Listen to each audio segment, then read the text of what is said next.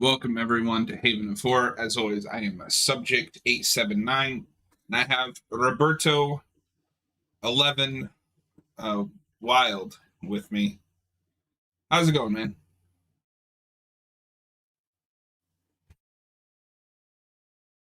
How's it going? Pretty good. Forgot I muted myself in Discord. So let me try that again. We have Roberto 11 Wild with us here today, and I'll be 10 because Weapon X. We're crossing them over. Yeah, you want me to test it? You want me to test the audio before we really get started? It's picking you up in OBS, but yeah, unmute it and see if you can hear yourself. Okay.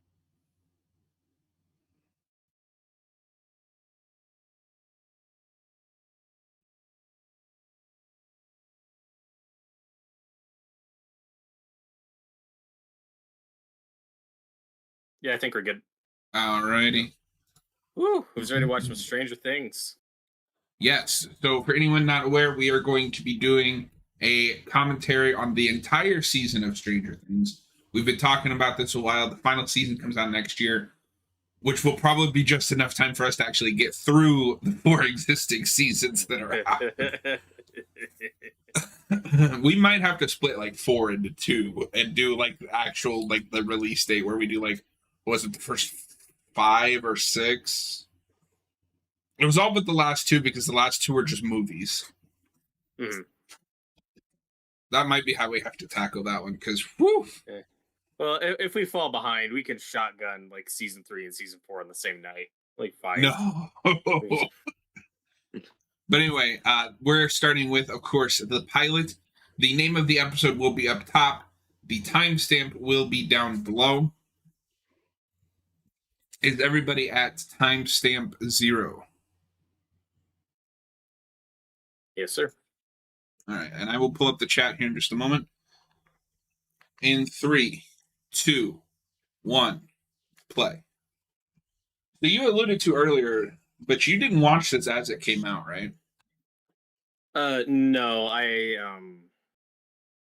it was either several months later or like a year later. Okay. I know I didn't see this at release, but I see this season before 2 hits because 2 is when I start watching it as it comes out.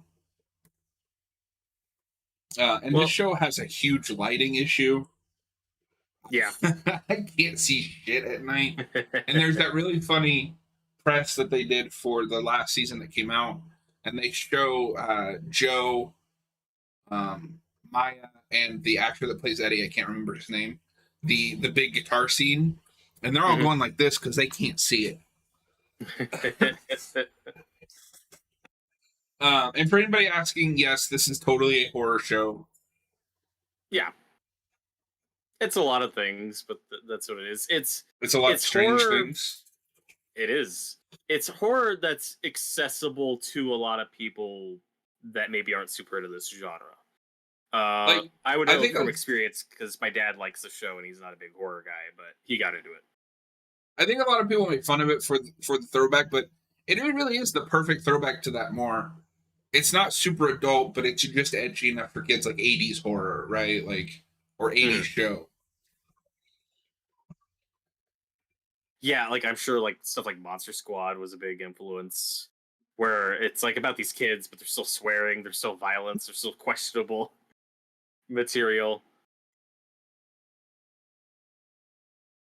And I think the D&D influence kind of makes it original enough. Mm-hmm. Yeah, that's kind of the big angle this show has. Like, obviously, D&D is very popular and was very popular before the show, but as we saw with a certain movie in the early 2000s, didn't have the best track record with adaptations.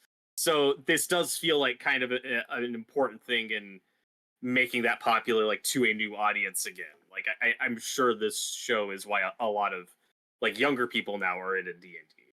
And like you said, it's a really good backdrop for these characters and how that's like the angle the show has that I find unique and fun, that is interesting, where these kids are really into D&D, where it's just a fictional game with monsters and stuff, and they use that experience to rationalize and deal with the actual stuff they're going to be dealing with over the course of the show. Like, that angle is what I find more interesting.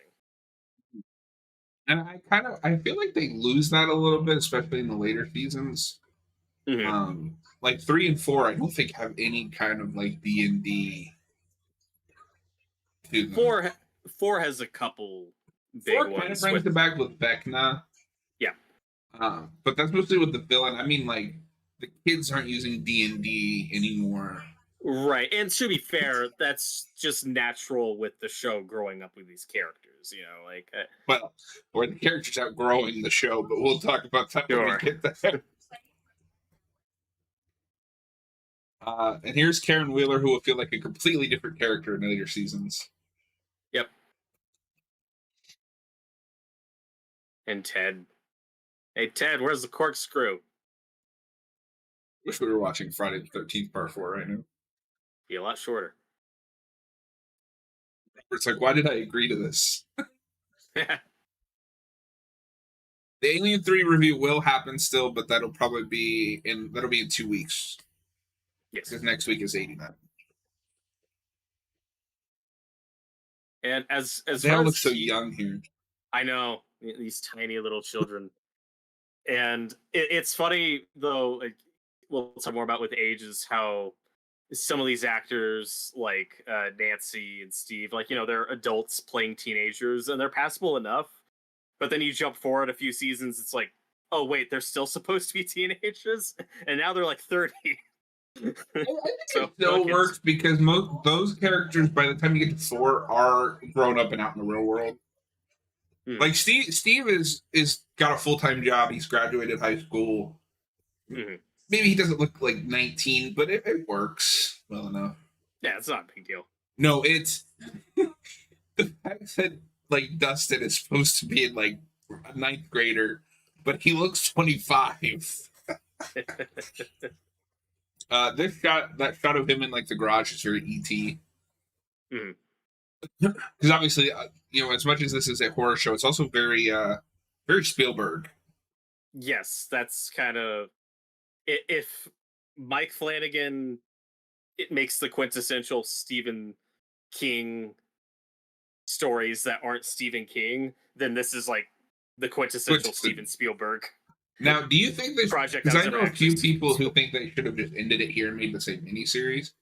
Do you think it should have ended here, or are you fine with it continuing? There's enough stuff in the following seasons I like that I'm fine with continuing, and it's that tricky thing where I think this works pretty well as a self-contained miniseries, but obviously there's like the 1 or 2 dangling plot threads in the finale, like maybe we'll get back to this if there's a season 2. So like, it's not entirely a closed self-contained thing, but I'm fine with them continuing it. I also just think it's a little weird to expect something that was as big as this was, because this, like, people talk about Game of Thrones being kind of the last cultural phenomenon. This is kind of the last TV phenomenon that we've had. There's no way they weren't going to do another season. Right, and at one point they thought about going more of an anthology route, where each season would be its own thing, which could have been cool, but I'm fine with it. Yeah, it's a show where I like a lot of these characters enough that I'm fine with continuing to check in on them and getting more adventures. Even if it doesn't all work, there's some shows where it's like, look, I'm just having a good time. Yeah, I'm not. I think, because I have issues with some of the later seasons, especially 2. Like 2 is my least favorite. But I think if they're able to stick the landing with this last season, I think this will go down as one of the best, if not the best, TV show of the last decade.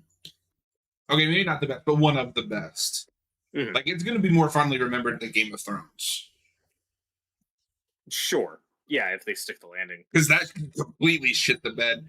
And that is, I will never not be fascinated by how it went from, like, the most beloved show on TV to everybody just remembers it's bad. Yeah. The crew, of course, says 2 is underrated. That's fair. There's stuff to like into. There's also stuff I don't like into. Mm-hmm. But I can see it being someone's favorite. We'll get to it when we get to it. What makes 2 interesting to me is, like, that's like the sequel season where it's season 1 again. And if that's what you want, then season 2 delivers.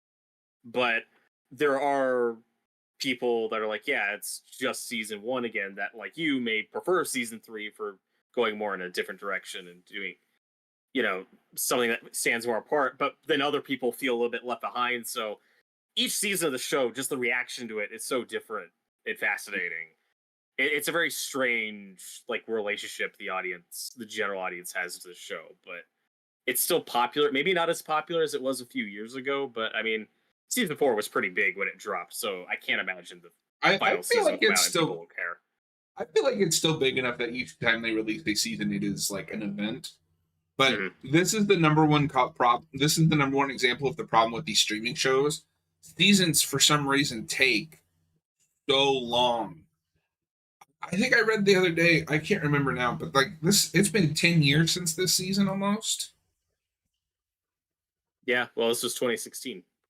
So we're getting close to 10 years, and we've only had 4 seasons. That's insane. Hmm.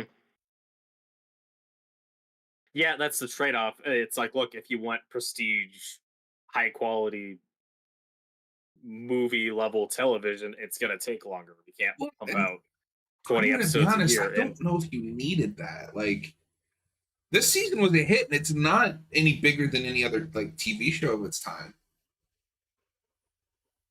of its time, you're probably right. I mean, if you obviously used a time machine, like drop this back in the 90s, like it would blow people's minds. It would be insane. But it is one of the shows where the budget gets bigger and bigger with each season. And to its credit, it always looks good. You know, it always has good cinematography. You know, there is a lot of effort put into the setting, the set dressing, and the 80s period piece. Like that stuff does take time to get right. Yeah. No, I mean I don't have any issues, and like it's fine, I guess.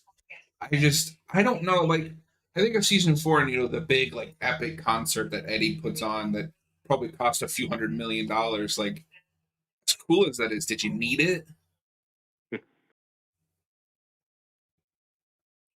And here's most of the world's introduction to what the hell's David his Harbour. name? David Harbour. Yeah. Well, one of the, besides the kids, probably like the best discovery from the show. You know, this really seasoned actor who's been in tons of stuff that just nobody noticed. Isn't that how it always goes? Though you're kind of a Yeah. nobody until you just hit that one project. Mm.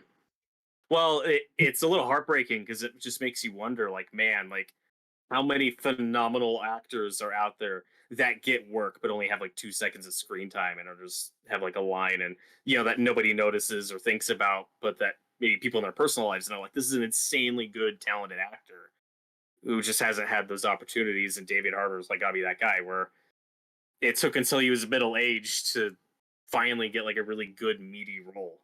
But And the I wait was do worth it. wonder, and I do just wonder if like he does continue to get those roles because I like some of his outside of Stranger Things work that he's done since getting big, but none of them have been big successes.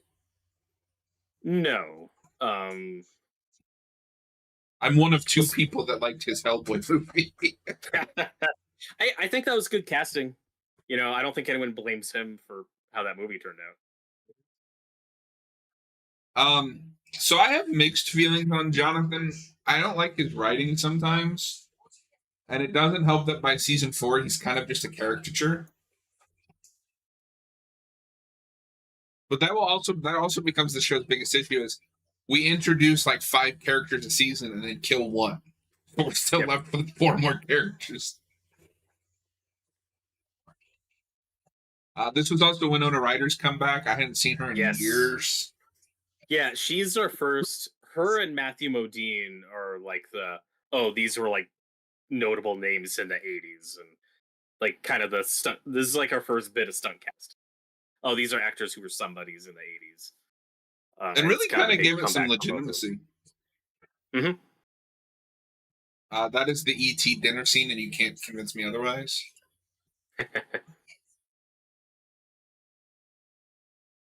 But yeah, I really like Jonathan early on. I like that he's flawed. I like that he's kind of a loner. I like the relationship with him and his brother a lot. I That actor, he's been in what, like the New Mutants, and that's Is he it. in That's like, I think so. I'm pretty sure he's one of the New Mutants. think you're right. Well, and I mean, I think my biggest problem is I just don't think that actor is very charismatic. There's something about him I've always liked. He looks like young River Phoenix. I don't know if you're that familiar with him. He played young Indiana Jones in the opening of Last Crusade. That's always the vibe I've gotten from this Jonathan actor. Is like he looks like River Phoenix did when he was a teenager. But yeah, like you're right. Like the big problem the show runs into is by the end, it's like we have 100 characters to follow. We need to start cutting some. Yeah, he hasn't done a lot, but he is in a real life relationship with Natalia Dyer, who plays Nancy. Oh, good for them. And I've always been convinced that's kind of why they do some of the stuff they do in two, even though I think it throws them both under the bus. Yeah, we'll get there. And here we have the Stephen King bullies. These psychotic, evil little brats. The guy that plays Dustin, I'm not even going to pretend that I can say his name. It's like Gaten something. Gatton. I don't know. Matsura? Yeah, he's been in like one thing outside of this that I haven't seen yet. The only one of the kids that's really been doing a lot is Finn Wolfhard, who is in everything now. Who is in everything. Hey, you always get one. There's always one that, for whatever reason, just gets every project. And it's like, you. Well, to be fair, movie though, started. the kid that plays Dustin, I think he is more of a Broadway actor. Like, he's a stage actor. He's very good. Okay, so I don't know, because maybe I did watch this when it came out, but do you remember the whole Justice for Barb movement? Yes. I have never been so confused at the outrage over a side character that has maybe 15 minutes of screen time. There's so much to unpack with that. It's really weird, like on the surface level, because you're just like, yeah, it's a horror show. There's gonna be some characters you like. There's that my die. boy. Like, yeah, he doesn't quite have the hair. The hair hasn't fully come in yet. No, but I think he is the most consistently written character and the only one that has like an actual arc. And I think the writers know it because he always has the best stuff in every season. Like, if you put a character, and I'm convinced of this, if you put a character that I think is kind of boring with Steve, that character instantly like just becomes better through Steve because he gets the better writing. That's, I mean, maybe we'll get in the final season, but we were just talking about our issues with Jonathan. It's like, maybe we should have paired those characters up more somewhere, just because those are weird, interesting conversations those two could have, but those characters are hardly ever on screen. I just don't know how you do that, because we'll get into it more in season 2, but you have that whole thing with Nancy cheats on Steve with Jonathan. Mm-hmm. They were on a point. And I don't care what anyone says, but they were. Like, I know the Friends thing is mean, but like they did officially like set a break. Neither one of them said, "I don't want to be with you anymore." In this show. Oh, it drives me nuts because this show is above that kind of writing, but it really feels like they just did that because the two actors are in a relationship in real life. Mm-hmm.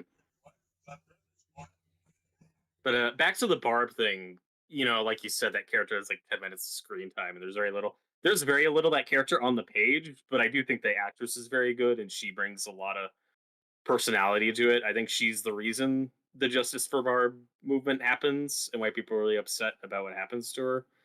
And it's like, it's tricky, because it's like, yeah, it's a horror show. Like, if you feel bad when someone dies, then they did something right. It's debatable when we see what actually happened to her later, if they go maybe a bit too far. That I think I can understand people being upset. But in terms of how they address the Justice for Barb stuff in season 2, I actually think they pull that off without being too stupid or overblown. Like, I actually think they nail that. If you remember how they solved it. Real quick, Wave Rider says, "I love Stranger Things." We do too. That's why we're here. Yeah. Join us. Well, and then it gets really funny because I feel like the fans fall for it every season because they do that every season. Mm-hmm. Here's this new character. I wonder if they'll be one of the 4 that dies. Yep.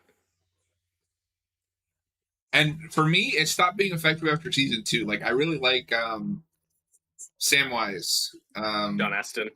Yes, I really like his character. And then he dies, and I was like, well, we're just gonna do this every season now. And then they did. Remember when they brought up Will's dad?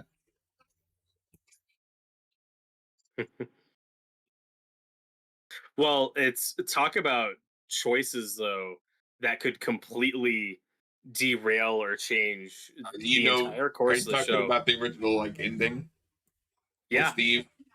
Yep. I guess we could talk about it more in depth when we get to that episode, but Will and Jonathan's father was going to get the redemption arc and not Steve. And wow, like it's impossible to imagine like how that would have changed the show moving forward. But I think they made the right call. I legitimately think that the show wouldn't be as popular. Like, and this isn't just me saying, "Oh, Steve is my favorite character," so I probably wouldn't have said. Like, Steve is the most popular character on this show, without Right. Well, question. people like Steve in season 1 because he has an arc, because he has a satisfying journey.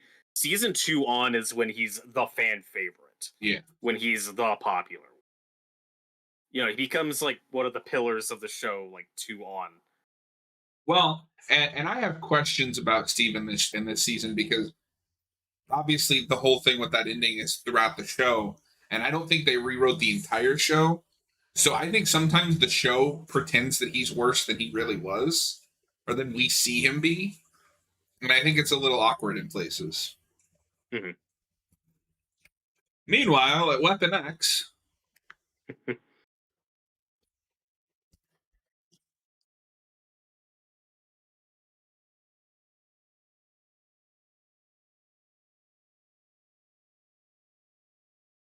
And I think the show, more often than not, does a good job of invoking and reminding you of the stuff it's riffing on without just, we're doing this movie now, we're doing this movie. Like, it's like, yeah, like there's that feeling of E.T., when the guy's in the hazmat suits. But from a plot perspective, the context here is very different. It's not the one-to-one the same thing. And I think more often than not, the show pulls that off. Like, it's a pastiche, and for people who don't like that, like, oh, the show's too derivative, just watch 80s movies, don't watch the show that they're where they're being riffed on. It's like I can't agree with that. There's enough in the show that is unique that it's like, oh no, this is worth watching. Right, like what the show has is Steve, and other in a Hopper. Like, the show has characters I like that I'm invested in. So whether we're talking about the highs or lows of the show, at the end of the day, it's like, yeah, I still have characters that I like about, and that's what has kept me in, where I can still say I like the show. Yeah. Like, I have a bazillion issues with season 4. It's still, like, that one subplot kept me going. It was that good. Mm-hmm. And here's Netflix's homegrown actress, Millie Bobby Brown. Yeah, it's like Finn Wolfhard, he's in everything, and then Millie Bobby Brown is Netflix girl. Got a Netflix movie coming out, she's in it. Dude, I watched that movie Damsel. It was so bad. It legitimately felt like an AI script. Damn. Steve did a bit of bad Weapon 11. Not Weapon 11. X-23.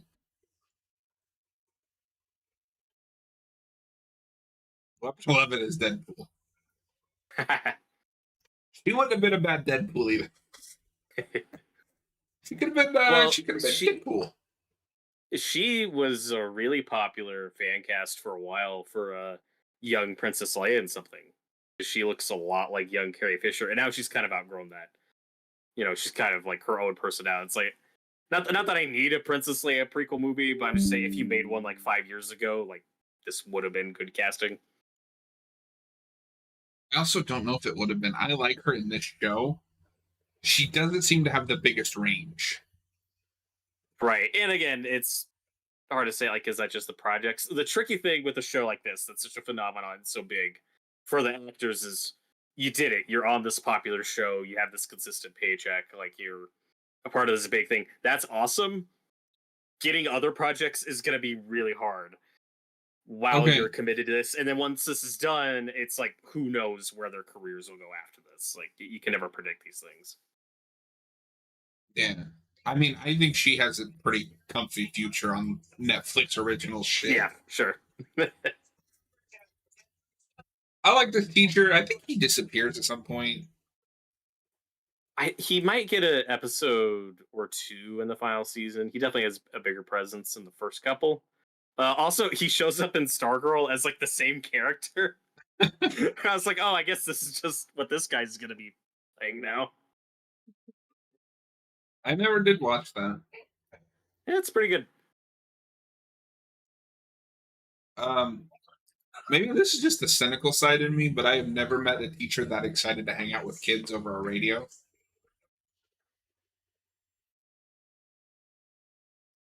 And this Hard to also say. is a real complaint. I'm just joking.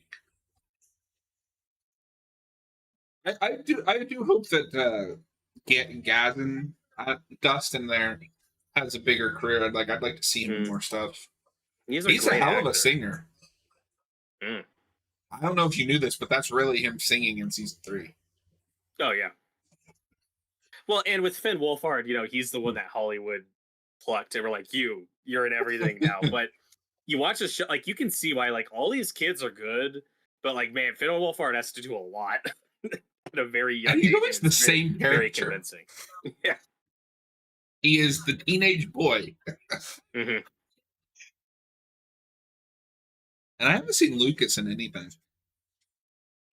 I think there's like one movie he did with Idris Elba. One so that's at a cool. damn time. Yeah, this thing's great. No, I love more cynical Hopper. We take it too far in season 3. We do, but his performance is so entertaining that it's never bothered me. So there's always two sides of me with something like that. The side of me that's like, this is really funny. But also the side of me that's like, you're a psychopath. Have you ever seen the bloopers for that season? Oh no. Sure. You know that scene where he has to be like, your grandma called or whatever? There's like 7 bloopers of him just trying to get through that line. It's amazing. He would like be like, your grandma, and then like Finn would start cracking up or he'd start cracking. And here we are in the woods. You're gonna see a lot of woods in the show. One thing that makes this show kind of cool to me is I am a natural born, like born and raised in Indiana. This doesn't quite look like Indiana to me, but different parts of Indiana. No, and like we're never in movies. We're just one of those states that's like, yeah, it exists, but like, it's always New York or California.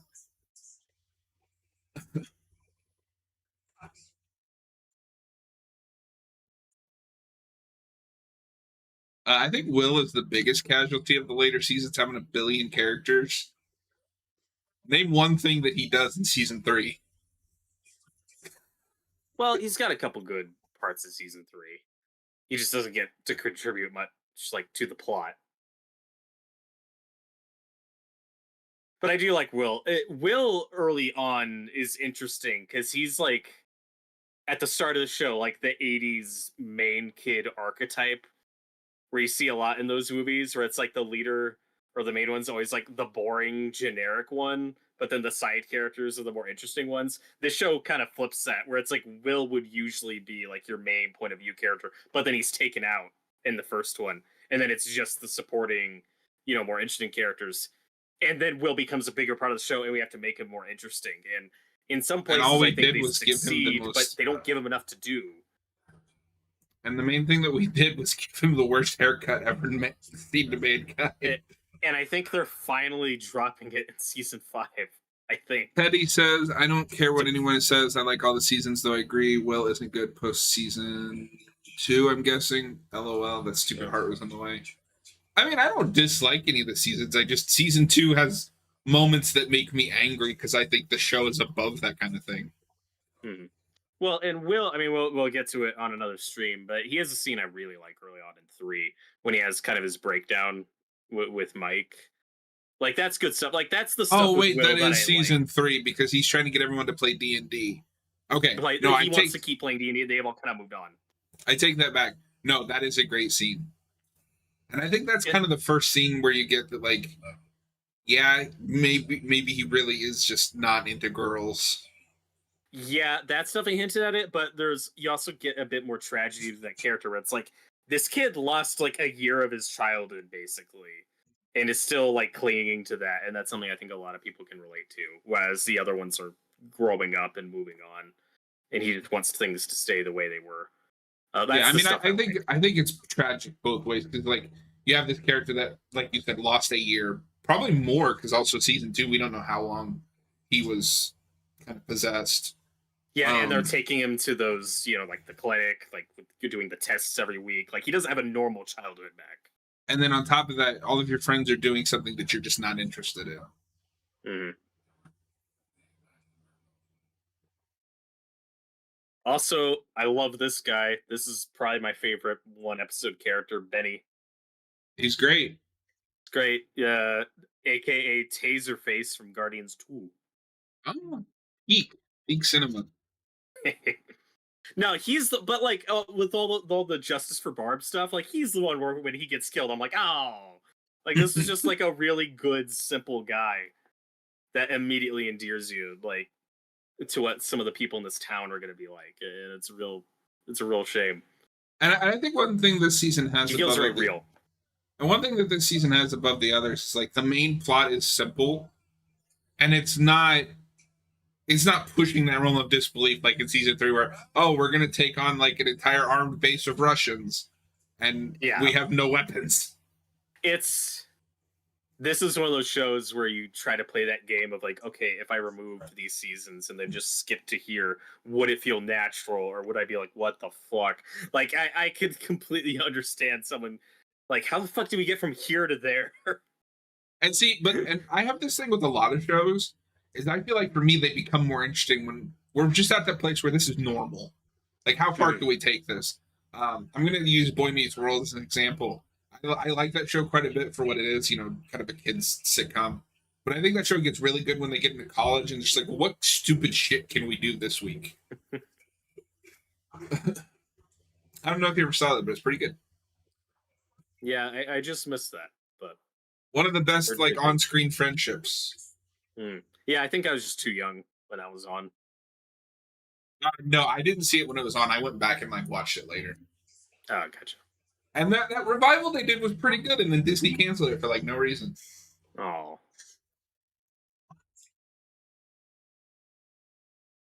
And now in terms of like controversial casting, it's Joyce is weird because it's like she has a lot of fans who love her, and a lot of people really don't like her. At least in this first season, I like her a lot. I think her behavior is completely understandable. Like I think she works, Yeah, I don't know. I think she's great. and I like She's her in an other seasons overwhelmed. too. They just don't always give her the best stuff to work with. She's an overwhelmed single mom whose kid went missing. Right. Do I think maybe they play it up a little bit too much with how she treats Jonathan? Maybe, but it's not. It doesn't ruin it or like break my disbelief or anything. Hmm.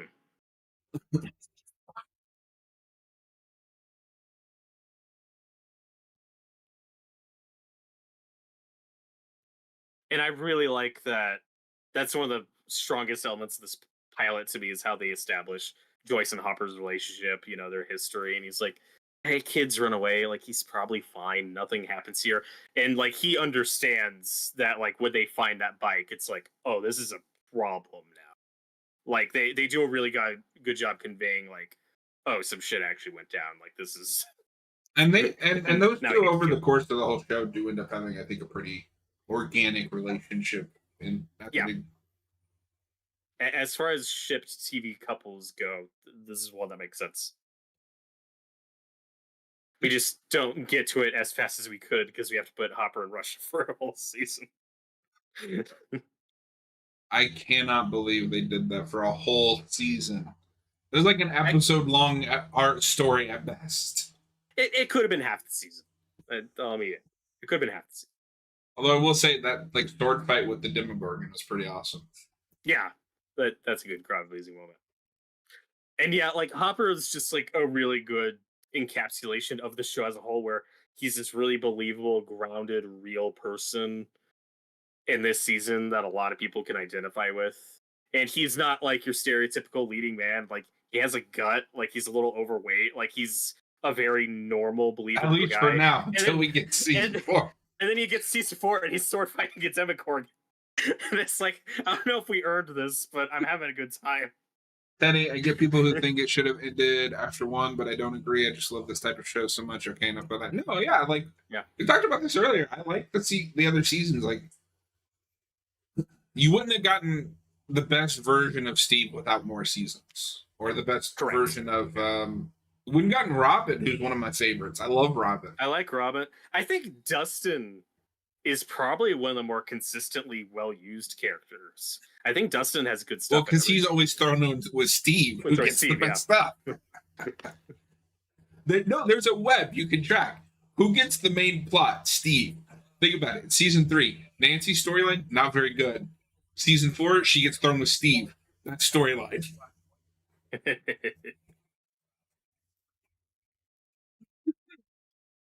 Now they gotta throw like Mike and Will with Steve, so they have an actual like storyline. Yeah. Although I don't know if you saw some of the set photos from the new season. It looks like we're gonna get a trio of Jonathan, Steve, and Nancy. Okay, I like that. I think that could be interesting. I'd like to see some conversations those characters could have. I'm sorry, but if they have to kill one of them, it better be Jonathan. I like Jonathan, and I agree. I think season... God, you're going to hate me so much for saying this, because it's something I was dreading and didn't want, and then they didn't do it, and it's like, oh, well, fuck, did they make a recall? I thought season 4 was really setting it up where Steve was going to die, and then Eddie was going to take over the Steve role for the final season, which would have been more bold, and they would have lost a lot of people. Probably would have been a mistake. No, so I don't actually disagree with you. I never had that. Maybe I was just in denial, but I've seen a lot of people, like when the trailers for 4 were coming out, and you get that scene of like him with the Demogorgon, the bats. Everybody was like, "Oh my god, are they going to kill Steve?"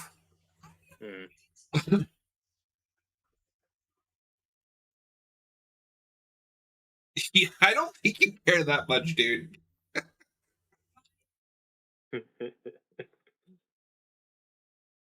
Oh man. What did I do?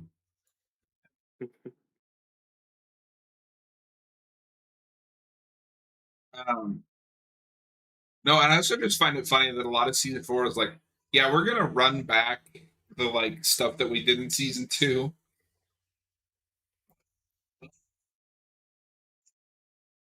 Like, oh, you thought Steve was over Nancy, but he's really not. Mm-hmm. Yeah, like I can't tell who anyone is in this scene. They're just all shadows. Yeah, I've never had that big an issue with the lighting of the show. You just need it. If you've got white walls or a window in front of your TV, good luck. Because I have a particular enough setup where I'm usually fine with darkly lit stuff. Like I can see what's going on, but it's a fair criticism. I've just noticed in a lot of streaming stuff, like the Hellraiser reboot, half of it you can't see because it's dark, and streaming is obviously very compressed. Yeah, that's obviously a factor. Well, and then this season is the only one that doesn't have like HDR or anything. Mm-hmm. Oh my god, it's Dungeons and Dragons. Oh, the hit movie with Jeremy Irons. Does my connection keep going down? Sorry about the buffering. I don't know what's going on with Xfinity. It'll even itself out. That's why we record these as backups.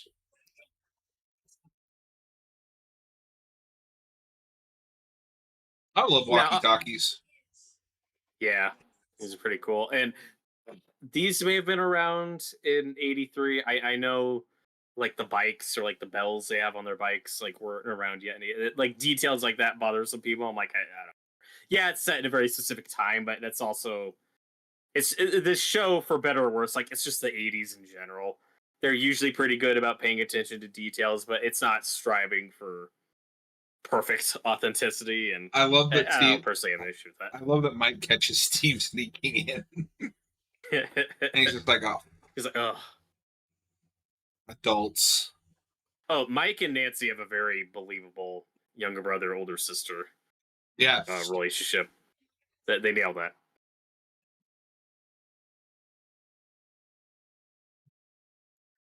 Yeah. So okay, I know what he's gonna do later, but this show expects me to believe that this guy is an asshole to Nancy, or not to Nancy, but to like everyone, and that he deserves the beating he gets. He does like one bad thing in this entire season. Yeah, at most you can buy that like Robin's the character he just like never saw, like and just didn't pay attention to. But you never get that like he's a bully or is that bad. The only okay, so this is gonna piss off Jonathan fans because this is the other thing that I see is the camera. Jonathan deserved that. Oh yeah, totally. I'm not gonna argue with that on that part. Well, no, because I'm not used, but like I've seen a lot of people use that as an example of him being an asshole. I'm like, no, Jonathan took pictures of her in her underwear. That is a fair reason to smash someone's camera, you know, and embarrass them. Where Steve goes too far is when he jumps to conclusions and we get the movie theater scene. That's the big mistake he makes that he deserves. And my big problem with that is that we never get a resolution to it, and we'll get there when we get to that episode. Because I have a huge issue with how they resolved that whole thing. I've never had a problem with that. And he's dead.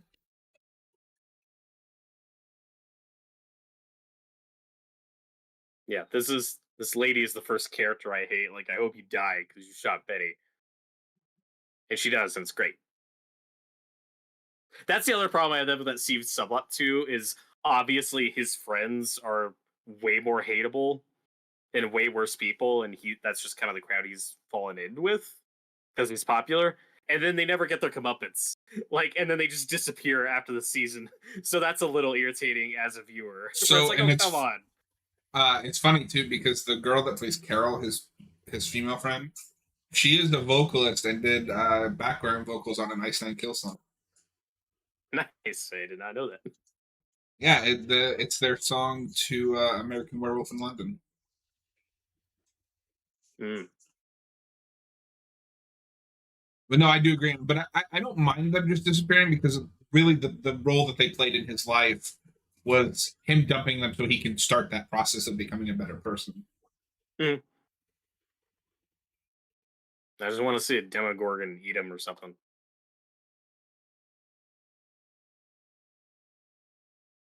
They don't completely disappear though. They remember in season 2 they hooked up with Billy, or at least Tommy has.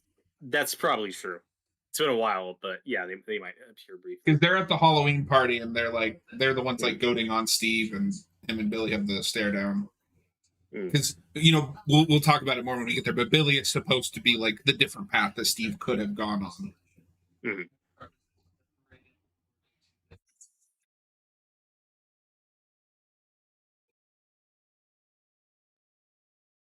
They just have great chemistry too. Yeah, and he's like a decent boyfriend, even though it's like, I mean, if you've seen Scream, this could go a very different direction.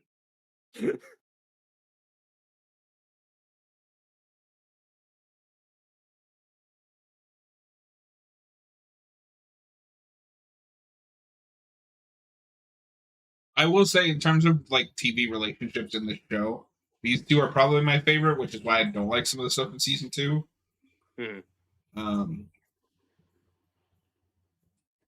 I mean, it's also like a high school romance. Like, you don't really expect it to last, but like, I understand. If it was real life, yes.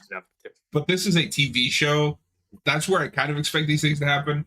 And like I said, we'll get in. I'll break it down when we get to the second season. I just think the way they do it really throws Nancy under the bus. And then their like consolation prize for Steve as well. We'll throw you with the 10-year-old because they're not because nobody's allowed to have a conversation in the show about the actions that they've done. Yeah, that is a TV trope this show has fallen into several times.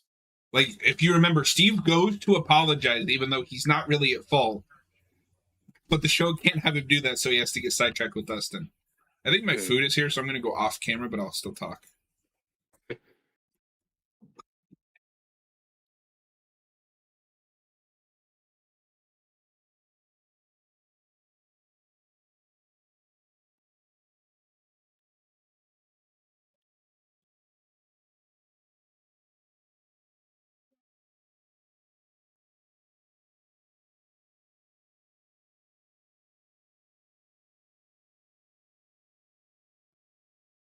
But when I say I like Jonathan, though, this is one of the scenes why I really like his scenes with Joyce, and I wish we got more. Like we get hardly any of those in the later seasons. Like this is a really good vulnerable moment for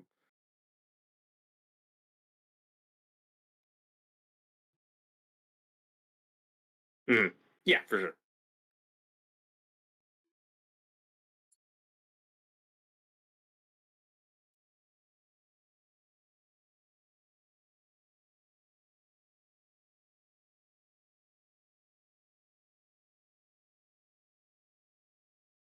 Yeah, when we get to that final season, I think we need like a really big character death, and I do think it should be Jonathan. You know, something that'll be a real gut punch to these characters, but also deal with like the ramifications of it for a while. You know, but that it's just that is one of the main issues of the show. It's just we introduced a character, now they're dead. You know, like they do play it a bit safe. And which again for me is sad because I like Jonathan, but I also think, yeah, if you got to kill somebody major, I think that's when you got to take out, and to see the other characters deal with that.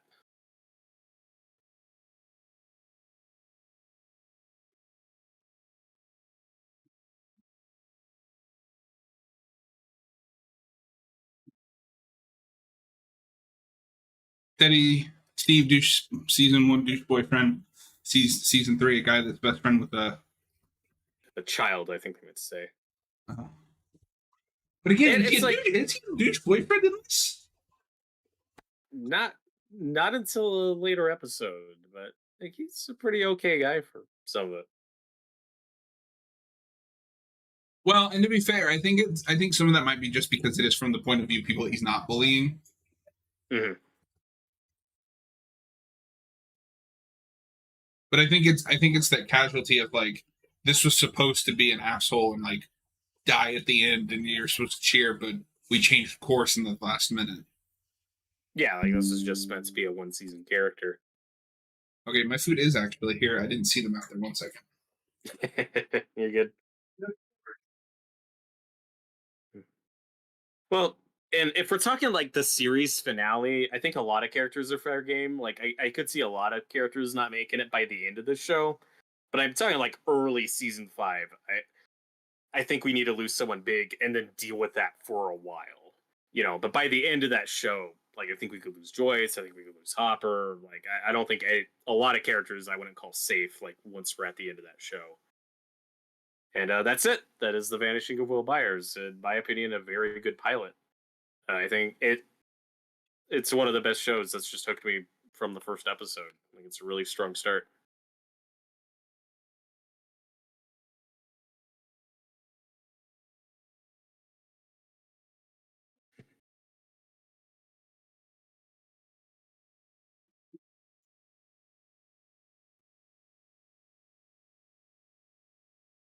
That's the pilot, folks.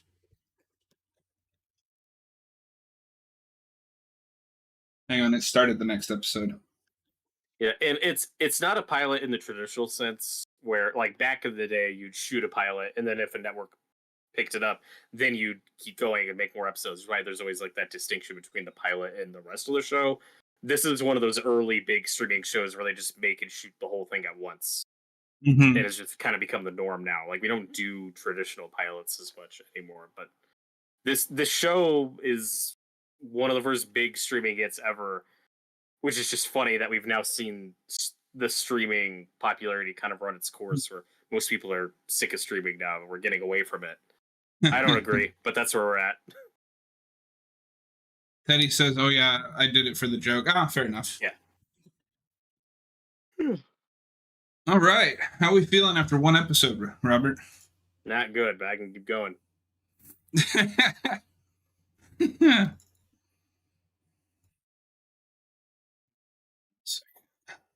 We got one in the bag. Only 7 more to go. Yeah. The weirdo on Maple Street.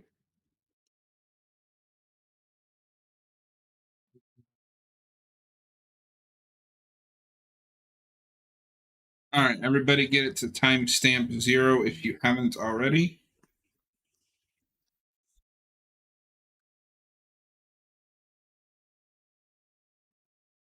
And screw it. If nobody minds me eating on camera, I'll just turn it. It'll be fine. Yeah. This is episode 2 of season 1 of Stranger Things, The Weirdo on Maple Street, a commentary. I'm doing this so I can organize some of the video files later. I didn't do that for the Batman, so I was like, I gotta figure out which one is which. Oh, there's the villain. I gotta find the episode. All right, is everybody at timestamp 0? In 3, 2, 1, go. And we've got our first hour-long episode. Yeah.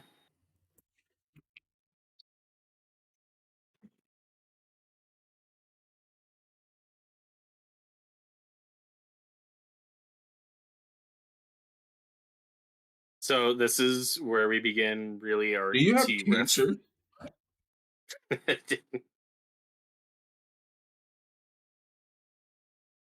Yeah, it's like you can just see the pitch of the show being like, well, it's like ET, but with the kid from Firestarter, Carrie or whatever. It's just like 80s psychic or 80s or 70s psychic child, you know.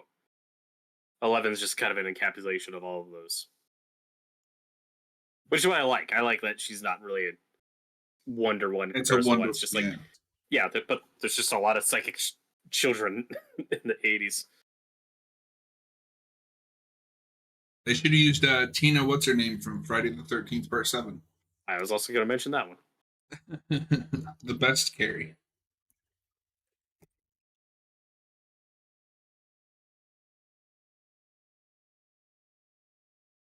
Now, this is more of a deep cut and not nearly as mainstream as most of what this show is riffing on.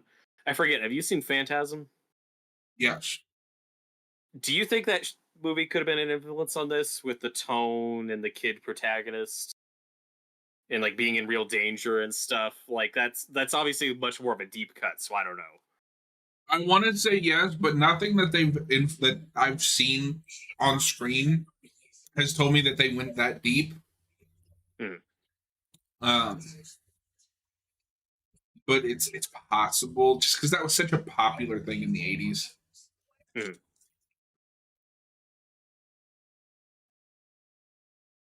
Yeah, because I mean we can go on and on, like E.T., The Goonies, Monster Squad, like it's all of that is in here.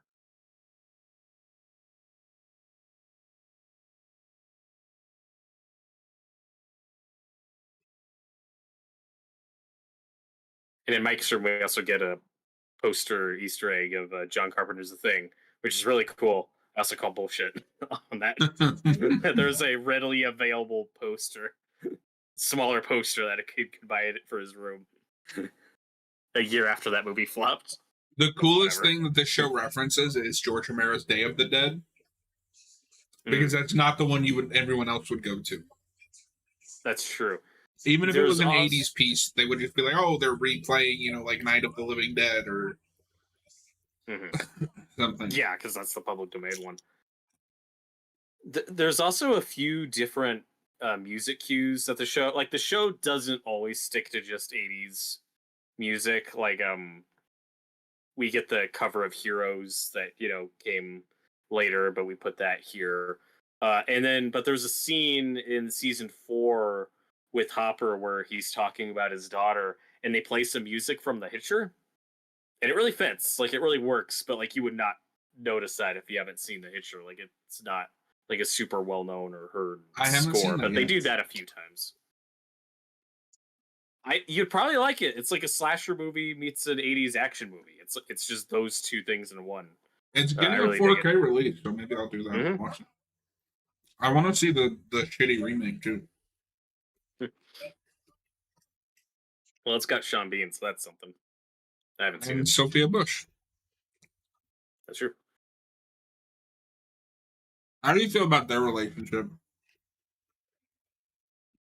I think they're great. That's all things I don't love in season 3. It's some of the kid antics are fun and entertaining, but we also get there a little quick. It's like just so much of season 3 have to be them broken up, and then yeah, like some of that drama is like okay, whatever. Like, but when the relationship's a little bit more pure, like this, at these first couple seasons, I do like them a lot. Well, and I I think they're very especially sweet. hate how it's handled because I don't know if you remember, but that whole thing is all down to Max butting her head into someone else's Right. relationship. Which is why I don't like Max in season 3, but then I love her in season 4. Season 4 redeems Max for me. Mm-hmm. No, I agree. We haven't talked about this intro much yet. Instantly iconic. I love the score to the show. It's a great score, but like this is the most generic opening credits I've ever seen. Mm. But it feels authentic. I mean, it's very Terminator. With the letters coming across the screen and then forming the title. Like it's very simple, but that's what I like about it.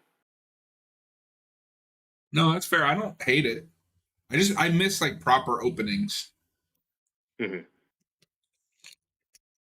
At least this show has something. Most shows are just like, here's the title Yeah. card. Also, skip intro. The skip intro button just keeps getting like bigger and bigger. I'm not gonna lie, if we weren't doing this for a commentary, I would have totally skipped the intro.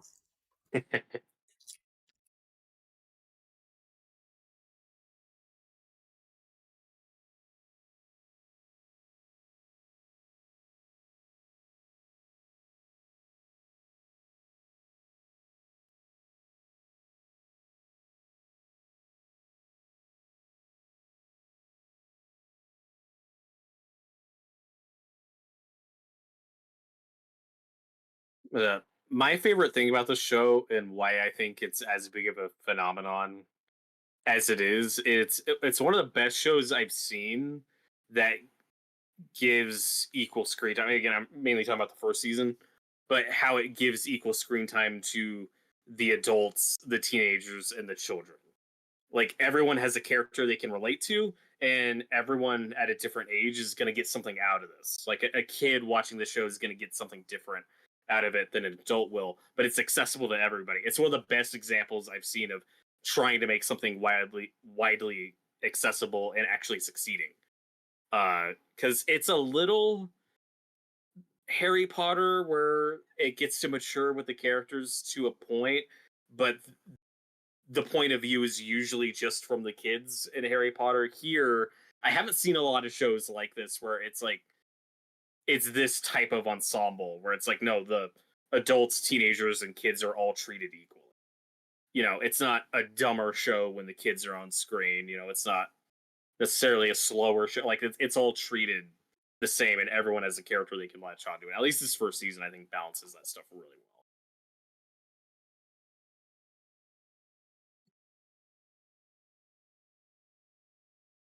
No, I agree.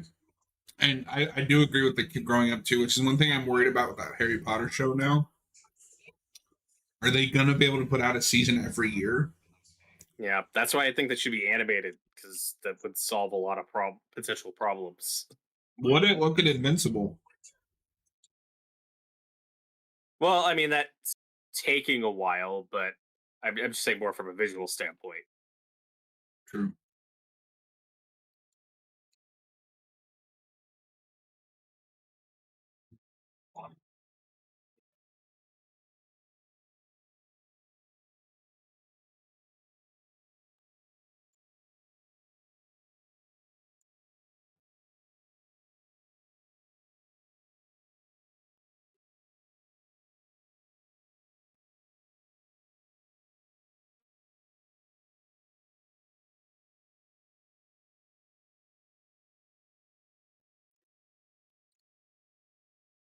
Noted cocaine addict, Charlie Heaton. Yeah, I know he got in trouble for something a while ago. That was early too. That was like Stranger Things season 2. Like, so there was a minute there of like, oh, is he gonna get fired? But no, he got to. I hope he's No, it's clean. just funny I to hope me he's that doing he does cocaine, yet he still gives such a like downer performance. it. Yeah, you wouldn't guess it.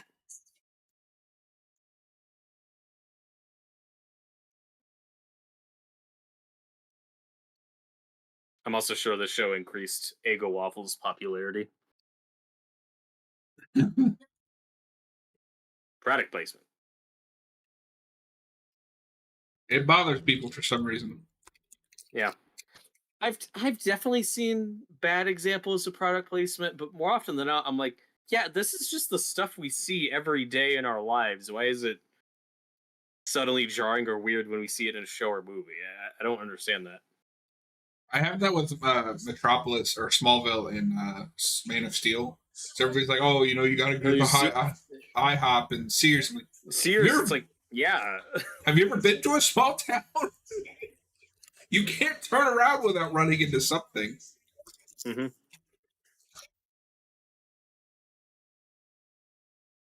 I don't get it. What do you want to see? Generic cola and beer? That usually distracts me more.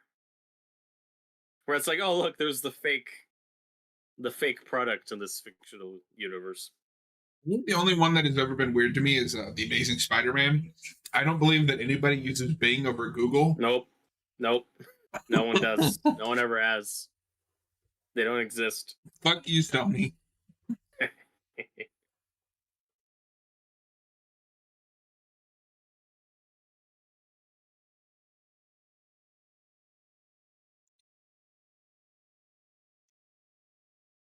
I also think now I haven't read or seen Firestarter. Would you say that kid's a better comparison to 11 than like a Carrie? I've only seen the shitty remake. Oh, okay. I think Carrie's an apt example with what she can do. She's also telekinetic. Mm. Well, and in terms of personality, like at least of this first season, I think there's a bit of Newt here. That like traumatized, soft-spoken child character. I've never heard that comparison before, but I could see that being an inspiration.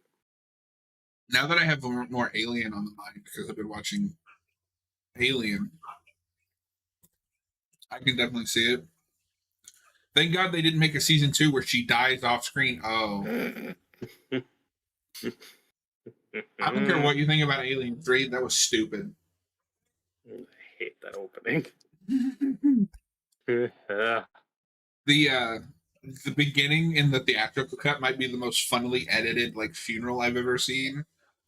Where it like cuts really quickly back and forth between them dumping bodies in the fire and a dog being burst open. It's going for something. But I haven't watched the alternate cut yet, so I'm curious about the differences. It's got better editing.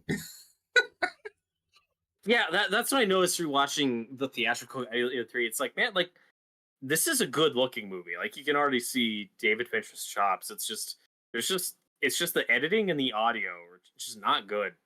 I mean, I'm gonna give a hot take, and I'll say it again when we actually review it. I think I like the theatrical cut better. Wow.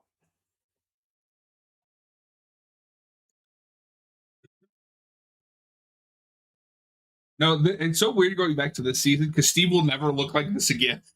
Right. It's like his wardrobe, his hair. It's like they haven't quite nailed it yet.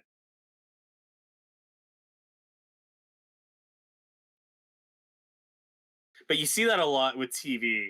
That makes them kind of funny or interesting to go back to when they have like their season 1 look, and then at some point over the course of season 1 or season 2 they nailed it, and then it's like, okay, now that is how that character looks for like 8 more years.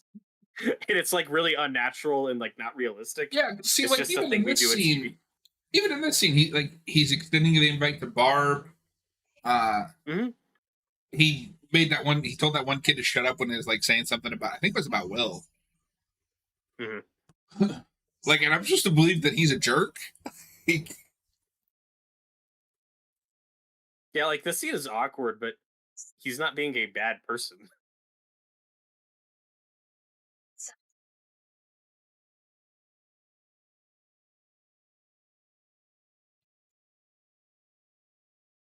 And again, I don't know why they make that choice with Will's hair. Where you look at Jonathan's hair here, and it's like it's kind of messy, and like not professionally done. But then you look at the bowl cut Will has in season 4. It's like that's not what Jonathan had. Like, it's like you can give a slightly more dignified haircut, you assholes. No, but it is really funny. Because that's like his haircut is what you'd expect it to look like if the show was like in the 50s. Mhm.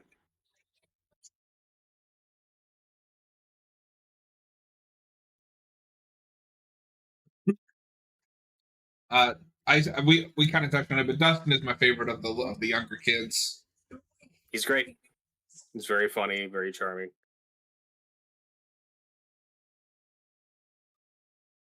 And Lucas is great too. He might be my least favorite. He just doesn't get a lot of interesting stuff to do on his own. It feels like the only thing they have for him is he's the one that makes everyone else's life difficult. Mm-hmm. Like, oh, in season 1, I don't trust 11. Forget. Does he even have anything to do in season 2? They get close. Well, they do the love triangle with him and Dustin. Oh, yeah. So they do that stuff, but they also one direction they're going in season 2 is that like, oh, Lucas is going to be the brave one because like he has the Rambo suit up montage scene where it's like, oh, that's what he's, and then the show kind of drops that for a while, and it's like, oh, you had something, and then you get a little bit more of that in season 4, but And then in season like 3, I like that idea. He's kind of also like giving bad relationship advice in that one. Mm-hmm. Yeah, because most of the season is just Max being unreasonable, which I guess works better because they're like 14, but Yeah, still not pleasant to watch.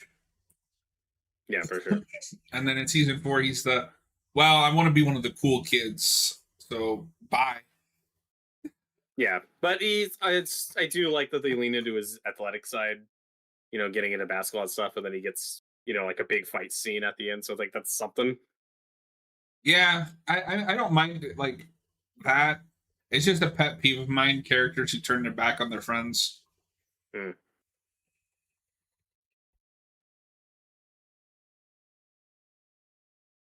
I totally believe he's driving. It's one of the lesser effects shots this season. I like this song. Mm-hmm. Yeah, the show has a lot of obvious picks, like a lot of really mainstream popular music, but it's also introduced me to some good stuff. I think this This show one's also usually just is a good unintentionally soundtrack. funny, given the like main plot of this story of this season. Mm-hmm. And this is also just like a really believable, older brother, younger brother scene. No, I like this that they use the music to hide like their parents arguing. Hmm. I don't know where Jonathan got that Evil Dead poster, but it is pretty cool.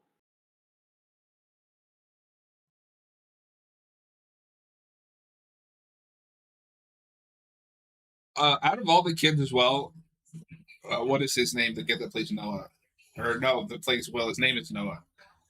Uh, Oh, like Noah Schnapp or something.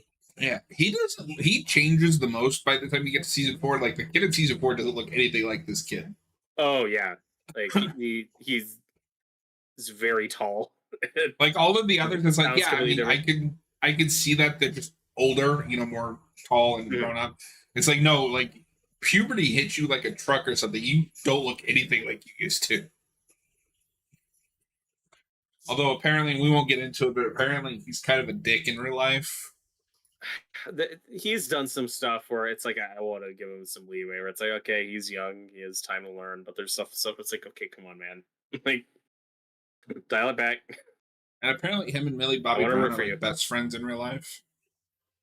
Or at least were. Like, I don't know if they still are, but there's just, we're talking about younger people. You want to give them more of a pass, but it's also like, okay, you gotta learn at straighten some up. point.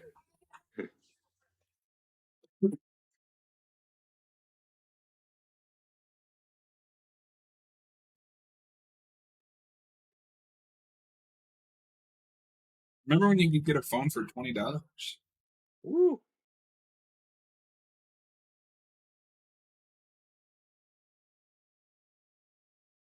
Yeah, a lot of people have gotten rid of landlines now, and probably shouldn't. It's for emergencies and stuff, but it's the problem is the cost. It's like, people don't want to pay for both a landline and a smartphone, which is fair. Like, that makes sense.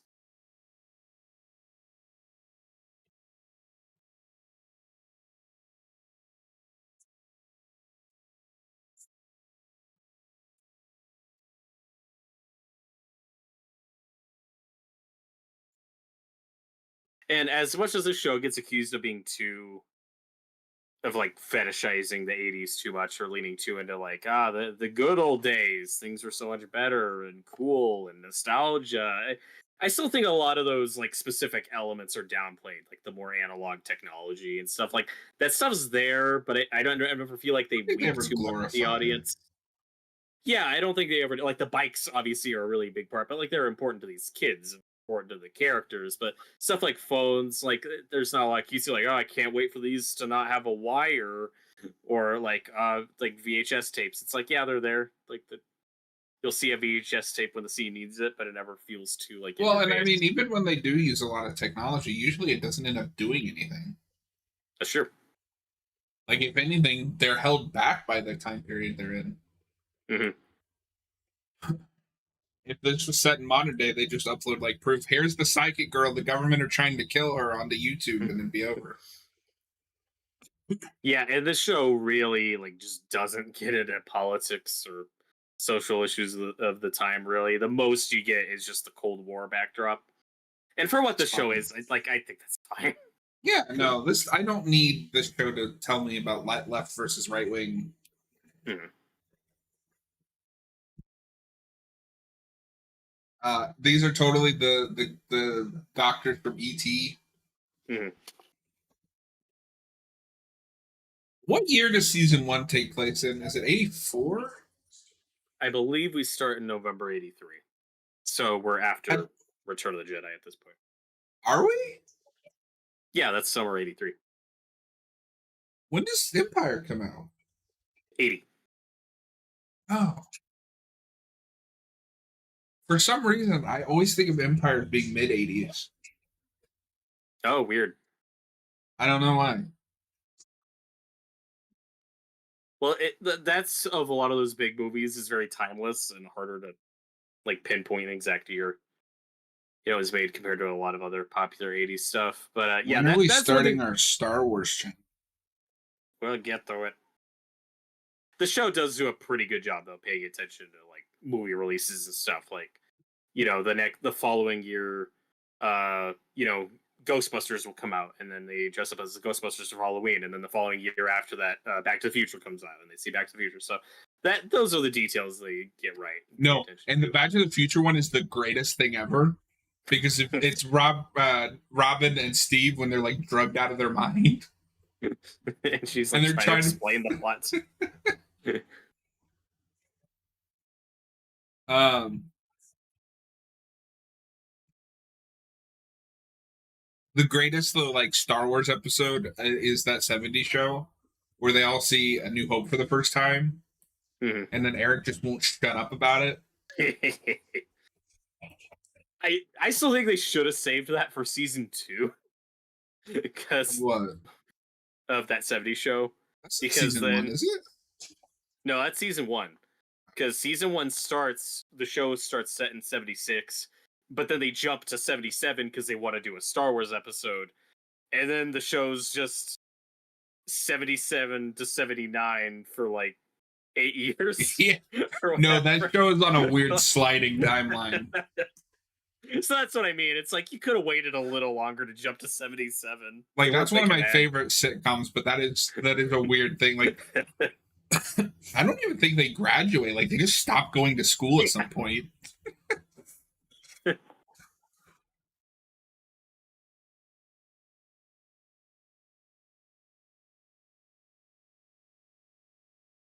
Do you Papa. think when we get to season 4, they try to humanize Matthew Modine's character a little too much? Because he Yes. is a horrible father. Like, he is a monster. Yes. No. Like after all the stuff they set up in season 2 with what he did, like what that like the agency was responsible for. No, it should be no. You're a monster, but I need you right now. Mm-hmm. His performance is good, though. Like, there is stuff with him in season 4. Yeah. I just that whole California subplot is my least favorite because half of it has fuck all to do with anything. Mm-hmm. Because it was like season 3 ends. Oh, that's so interesting. Like they're splitting off, half the characters. Oh, it's to fuck around until they get brought back into the plot. Yep. Okay.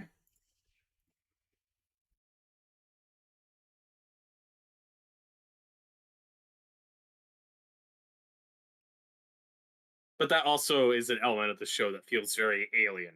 With the Weyland-Yutani Corporation. Like, that's kind of how, like, this subsect of the government kind of operates in this show. Like, they're the company or they're the institution or whatever that's behind The a lot of Institute. these. Where's that actually from? I don't know. There's something where it's just the Institute. It's probably in an X-Men comic somewhere or something. Oh, it's a Stephen King book. Mm. Which is, it might as well be an X-Men book. It's about a institute that kidnaps a bunch of gifted children. It's all right for a modern King.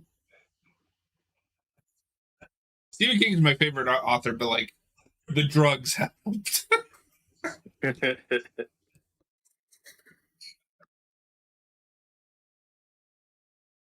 And we're setting up the thing that'll happen later. Yep.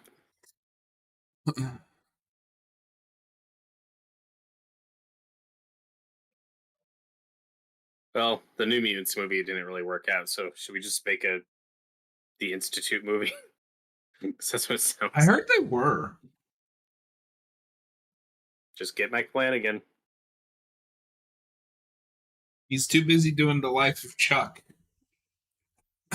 and The Exorcist. Great. Yay.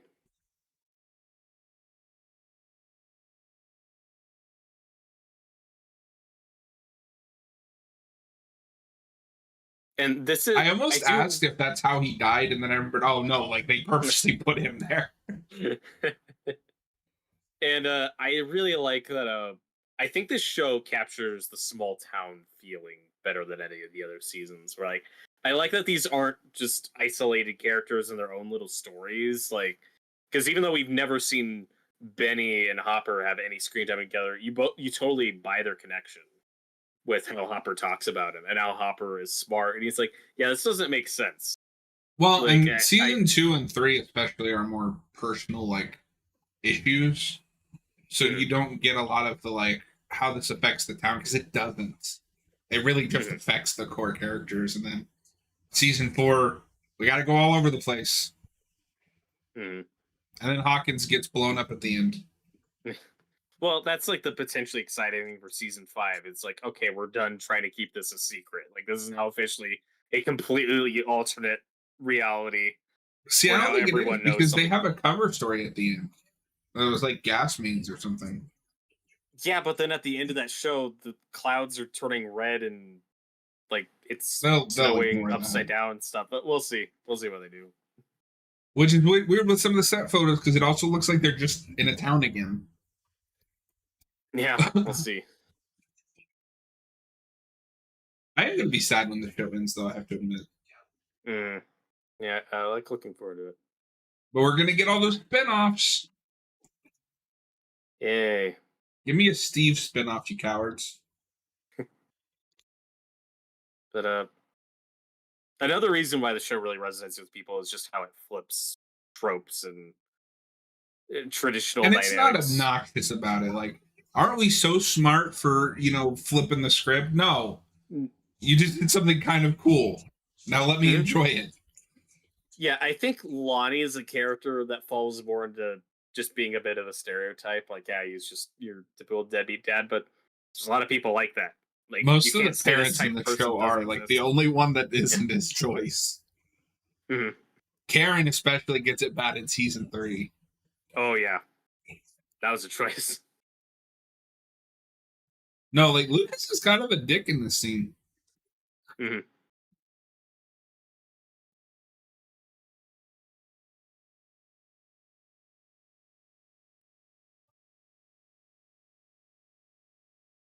But I also think Danger, Will Lucas Robinson, asks a lot of danger. danger.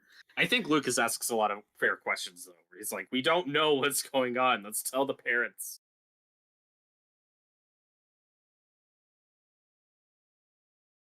Because that's the thing with Lucas. Even if he's like the not the most interesting character on his own, like you do need him for He's the, these the interpersonal brains of the relationships. party. Yeah, you get that a little bit. I'm just going with apparently Mike is like the heart of the party.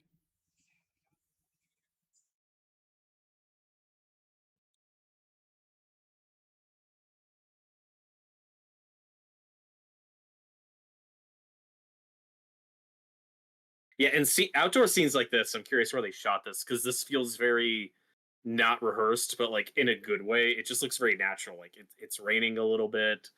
You know, everything's dirty and foggy. Like this just feels like a very real location This we've ever looks been to more like at some Indiana point. than the Like other Indiana, seasons yeah. do. As someone that lives Because in Indiana. well, and it looks like real natural rain because 90% of the time in movies or show when it's raining, it's like pouring rain because it's fake rain because they want it to show up on camera. This looks like it just happened to be shooting a little bit while raining a little bit while we were shooting the scene. You know, like just the way the water is hitting the car and stuff. Like just it feels very natural and not manufactured.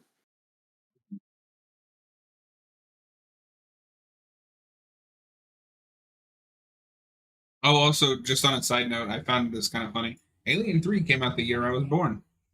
Oh, Of course, I get born the same year the bad one comes out.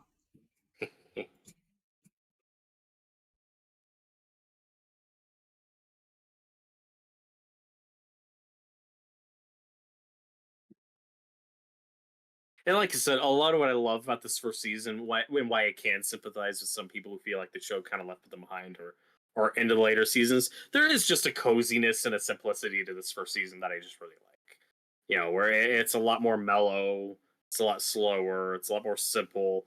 We're not at taking over the world, super extra high stakes plots yet. Which again, I'm torn on because that's what you want for a show. You don't want a show to be the same thing over and over again. You do want it to evolve and the stakes to get higher. And I'll give the show a lot of credit for that. There's just that gonna be there's always gonna be that part of me that's like, yeah, but I do particularly like this first season and just how simple it was.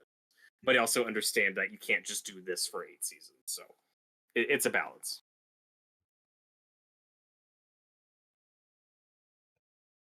Yeah, no,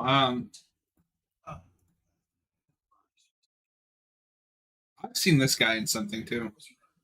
Oh yeah, this is definitely a character actor, man. Oh, what is it that I've seen him in?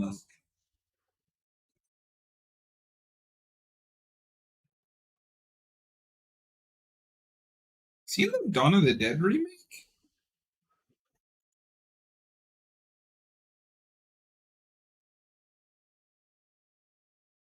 I don't think he'll be able to find who that character is.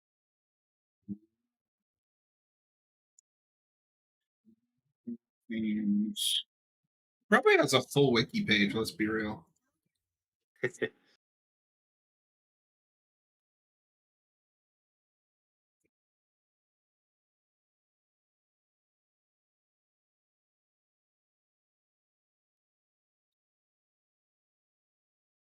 gotta suck to be that Lonnie actor though, where you're brought in, you're gonna have this redemption arc, and you're gonna come back. And then just kidding, we're never gonna show you again.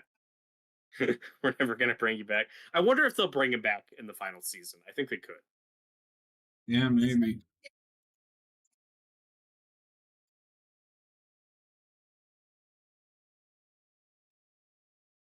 I found him. He does have a Wikipedia, a fandom wiki page.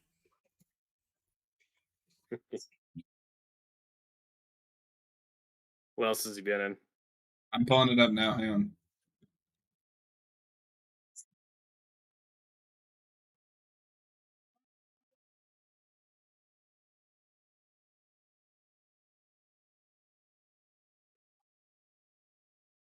David Dwyer.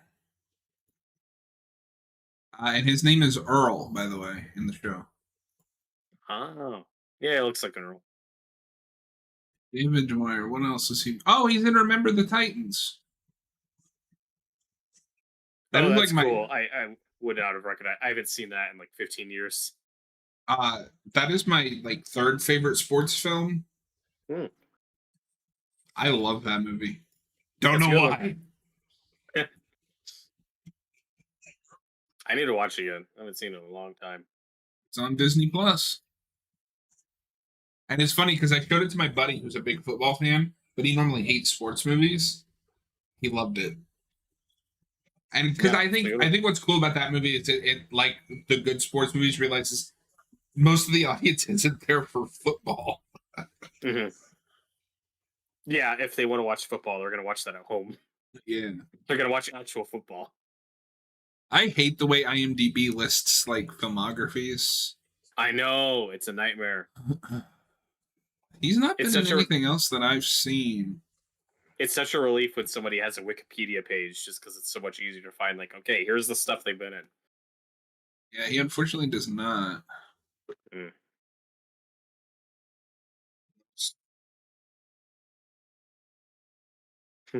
Oh, he passed. Did he pass away? Oh, that's too bad.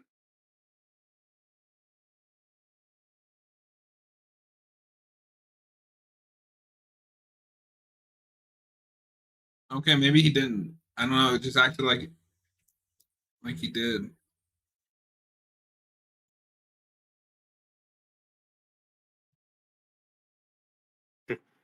In the live chat, Teddy just said that this is one of those shows where like a random bird will show up in an episode and you assume it has its own wiki page. I mean, I just assume that about anything popular. Like, there's somebody that's going to fill that in. This has to have a massive fan wiki.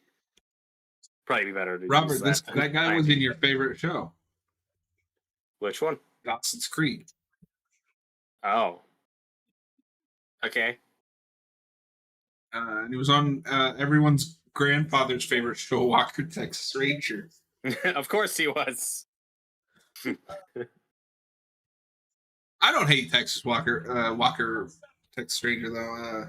It was a fun show to just watch with the grandparents. Okay, Teddy, welcome back from work. Thank you. We'll be here all night, literally.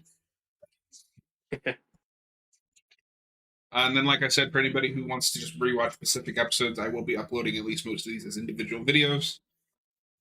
Probably follow after, give us some time on the Monday uploads because I've been slacking on streaming games.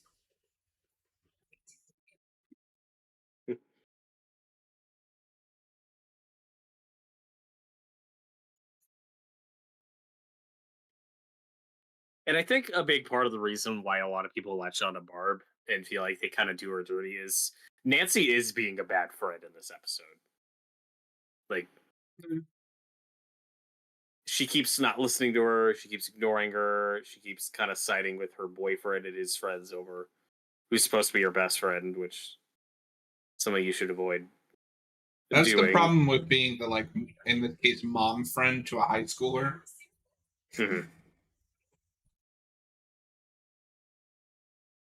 But also Nancy's like in an awkward but still sympathetic and relatable situation where like she just had like that dinner table fight with Mike where it's really awkward, but it's this weird position for Nancy to be in of like my younger brother's friend has disappeared and that's awful and I should be sad about it, but like should that directly affect my life?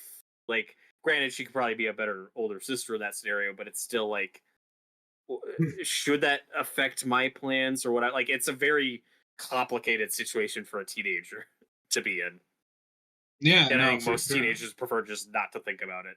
I don't think she necessarily does anything super wrong here. Like, obviously, she didn't know that this would lead to what happened, and this is kind Mhm. of her driving motivator throughout the rest of the season and season 2. Yeah, exactly. It's something she feels deep guilt for. It's more when you get into peer pressure stuff later, where she could have stepped in more and been like, "Hey, Barb, if you don't want to do that, that's cool." Or Teddy says, my favorite episode of season 1 is the one when Hopper finally starts going, there is a conspiracy mode, like the one where he pretends to be drunk to get info. No, that's yeah, got some good stuff. yeah, I or don't know when if I he's have a like, single favorite episode. Like, I this season, I kind of just feels like a piece. Like, Mhm. I don't know if I have a favorite episode. I think I have that more with later seasons, just because we do break off so much more with other characters, other subplots, where I you have will favorite get an episode moments like in this that's season. yeah, Like when yeah. Steve gets the bat and beats the shit out of the Demogorgon. It's like, that's awesome. And here's Hopper's booty call, who will never be seen or mentioned again. Yeah, I forgot about her. Let's see if she has a fandom wiki page. Yeah, she was also murdered by a Demogorgon, and just nobody knows. Okay, she does not have a page, but she is part of the minor characters list. Mm. But that is one of my favorite, like, season 1 Hopper moments, though, is when he figures out that all the places are bugged, or that his place is bugged, and he's like looking for it. That's always a fun It's situation to put Jumanji. your character in. Yeah. Oh, his one night stand is in Doctor Sleep for a minute. Oh, cool. She's Violet's mother. I don't remember who Violet is, but Is that the main girl, no. or is that another? I don't remember her name. The main girl is she has a weird name. Abba. Abba. Abra. Okay. Abra. Or Abra. Yeah, like the Abra. But this is one of the instantly iconic moments of the show. That's just very clever and simple, and you just get it. Like, she has a board game, flips it upside down, says that's where he is. It's Oh, and instantly iconic. the Upside Down. And she's in Doom Patrol for 8 episodes. No, I do too bad. I do too. Teddy, I think the one thing season 1 does better than all of seasons is it does feel like a full piece. Like, everything is done well. With the other seasons, there are great moments, but not so great arcs. Yeah, like we mentioned this earlier. I don't know if you were here. The only one that gets like a full arc in each season is Steve. And characters that are connected to Steve.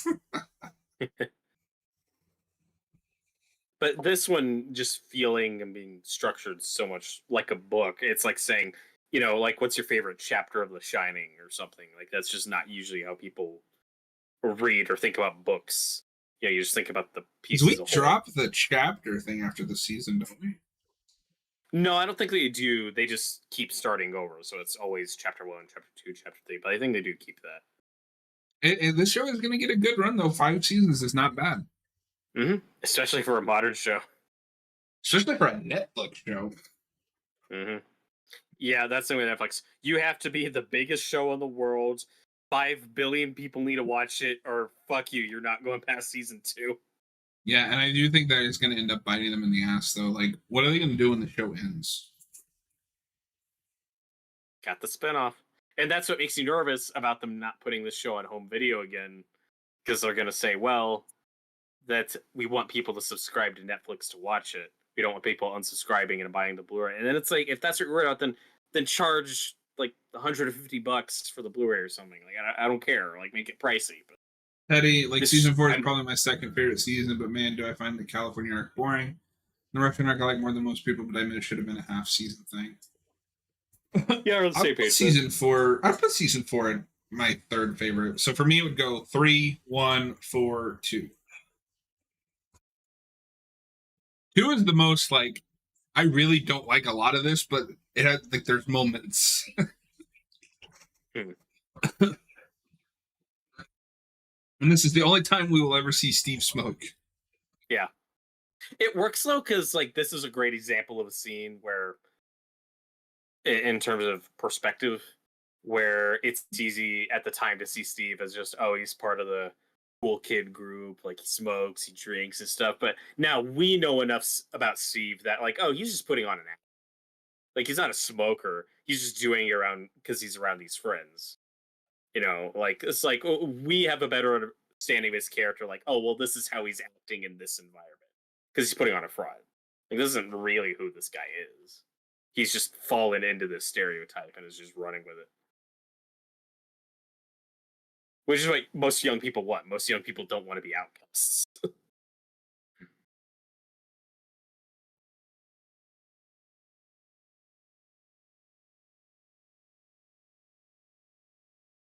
Yeah, this is one of the bad. Don't hold your thumb so close to the damn. Ugh.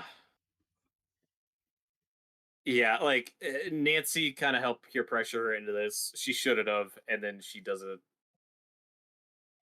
give her enough attention after this.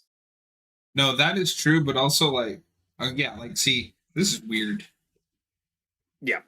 Why are you doing this? Well, and it's obviously a mistake. He shouldn't be, but like it's very voyeuristic, but without, in my opinion, being too pervy.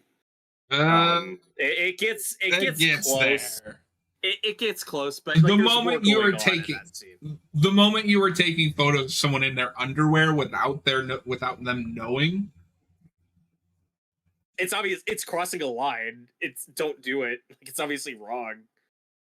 Hey, what's up, Mars? Yep, we are back. We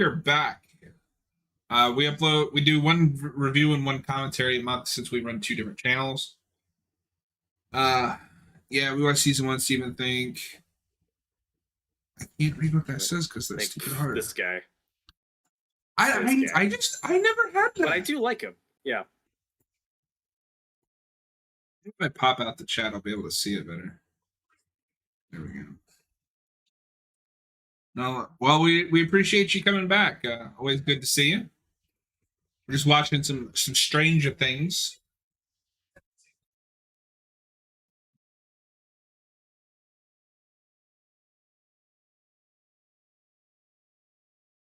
And this alone would make a cool horror film. Oh yeah. Oh, it's terrifying. And this is where we start to lean in a bit into the poltergeist element, where you have a missing child and mixing technology with that. Season 1 was the best. Season 2 was all right. Season 3 was mid. Season 4 was not that good. Hey, fair enough. We can definitely see why people would only really like the first season. Yeah, and I like every season. There's just different things I latch onto, and this is probably her best performance in the show. Oh yeah, definitely. But like season 4, 3, she's just kind of like the wacky mom. Mm-hmm. But I'm glad I brought her back into the limelight. Like, she was a really good actor. I don't like Tim Burton, but Beetlejuice is awesome. Well, it's we always love a good comeback, you know, when actors have like their own. Don't call it a comeback. She's been here for years. But no, this is a great return to form for sure.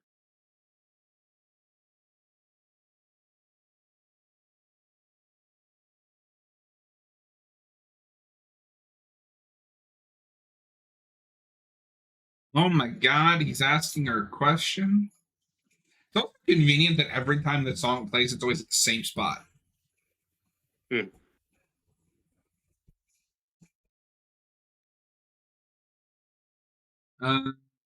Mars, they killed off Eddie in the 4th season, which was really sad. They decided to kill off Hopper, then bring him back. Then they bring back Max's sister, but they don't bother to bring back Eddie.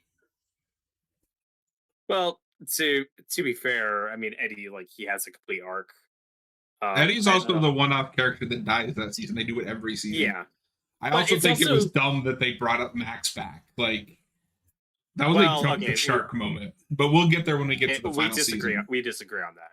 I would have been upset in a not good way if they went there, or at least I would have done that differently. But that's just I have to see how the final season plays out. And with Eddie, yeah, it sucks because he was like a new fan favorite and a new standout. But we also got one more season to go, so You have too many characters as it is. We have too many characters as it is, and good for that actor because there's a lot of stuff he's doing that he probably wouldn't be. He's going to be Johnny Storm. Yeah, he's going to be Johnny Storm. We just saw him in A Quiet Place day one. You know, he's one of the main characters. That he's in Gladiator 2. Still can't believe we're making a Gladiator 2. Something, but it's just that is a scenario where if you like that actor, it's like, well, that's kind of what you want, right? You want like a really big role or moment in this big show and get attention, and then get out and do other stuff. You know, because if they kept him for season 5, there's a lot of stuff he wouldn't be able to do. So that's the trade-off. Like with Steve, like I know he's done some movies, 1 or 2 I think you've seen, and like, you know, I like Joe Keery a lot. Like I like him a lot of the show. I hope he gets good stuff after the show's done because he did that horror movie. He did that horror movie. I can't remember, but he's like a content creator or whatever that like kills people. And then he was on that show Fargo, but I haven't watched it yet. Nah, it says W episode. Yeah, this is a good episode. How do I join your podcast, or are you not hiring? We're not really hiring anyone. Like, I don't pay anything. This is just a hobby. But this is just a hobby. We just have the 3 of us for right now. If we ever do get a spot open, I'd be happy to let you know. Yeah, if you're not on the Haven of Horror Discord, find that and get on there. Probably need to update the link.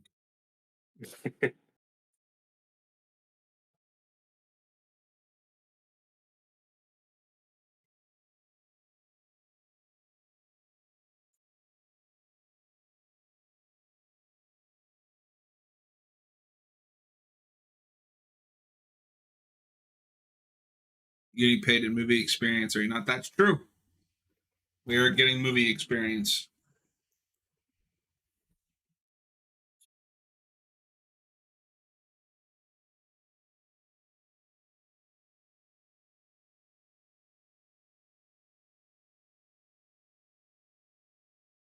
Yeah, no. At this point, you are a creep. Yeah, like, it's a mistake. Don't do it.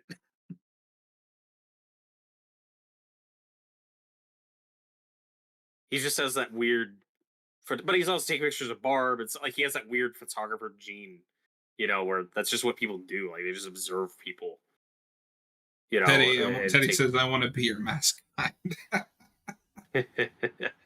Like I said, Mars, right now we just don't have an opening. It's full with like the 3 of us. And we got a lot of stuff planned for the rest of the year. But if we get a spot open, we will definitely let you know. The mascot would be their logo, nothing else. And the thing with Barb and Nancy too is that, you know, we're flipping that kind of old slasher stereotype where like Barb would usually be more your typical final girl archetype, and Nancy would be the one, you know, taken out or killed in this scenario, and they flip it where Nancy ends up being our main final girl, so to speak, for this show, which again I think it pulls off, and it is a flip, but we have subverted that before. We need to stop pretending like that's a new thing. Like, Jesus Christ, Scream came out in the mid-90s. However, if anybody would like to join, there is the link to our Discord. You are free to join and chat with us. And then, like I said, if we have any openings, we will definitely let people know. All right, that is season 2, episode 2, or season 1, episode 2. I don't know what are we on? It's a typo, but with speech. You can redub some of your audio; it'll be fine. I should. But season 1, episode 2. All right, everybody get their time up to timestamp 0. Robert, let's take maybe just a 2-minute break, get up, stretch. I think I need some more coffee. Yeah, I can do How 2 you minute break. feeling? I'm feeling pretty good. Feeling pretty good? Two Feeling down. pretty good? Yeah. I need to stop the timer. All right, we're going to take just a couple minutes break. I'm going to get some coffee. Robert's going to get some more water. He's going to find his telekinetic powers and become 11. Yeah. And we'll be back in a minute.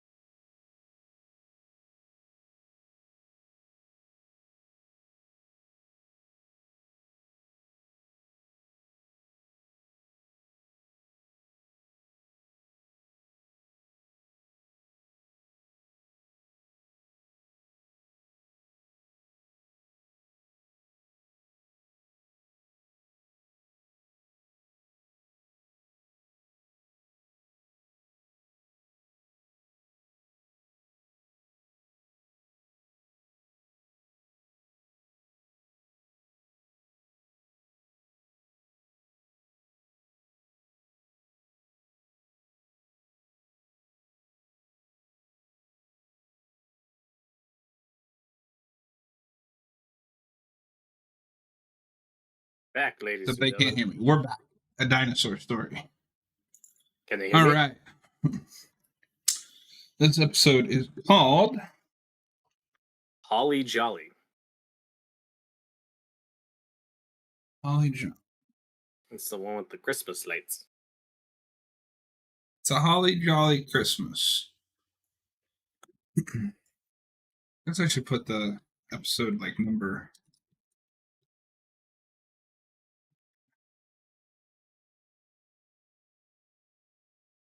All right, season 1, episode 3, Holly Jolly. Is everybody at timestamp 0? Hey, what's up, Mars? How's it going? Are you ready, good sir? Yes, just let us know. Make sure you can hear both of us. You should be able to. Yeah, it's coming through on the OBS. Okay. In 3, 2, 1, play. So don't play because I forgot to bring up the timer. All right. Timestamp 0. Start over. In 3. Wait. Wait. No. Okay, we're good. In 3, 2, 1, play. There we go.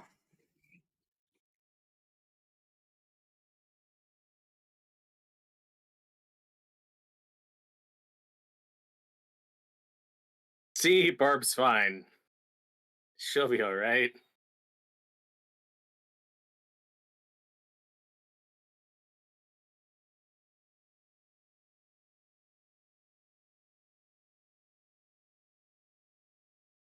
Yeah, this is one of our first real glimpses at the Upside Down, which, when the show is all said and done, I don't know if it's going to make a lot of sense with what we reveal in season 4, but it's a big part of the show's identity, and to me, one of the more unique aspects of it. Like, the Upside Down is just a cool concept, and I like the atmosphere. Yeah. And I mean, by Ellie season 4, designed the it Upside Down aesthetically. is just like a place with a filter on it. Yeah.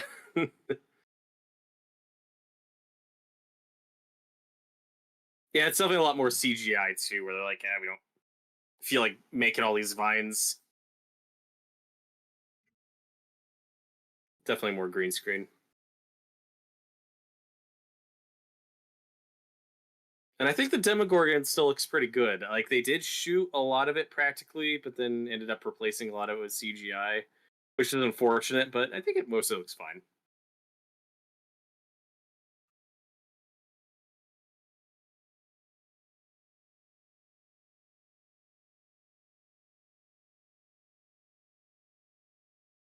Well, she's dead, Jim. Not yet.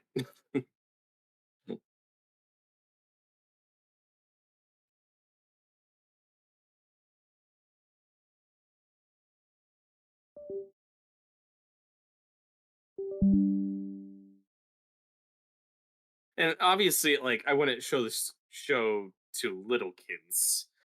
That's but it's for like middle schoolers and up. I've often described the show as like it's a good gateway show for more scary stuff, for more intense stuff. Like, if you have, like a 12-year-old who's interested in horror and genre stuff, this isn't a bad place to start. Yeah, no, you could show this to you just gotta know your kid. Show this to like a 13-year-old. Yeah. And we But didn't then, really have anything like this as a kid, like that gateway. Mm-hmm. Yeah, most you had was like stuff like Goosebumps. Well, yeah, I guess we Really did have kid-centric. Goosebumps, but that's really that's the kids' gate. Mm. And I love me some Goosebumps. Don't get me wrong.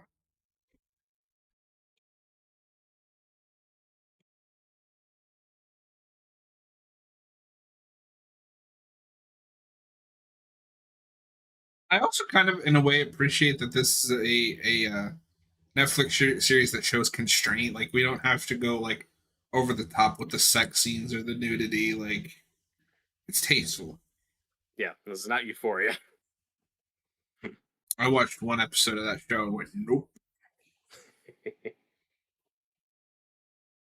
But again, like I think the show is accessible enough, to younger viewers without also like dumbing it down or shaving off the edges too much. Especially when you get to the later seasons, like there's still a degree of growing up and maturity where, like, I'm sure there are 10-year-olds that could handle a season, but that I still wouldn't show season 4 because season 4 gets really brutal.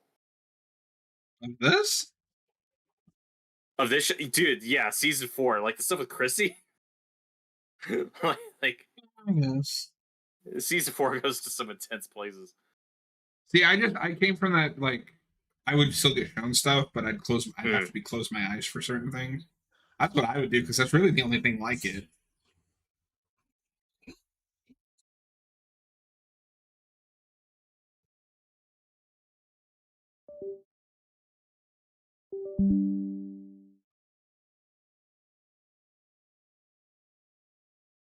Yeah, and this is a very believable scene where she's has a lot of mixed feelings about what happened, and it's also, but from her mother's perspective, it's still like, hey, your brother's friend just disappeared, right? Like, this is not the appropriate time for these types of teenage antics. Like, I need to know where you are and what you're doing.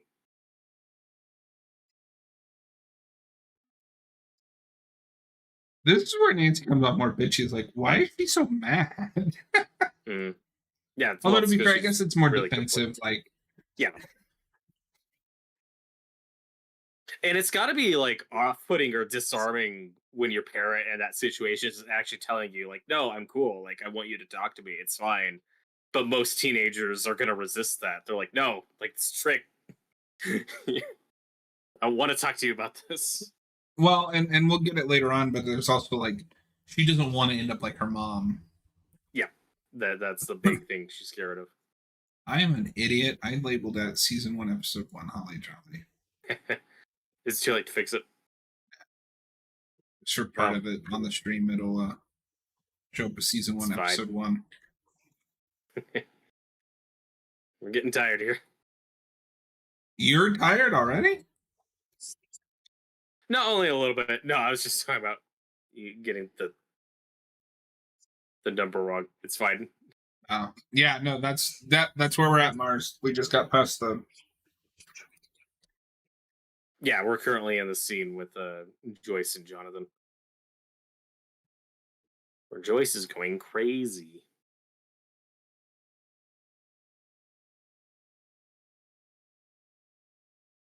Is her hairstyle changed like every episode?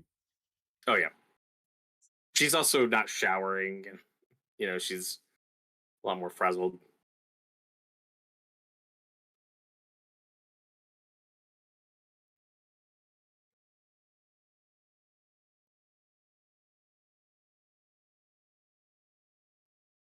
And this is the stuff with Jonathan that I like, where he's not just dealing with his brother being missing. It's now like, oh, now my mom is losing it, and I have to grow up and take charge. It's a very difficult situation to be in.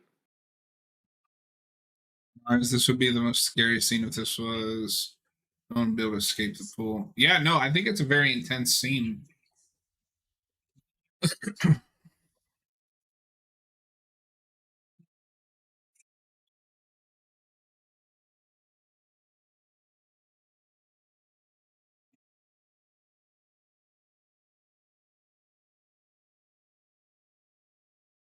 It is a very good scene.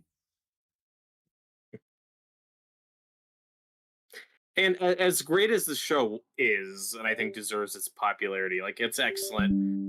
I don't want to call it overblown, but like, we have since reviewed and watched and talked about things. Like, I wouldn't say this is as good as like Midnight Mass or Haunting of Hill House. It just depends on your expectation. And they're also different. Like, this is a TV show. Yeah, those like, are this is limited series. First. This is trying to entertain an audience, and I think it succeeds, and I think that's fine. Not every show with compelling characters and some drama you can actually be personally invested in, but because these are also show needs to go beyond that. At least for Midnight, like this Midnight Mass. Midnight Mass is like a masterpiece. This is more watchable. I have to be in that mood for I have to be in a mood for Midnight Mass. Mhm.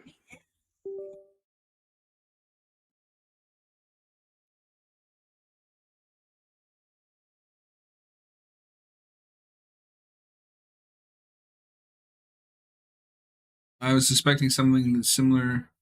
When the first idea, when the first came out, I thought the idea was fresh.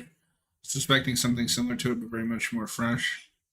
I mean, Well, that season, this first season, I would argue is very like original, fresh, just there's packaged with definitely things you remember.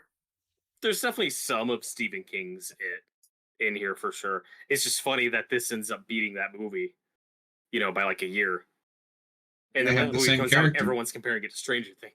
and they have this, and the worst mistake that movie made, even though it's a good casting, is they went to the Stranger Things kid. Hmm. Well, at least he's not the main kid. I think he's good in that movie. No, he is good, but if you But want to you avoid can't some of avoid those Yeah. comparisons,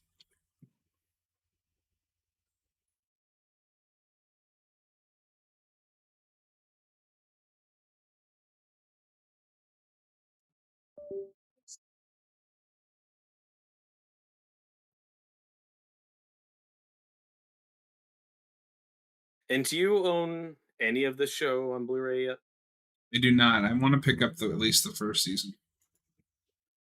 I should try to get the 4Ks at some point. I have the Blu-ray, which for people who don't know is the very nice VHS inspired packaging. So one thing I Uh, have heard, I love because it. the first season wasn't shot in HDR, there's not a big difference between the Blu-ray and 4K. It's Oh, season two okay. where the 4K is an upgrade. No, good to know. But yeah, I've got both seasons and this packaging. They're very nice. And then they stopped, which is really annoying. Just give me I season three at least. Come on. I would have bought it. Like, I don't think they understand. Like, guys, like the subscribers you're worried about losing. It's like chances are they'll buy the physical copy and they'll stay subscribed to watch the next season. There's no sick they made that on VHS. It's a Blu-ray. It's It's just in a just packaged. VHS case.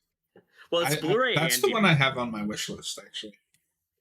Yeah, at some point now I know these didn't. I don't think these sold great because at one point at Target, like they were just giving it away, where these copies were like $10. Where it's like just people buy it. So if they weren't selling well, I get it. They might be pretty easy to get. I'm not sure. Well, you got to make something like that, like a collector's item, appeal to the collectors. Yeah, and it works for me because the packaging is gorgeous. Let's see, Batman 66. Crap. What's right next to 66 on the I love others? 66. With the red text. I'm curious. Oh, that's Batman TAS and Batman Beyond. Oh, nice. I think you have those too, the Blu-ray boxes. I mean, I thought it was a Also, real VHS tape of Stranger Things. That would have been interesting. would have been fun. The problem is you'd need to put it on like 4 tapes. More than that. I don't know if it'd be worth it.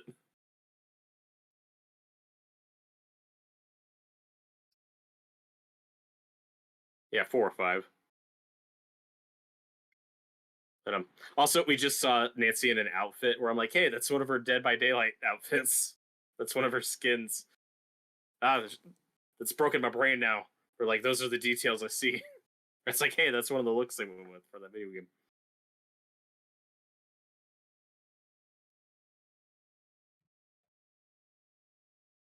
Funny.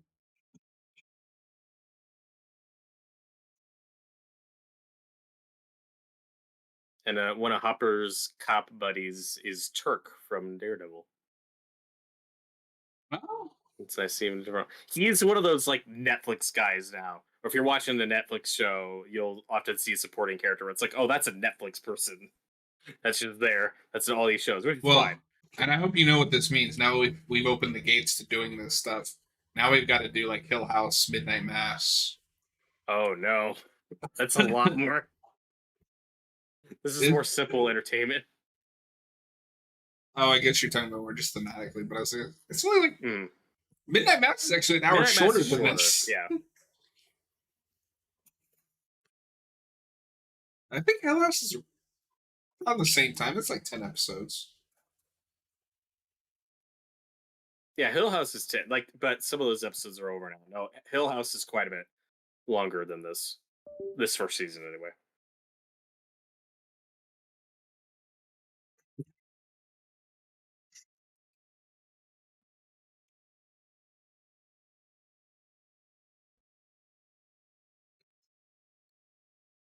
And we're back in ET. Yep.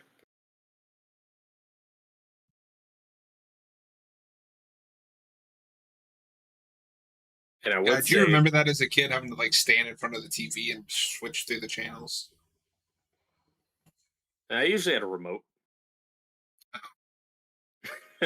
When I was real little with my grandparents, our TV did not. So if you wanted to Nice. change the channel, you would have to get up and like push it until. Or in my case, you turn on the TV and your grandpa was the last one to watch it, who was deaf. So it'd be like at full volume. So you had to scramble to the volume button. I do. There is like a ritual I miss of just scrolling through stuff and then picking something. Because the difference between like scrolling through channels to scrolling through like YouTube or TikTok or whatever is that if something was on, then you had to watch it or figure out when they were playing it again. But now you can just scroll through all these like YouTubes or TikToks or whatever, and it's like, well, I kind of want to watch that, but I'll watch it later, or I'll watch this later. I'll watch this later, and then it's so much harder to just pick something where it's like, well, this is playing now. I think that's why live shows are doing kind of well on YouTube now because it is something a lot more like immediate. Like, oh, I kind of like that channel and they're live, so I'm more inclined to jump in now than save a video for later. I think we're seeing a little bit of that shift. If you're a digital collector of horror movies and you're searching for a horror movie to watch, you don't even know what you want to watch because there's so many good choices. Yeah, sorry. Yes and no. Like, there's also a lot of crap to wade through. Yeah, I don't necessarily miss that just because it was so annoyingly inconvenient, but I can definitely understand that. yeah. If you're on Tubi, We love Tubi. I don't know if you were there when Noah and I were talking about instead of Cheddar Shuffle, next time we do something like that, doing it for Tubi. mm-hmm. Oh, I wait, you had were because you came up with the name. I did, but I think it's been taken too many times. I think I'll Ah, need to come up with something else, which is a shame because I was really proud of it. But there are too many other like smaller channels that have that as a title, and it's like, all right, gonna get too lost at the shuffle. I don't want anyone to accuse us of ripping them off.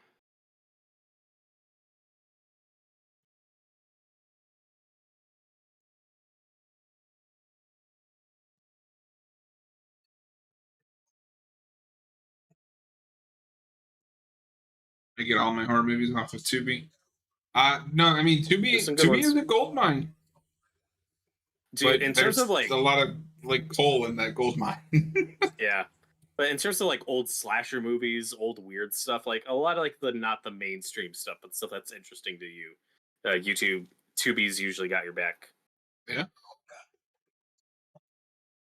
Though I haven't seen a ton of jibs on there either. At best, I'll watch something and go, yeah, that's pretty good. I watched that Easter Bunny slasher movie on there. Oh. It was not good. Have you heard of P2? Yes, I think so. I don't think I've seen it, but I know of it. It's good. I didn't like it as much as I wanted to because it's more of a cult movie, but that was the only place I could find it, so I watched it on there. And yeah, it's about the woman who's like on Christmas stuck in a parking garage Yeah. with a psychopath. Like it's a good movie. It's worth watching, but The main I'll see it lumped in more now with like popular Christmas horror movies. the coolest thing with Tubi is they had for a long time there, they had the majority of Argento's filmography. And I Mm. was going through all of his movies, so I watched some cool Argento on Yeah, I still need to start going through some Giallo stuff. there. You gotta watch Phenomena I do. You guys reviewed it. and Demons. Demons is peak. I don't know if I've heard about that one as much.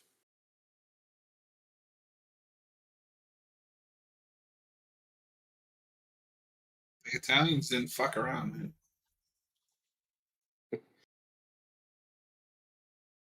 And it's the map from Dead by Daylight. It's a pretty good map. Map on it. I just don't really like Dead by Daylight all that much anymore. Hmm. If you look at the movies I watched, I'll find some good movies. Yeah, I mean, like I said, there's good movies on there. They're just you gotta know where to look.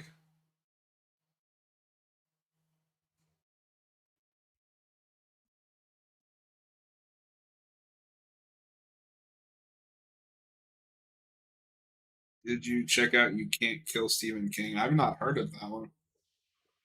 Neither right. I have to look into it. I like Stephen King.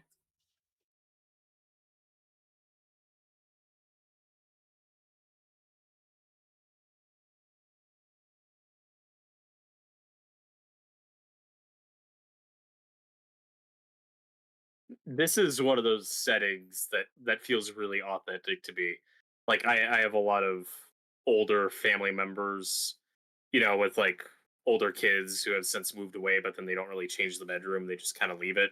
So it's like I've seen a lot of like time capsule like kids' bedrooms of like 80s and 90s. Like Nancy's room feels really authentic to me, which is like the bed So they there's a chose and little some of the thing furniture. here that's a Tom Cruise poster in her background there, Mhm. and Steve goes as Tom Cruise's character from Risky business. yeah, in season 2, and she still has the poster in season 4. This was an early Tom Cruise too. Like he was in movies. I mean, this is like '83. Like he's not like one of He's the not a biggest movie movie stars in the world star. yet. Yeah.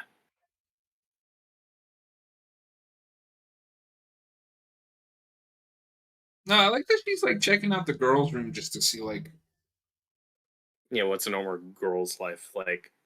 I wonder if like Nightmare 4 was something they looked at, like Alice's room, like with her yeah, pictures and maybe. stuff. For reference. I think that's just I don't think that's a deep dive, so yeah, I can see that. Yeah.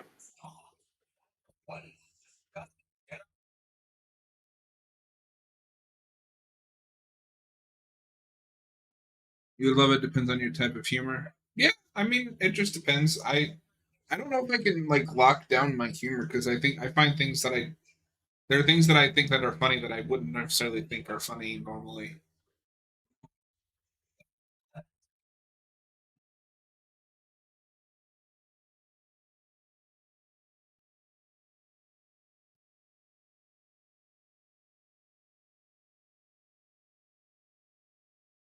Yeah, see now they're just being obnoxious. Oh yeah, these characters are the worst. I want them to die. I don't get that catharsis. Damn it. So see, I think this is where I find the fault in Nancy's arc from the rest of the season. She just kind of goes along with it, but it never plays like Steve would have disbelieved her if she just pushed the issue a little bit more. Hmm.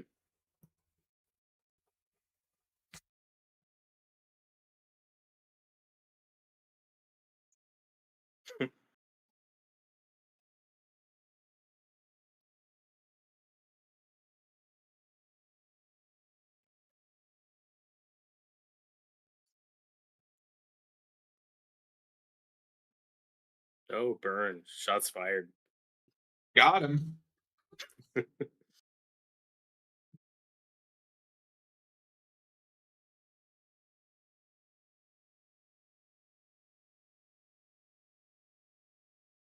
This is one of those bully kid scenes where it's like, what are you even doing here? Like you could be doing No, it's like, did anything you else. follow them just to beat them up? Like,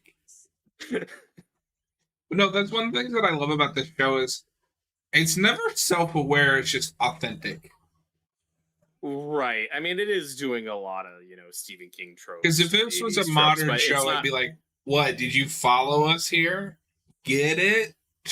We're self-aware." Yeah, no, there's none of that, which is nice.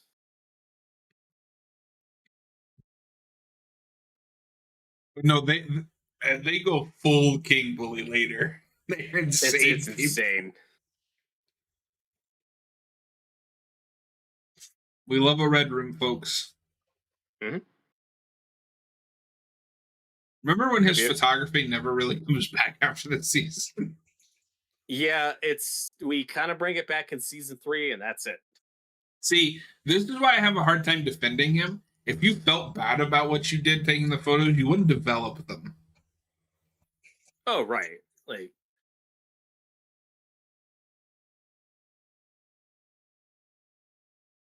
he's like, oh shit, this is a mistake.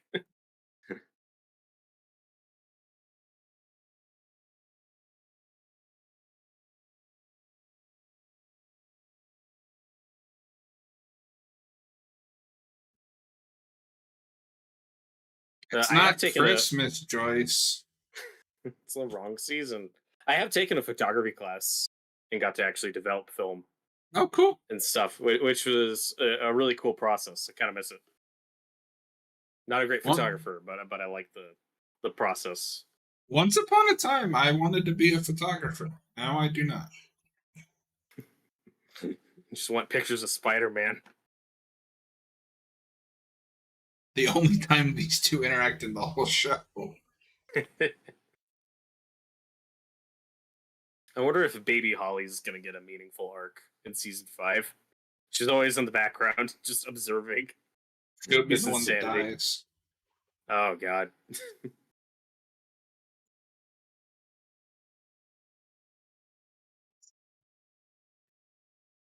Mars, I want to be a photographer for my book covers. Nice. But I don't got any film to make photography.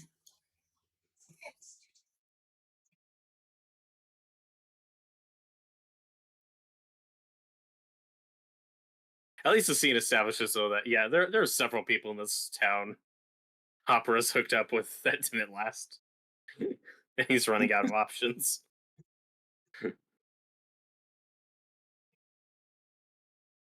That's fair, Mars.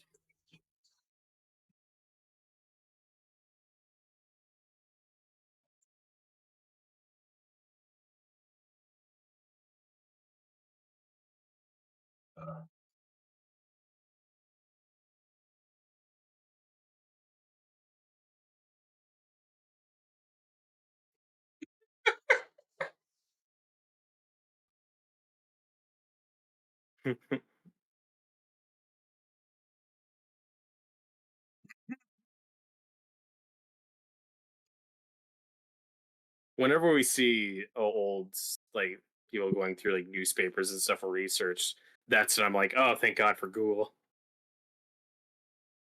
God, I hate actual physical research. This looks so monotonous and dull. The only way you could like make this work is if you, because this wouldn't work in the '80s, but like just bring a headset with music and. Mm-hmm. And this one is a Walkman. True. In like 8th grade, I broke my MP3 player, so I just walk around with like a CD, with one of those portable CD players. Nice. I I broke had like one of 3 of those. them. They would fall out of my locker. But no, I legitimately would walk around school with it in my sweatshirt pocket and headphones on, listening to like Slipknot or shit. That's pretty cool. You had to do what you had to do. You didn't have a lot of options back then.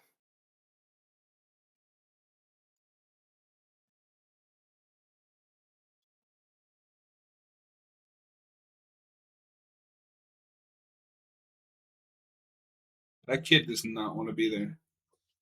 Yeah, it looks so authentically bored.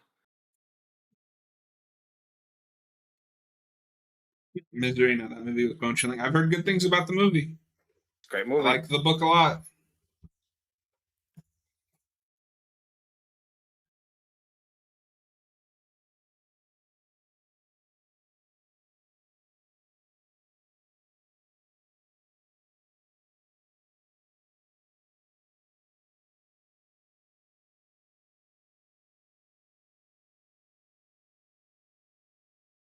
And this is getting a little close to strobe light territory. It's like, dial it back. Stranger Things collector, I see like Dustin. I think he's the best of the kid characters. Dustin's great.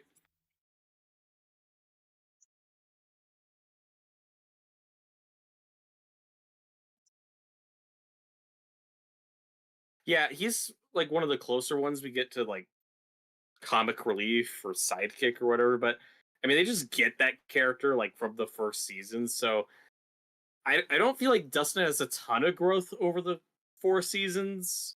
Though we do get some really good stuff with him in season 4, but also it's like he's just always consistently entertaining and likable. I would say his He, growth is growing into the role of he makes the plan. Mhm. But also in the first 3 seasons, he's a character who doesn't usually suffer a lot of like the really personal tragedy that a lot of the other characters do. Like his big thing, obviously, is losing Will, and then he gets Will back. So he doesn't suffer a lot of the personal loss that a lot of these other characters do. But then we do get him. It's something that affects him more in season 4, and I'm looking forward to seeing out where we take him in season 5. Because I do expect season 5 Dustin to be a little more jaded and not as much of the warm, like positive personality we've been used to. Like I think he will be damaged a little next season.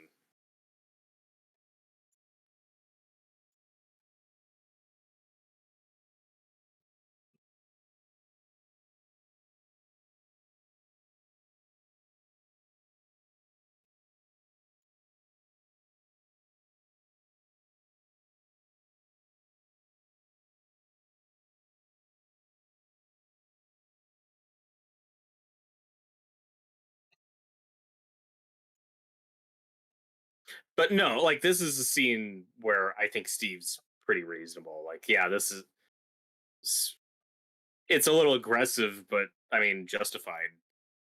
Like it's I have no issues with the scene. Stranger Things, yeah, I think he will. I think will finally get a girlfriend after 2 seasons. I don't think Got that's where they're some bad going. news about that. Mars doctor kidnaps another one, sending kids to war. Stranger Things, Danger Things.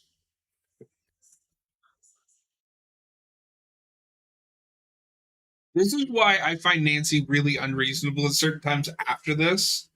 So you're gonna tell me that she's fine with this, but not with what Steve does.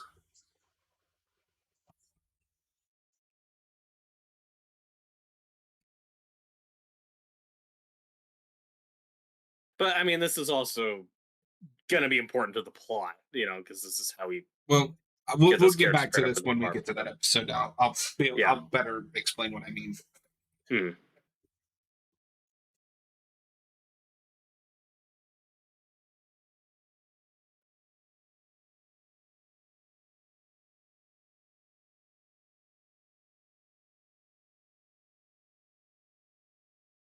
No, like if I was Nancy, I would just leave. Like you're weird. It's a complicated situation. Is it? Well, I mean, it's the picture of Barbara that we just saw that like gets her to stay with him. We've already been shown that like she sympathizes with Jonathan. He's the weird loner one, and But she again, has a like lot how of far weird does that feelings. sympathy stretch? I don't know. I'm not in that I'm situation. I'm sorry if somebody took a picture of me in my underwear, I wouldn't want anything to do with them again. Stranger Things. Did you know Will get a real haircut in season 5? I had heard something about I that. I hope I so. think I think I've seen like a set photo or something where like thank God, good visualization of his growth. Because the haircut in Mars season 4 was says just either the way, worst. Nancy feels like the girl from Cobra Kai, but less like her. I haven't seen Cobra Kai, so I don't know. I want to go through those Karate Kid movies at some point. What a weird show though. Like started as a YouTube Red show. Remember that? And now it's a Netflix show, and now we have a new Karate Kid movie coming out that may or That's may not be in the same canon. no. It's It's supposed to be like the. It's gonna combine the original and the remake. yeah, like I know Ralph Macchio's in it, but I'm saying it, but like I don't think anyone working on the show is working on that. So other than it being Ralph Macchio, I'm like, I don't know how connected these things are. It's a really weird situation. It's just weird in general. Like, why are you making a new one that combines the remake with the original? I think if I anything, like you would Jackie just do a Chan. Cobra Kai movie that like wraps everything up. Yeah, well, they're on the final season. And also, I mean, like, I haven't watched it. I watched the pilot, which is pretty good. But it feels like a show like, okay, it's time to wrap this up, and now we're done. But now they're making a new movie, so it's like, okay. I still got to watch the movies. No, the first one's good. That's what I've heard. The third one Wax is on, wax weird. off. So, did this get weird for you later when we kind of retcon a lot of this? Because in this season, it plays like she's the only one. Well, she is named 11, so that's your first big clue that there's other ones. But the I don't know others, if when I you have meet that them, issue. aren't named 10 or 9. I thought they were. I I don't thought they think all had so. numbers. Yeah, we'll get there. Maybe We'll it's get just there. they don't go by. But especially in season 4, because you've got like Vecna before he became Vecna. Mm-hmm. I Yeah, don't know if that fits with what we see here. I almost just look at them as two separate things, right? Like that's kind of the best and worst thing about the show is when I'm rewatching season 1, I'm not really thinking about the canon that's gonna come later that retcons and moves with this stuff. Like I'm not really thinking about that stuff when I'm just watching this. But Because also when I'm I'm pretty watching sure season they do straight up retcon her escape. Because we see it Mhm. in this season. But then in season 4, what helped her escape was Yeah. Well, Vecna I don't going think it's crazy. literally retconned. They just add to it. I don't think we see a shot of her actually like crawling out of the pipe. I think that's just what's implied. No, but I mean, how she got out. They show her like getting out of the facility in the season, right? Maybe I don't remember. I don't remember if they actually show it or if it's just implied. I haven't rewatched this show since before season 4 came out, and that's been a while.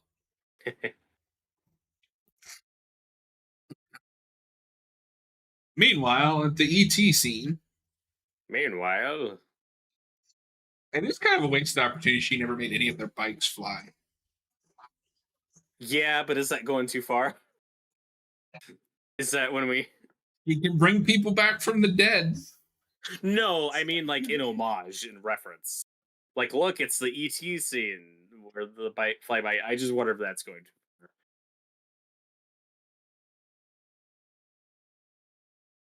And now we're in the part where nobody talks to each other. Yep.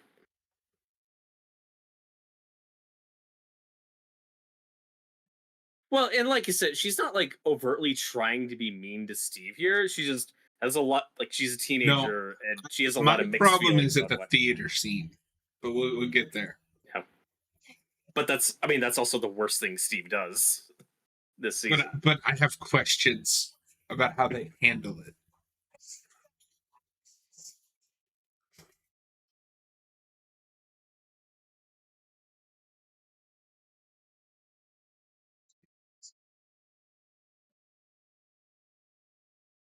Have you ever heard the expression "mouth breather" before this show? Yes. Oh, interesting. Maybe it's just an Indiana thing. Nobody I know has ever heard the expression "dumb as a box of rocks" either, but like that's a saying I heard all the time. Sure. Austin was like, "What?" People say that. What does that mean? You sir are as dumb as a box of rocks. Rocks aren't dumb. Tell me, rocks are cool. Fezzes are cool. And I do like this subplot with Nancy, like her starting her own little investigation, and Barb's car is still there. And she's like, "Ah, shit." No, This is bad. I think this is cool.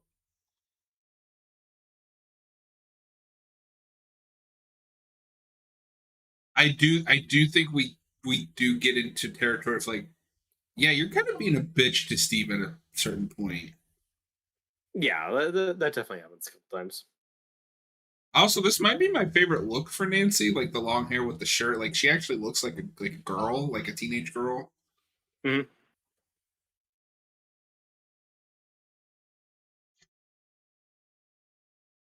And season 4 is absurd. Like, she has guns in her bedroom and nobody noticed.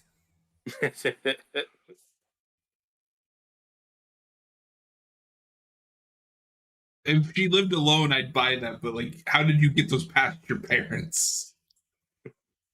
Well, her parents aren't the brightest. Mom was too busy lusting after Billy. Mm-hmm. That was a choice. It sure was. It's your You favorite know, season, though. when I said season 3 was my favorite, it's mostly because that's the best Steve storyline.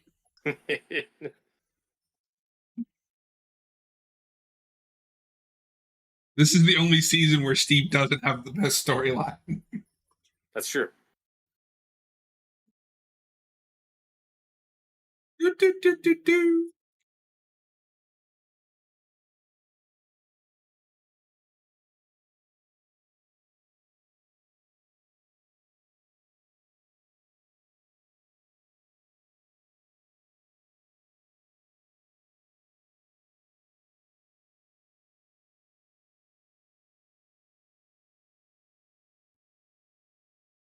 And that's part of the charm of the show to me in scenes like this, where like it works in all these different supernatural trappings, but it's always rooted in sci-fi. Like that's another thing, an angle the show has. Like this is through and through a sci-fi show, but is a bit more creative and imaginative. Like, well, how do you do like a haunting ghost boy storyline and make that fit in a sci-fi setting, you know? And how do we make that work? And they do, and like that stuff I find kind of cool. Or how do we have a boy haunt Christmas lights and talk to his mom through Christmas lights and do that from a sci-fi perspective? And I think they pull it off.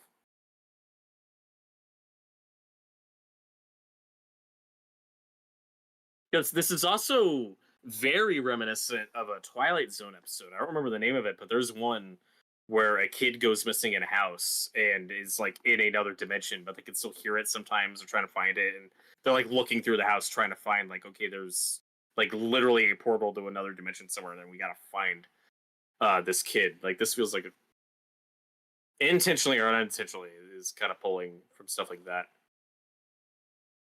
And like I said, definitely a lot of poltergeist.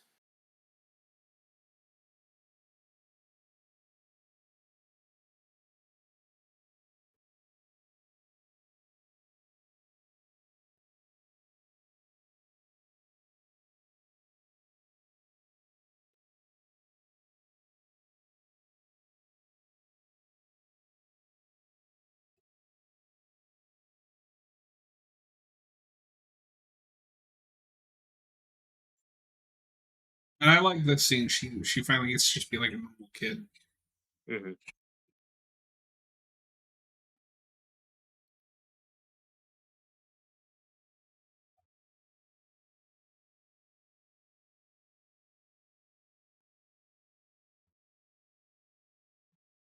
Yeah, and I'm not really thinking about it enough to see like, okay, is this actually realistic? Is this actually a problem or not? But it does feel like with how much stuff happens seasons, you'd think sooner rather than later, like the parents would be more involved or paying attention more. Where it's like That this is Will the kid. most Nightmare on Elm Street of it all. Mhm. Because Nightmare on Elm Street has, I think, the worst parents in any slasher or any movie I've ever seen. And it gets worse with each movie. Yeah. But it's like God, you know, like this kid Will disappeared for a while, then comes back, and then Barb is never seen again and dies, and it's like Mike and Nancy's parents aren't the worst, but it still feels like you guys should be more involved with your kids' lives than you did. They've been through a lot of trauma already in just 2 seasons.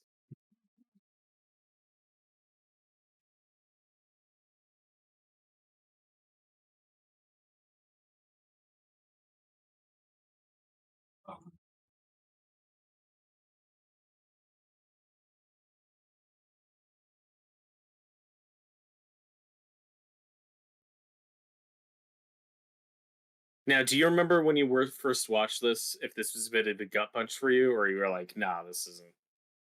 This is totally a setup." this isn't. I 'Cause don't remember, but my usual experience with these things is like I don't get so invested like, oh, he's dead. I'm really sad. It's like, oh, that's shocking. Yeah, I don't remember. I think I was more just like, I don't know where this is going. 2016. I can't even. And see, it's funny because I don't even remember where and when I watched this for the first time. But I know that I saw at least season. I know I had to have seen it before season 2 dropped. Because I get into the like I start following the show, or maybe it was when season 2 was coming out. I was like, oh, I'll binge it, I'll catch up. Yeah, it may have been shortly after season 2 came out when I started watching it, because I don't remember having to wait for season 2. Because first, my sister watches the show, she loves it, then she shows it to my mom, and then I watch this with my mom and my sister. Maybe that part's kind of fuzzy. I've definitely seen some of the show with my sister, but I so I do remember the first time I watched this. But it may have been after season 2 was already out, because I remember when season 2 was coming out, like, oh yeah, like everyone's talking about the show. I still didn't really know what it was, but I knew it was popular. And but I do remember not having to wait for season 2, and then having to wait for season 3, because that was the first, like, where there's kind of a longer gap between seasons. Andrew, Ken, welcome in, welcome in. This is not it.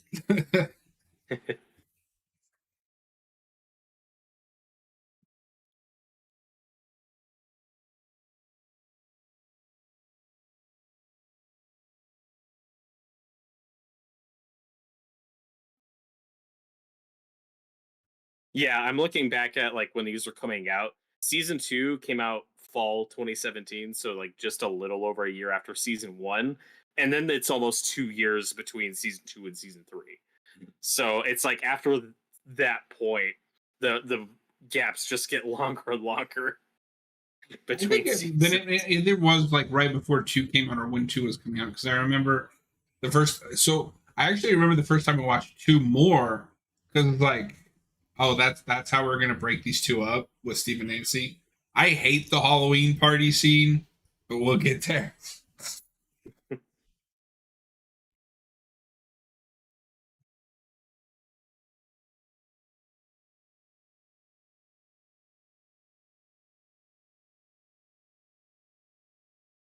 But I do think this is an effective scene. I like the use of the song, and I think all the actors do a really good job. They have new It's Welcome to Derry. Do you? I heard they were doing that show. I'm not really that interested, but Didn't they announce that Bill Skarsgård is coming back for that? yeah. Yeah, I don't know if I'm gonna watch it, but I just know that's happening. I mean, we might cover it. It's popular enough. I Did just you don't ever care. You watch? told the story.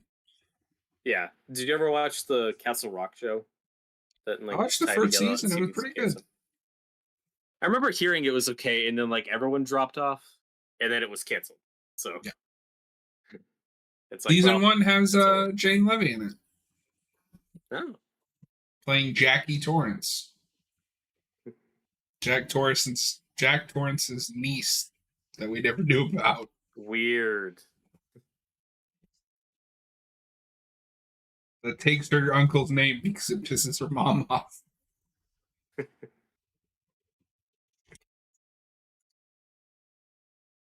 No, this is an effective cliffhanger, but at the same time, I think this is the casualty of the binge uh, release schedule. He can't be dead. There's 5 more episodes. Mm. I don't know how you guys do it, but I'm trying to put myself in the movie. I just still seem to have the same skill as you. I just when I watch something, I'm just watching it. Welcome to Derry. It's coming trailer 2025. I know they were working on it. I just eh. But also, it's like if you're paying attention, you know, like, okay, there's something else going on. Like we just had Joyce freaking out with the Christmas lights. Like there's all this stuff that doesn't add up. And also, you know, in a normal show back in the day, you know, you have to wait a week to get some answers. And instead, it's like, I just start in the next episode. But again, like this is one of the better binge shows in my opinion because stuff actually happens episode to episode. Right. That once you keep watching it, it's not just a filler episode and then a cliffhanger, and then a filler episode and then a cliffhanger. No, that's season 4. Like, Instead of filler episodes, it's filler arcs. yeah. Well, and I mean, they fall into that trap as close to season 2. I don't care what you say or if you like it. That episode with L11 in Chicago is filler.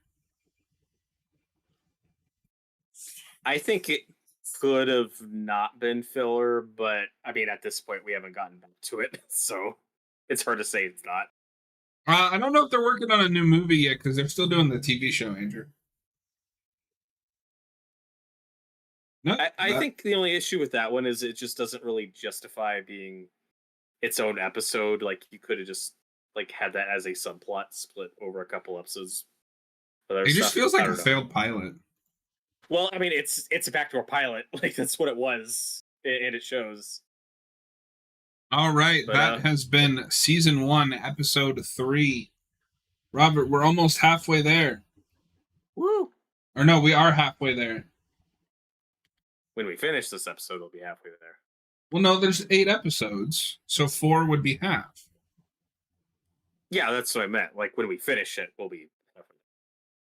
Whatever.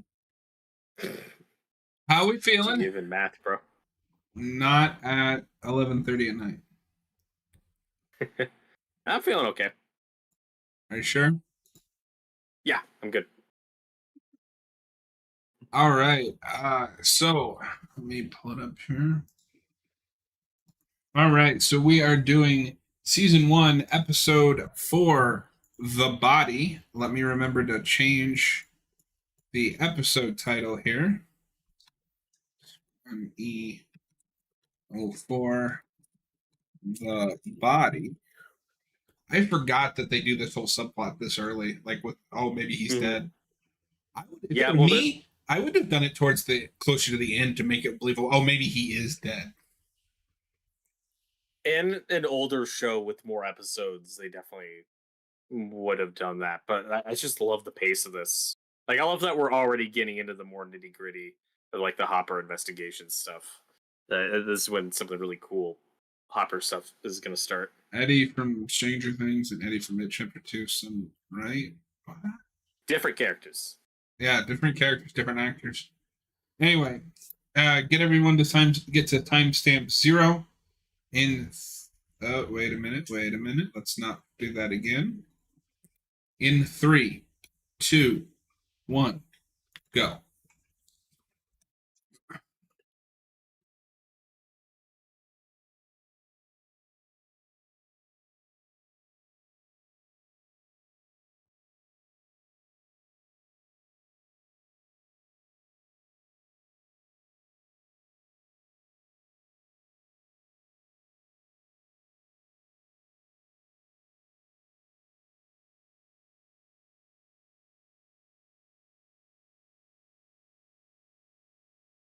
And this is also where we get some of my favorite Hopper and Joyce stuff, where he's not like judgmental or weirded out by, the state of her house and what he's like, no, I get it.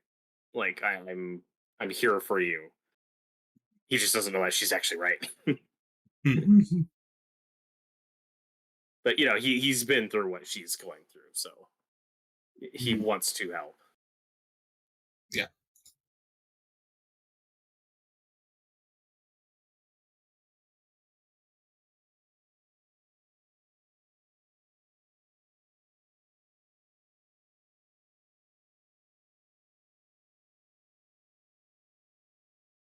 Do you have Stranger Things Lego? We do not have Stranger Things Lego.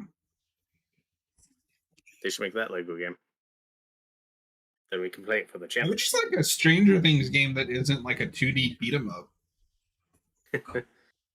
This is the type of thing. I'm curious how much these things overlapped.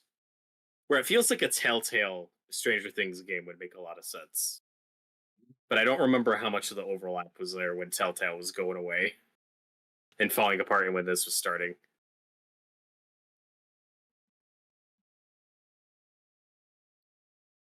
It couldn't be that far off because season 1 of The Walking Dead is 2012.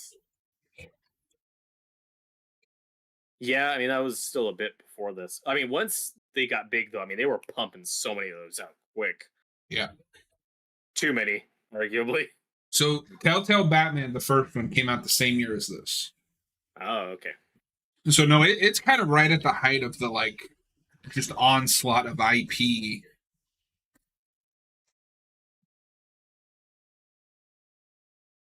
Wonder if there's such thing as the Marvel of horror. Do you mean like a cinematic universe or?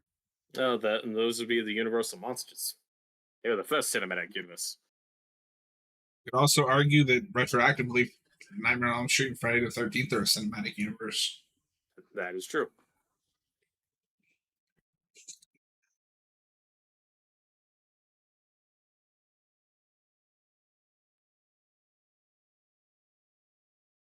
And like I said, I think these two actors have genuinely really good chemistry. I think.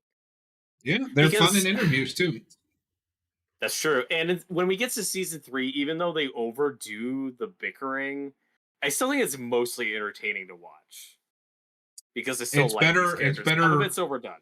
They're saving what I think is subpar material on paper. Yeah. Because they're still able to convey that I'm not watching two characters that hate each other and it's annoying. Like, it's coming from a place of love. And that these characters care about each other. It's not like certain CW shows where you get to a point where it's like these two characters hate each other. Why are we sitting through this episode after episode? These characters just need to stop talking to each other. With Joyce and Hopper bickering, like, it never feels like it goes too far or gets too personal. Like, it's usually. Oh yeah, I quite forgot comedy. Cap is doing the X-Men Origins commentary tonight. Yeah, I'll need to watch that after the fact. I bet that'll be a fun one. Which is funny because Austin and I just watched that a little while ago and he hated it. Was it like his first time watching it in a while or something? In a while, yeah. I haven't watched it in a while, but I didn't get around to rewatching it, but I still plan to. It's just a weird misfire of a movie, but one I liked when I was a kid. I don't think it's as bad as people say. It's not great. It's not even good, but I think it's watchable. I think it's watchable schlock. That's the most positive thing I could say about it. So this is something I've never been able to do is fall asleep with headphones on. It's just so uncomfortable. Oh yeah, I can only do it with like earbuds, but I've never been And able to go to sleep with. In the 80s with Headset. wired headsets, Yeah, like no. I can't go sleep wearing that. I have to admit though, I was trying not to get hyped for it, but I am kind of hyped for Deadpool and Wolverine. Hope you enjoy it. Had two people now tell me that it's his best performance is Wolverine. He's very good in it. I don't know if I'd go that far. You saw that today, didn't you? How did you like it? Yeah, that's it. I liked it. Is it the most overhyped movie of the year? Yes, but I did enjoy it. I can't help but cringe when I see the like Deadpool saves the MCU. It's like No. I do though have a feeling that this will end up being my favorite Deadpool movie. I don't like It could be. Deadpool.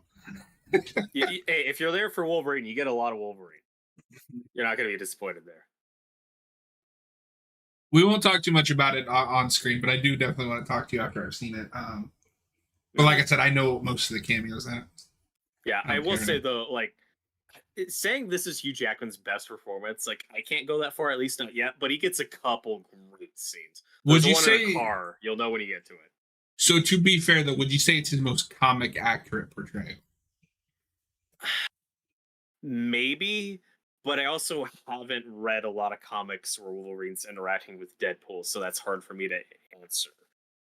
I don't know. I'd say his most comic accurate Wolverine's probably like X2. I think that's pretty close. In my opinion. But to be fair, though, like with Austin saying that he doesn't think Logan's all that great. Like, you think it's fine. And I love Logan. Like, I don't think it's like one of the best movies ever made or whatever, but I do love Logan. It might be in my top. If it's not in my top 10, that's in my top 20 of all time. Mm-hmm. Like, I can't say he gives a better performance here than he does in that, but if you're wanting more comic booky Wolverine, yeah, I think it's fair to say you get more of that in this than you get in Logan. I'm so happy we get the yellow suit. I don't even care about the mask. I know about the mask. Okay, so I'm not going to. Well, I'm going to message you something.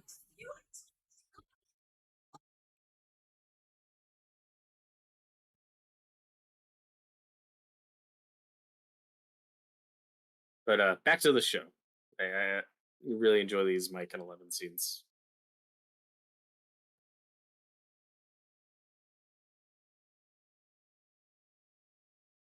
No, I do. I do too. You said at the beginning of the season, like with the Steve and Nancy thing being like a high school thing and those don't usually last. I think it's weirder that Mike and 11 have lasted all the way through to season 4 because they met when they were like 10. Mm-hmm. And when we do their breakup stuff in season 3, I just think we kind of rush into that and it's a little forced. And it doesn't come from either one of them. Yeah. Like, it's played more for comedy, so I don't hate it, but it just sucks that that's what most of the season is. Because I don't think 11 doesn't understand like what she's doing. Max is influencing her. Yes. And it feels like Max is only doing that because she wants to be petty. Mm-hmm. Yeah, that's definitely the season where I like Max the least. But season 4 fixes that. I hope that actress gets to do other stuff, though. I like her in season 2 and 4. And I liked her in the Fear Street 1978. She's the lead in that. I thought she was very good. And then she comes back for the sequel and is like in it for 2 seconds. Well, yeah, but it's because it's in a different time period. Yeah, I really don't like that third one. I loved like a good chunk of it. I loved. I think it loses the motif. Like first one is 90s, second one is 80s slashers, 70s, 80s slashers. The third one doesn't really have a motif. Well, but I like the 1600s setting. And see, I don't. I think it feels. I think that out of all of them, that one feels like the Nickelodeon version of The Witch. I mean, that's not inaccurate, but that's obviously some of the stuff it's going for. Andrew, I'm sad about Eddie from chapter 2. That's my favorite character, and he died, and I crying. I'm sorry to hear that your favorite character died, but we're not really watching it. We're watching Stranger Things.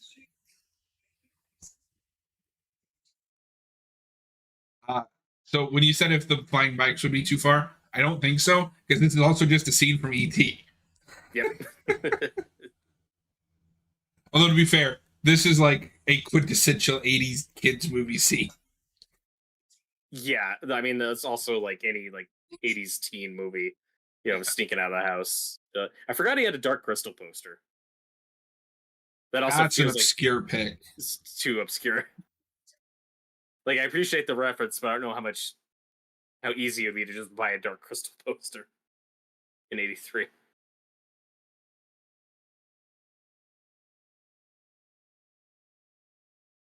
In the life that they also just brought up a Killer Clowns from Outer Space. I forget. Did you get that game? I bought it for a bit, but I had to refund it because I needed the money.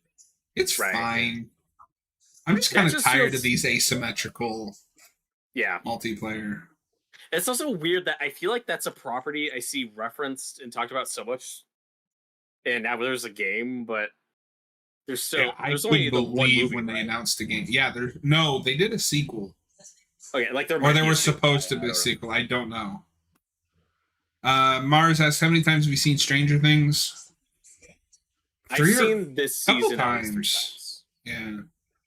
I tend to, with shows like this, because of how long it is between seasons, when I know a new season's coming out, I try to rewatch the show to like refresh myself.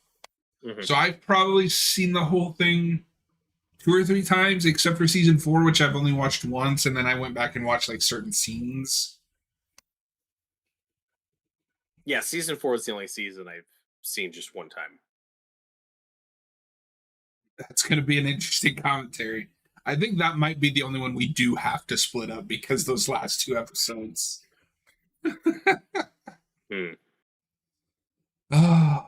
Oh yeah, that'll be impossible.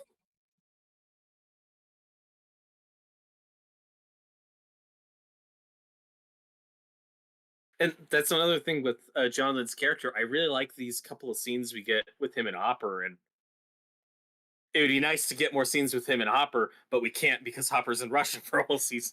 So Well, that's and another Jonathan has relationship we don't. nothing to do in season 3 Well, it gets a except be a little dick to bit, Nancy. only like one time.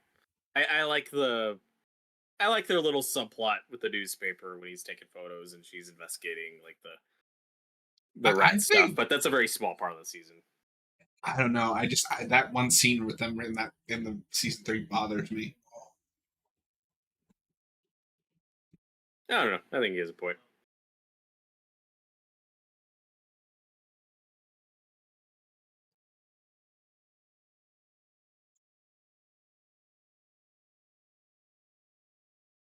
It just feels like we don't get a lot of like great relationship stuff of the show where it's always we get this couple together, now we gotta walk it back. Now we have this couple together, now we gotta walk it back. And we do that push and pull maybe too much in the show instead of just letting a couple be a couple and work things out and be together. Because I'm glad we finally The got Hopper and famous Joyce together. like hallway We had to wait between for the famous like alley in between.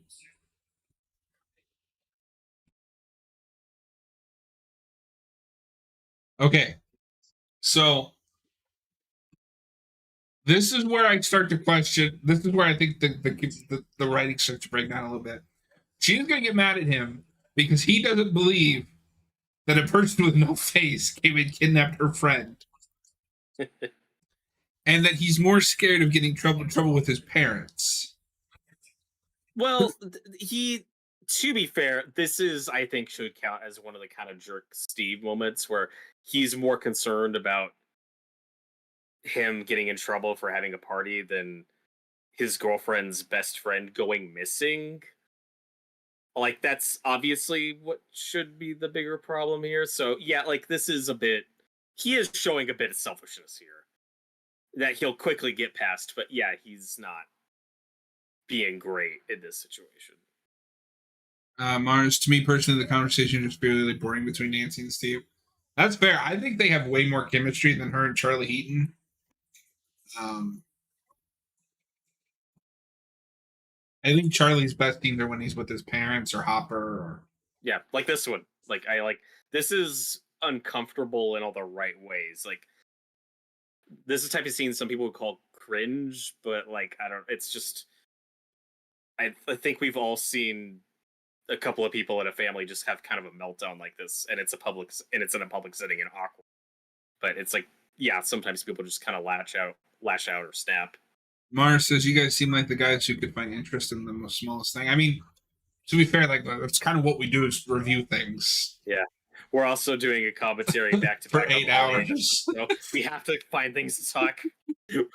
We're not can't have long stretches just sitting here quietly.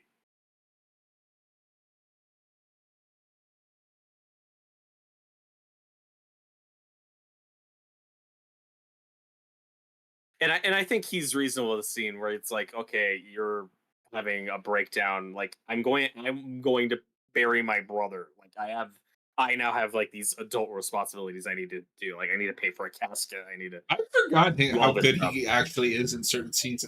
Like I can only think of the later seasons where he's really just Where he gets nothing. there. Yeah. Mm-hmm. Try to find interest in the smallest thing, but it's really hard for me to enjoy it no matter how boring it is. That's fair. I mean, everybody has their taste. There are things that I just cannot get into.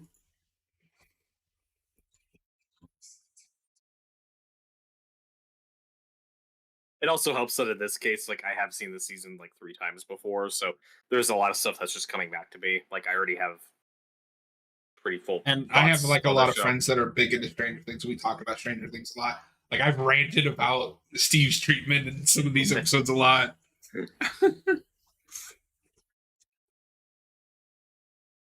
There are a lot I of appreciate X-Men that they're references. X-Men fans. Well, Mhm. this would be that's the like the peak of Claremont. Mhm. X-Men was like the biggest book in the world as far as comics go. I'm more surprised one of them made a lantern reference.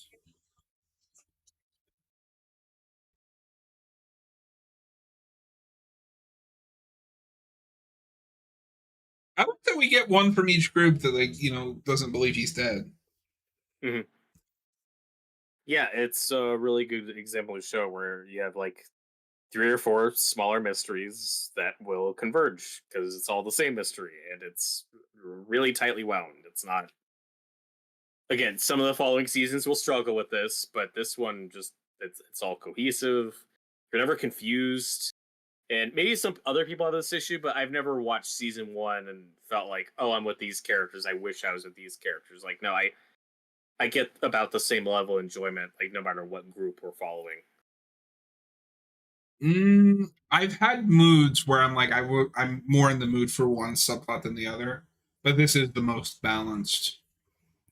And Mars, they if have one of the X-Men as a friend, but they don't believe Will can contact the Upside Down.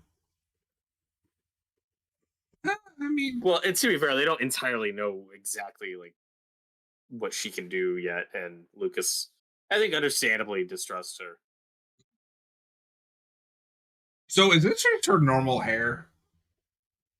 Oh no, she's no, this is a wig, but it's No, I don't also a mean suit where Eleven's normal hair. I mean like Billy Bobby Brown's normal hair.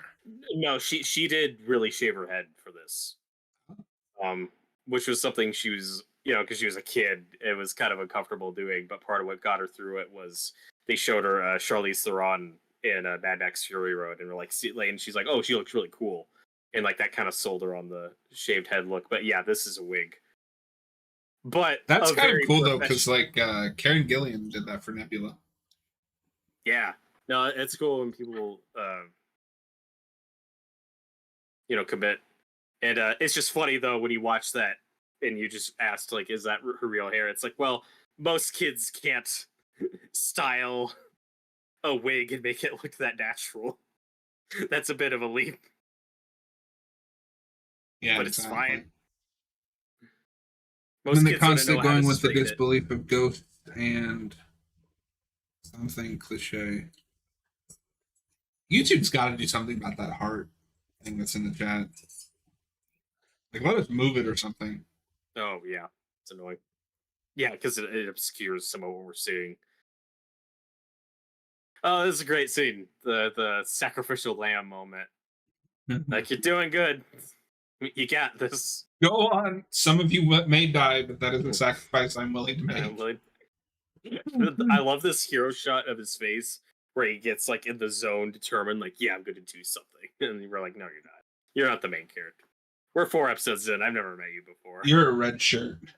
I know you're a red shirt. You don't know you're a red shirt, but I know you're a red shirt.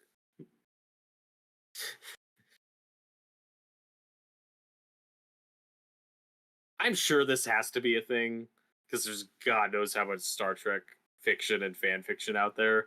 But has anyone made a series of just red shirt stories where they'll take a random red shirt death and then do a whole story about that character's backstory and their tragic end, and then deal with the ramifications of?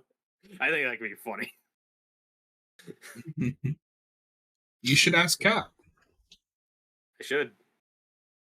It's like, yeah, here's the episodes of TNG or TOS you didn't see where they just go to that person's funeral and it's really awkward. Oh, I do you watch Geek Evolution After Dark? No, I didn't. I'm an unintended guest appearance. I'm getting ready to go to Oh bed, right? no. I'm laying down, and I get a Facebook call from Cap. He's like, "Hey, how's it going? Oh, by the way, I'm doing After Dark." So we just chatted on After Dark on Facebook call.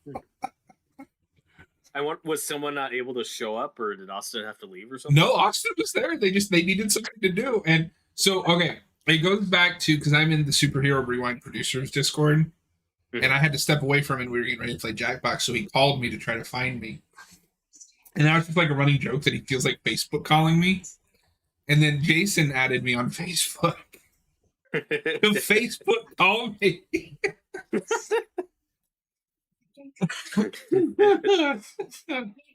No, I unintentionally showed up on After Dark for an episode for a little bit. That's awesome.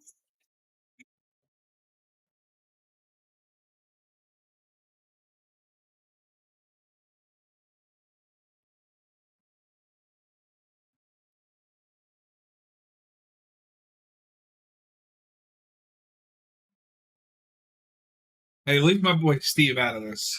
This is an uncomfortable moment though, where and Nancy hasn't mentioned the Steve part to her mom yet. Her mom's like, No, wait. she outright denied it. Not that she didn't mention it. Yeah, but it's And there very, it is. yeah, it's very selfish, but it is believable though.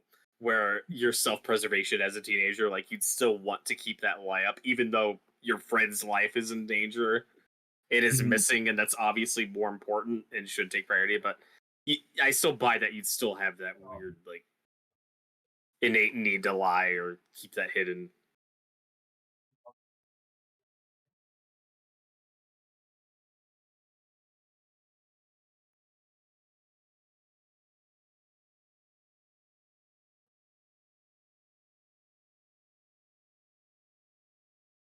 God, I love coffee.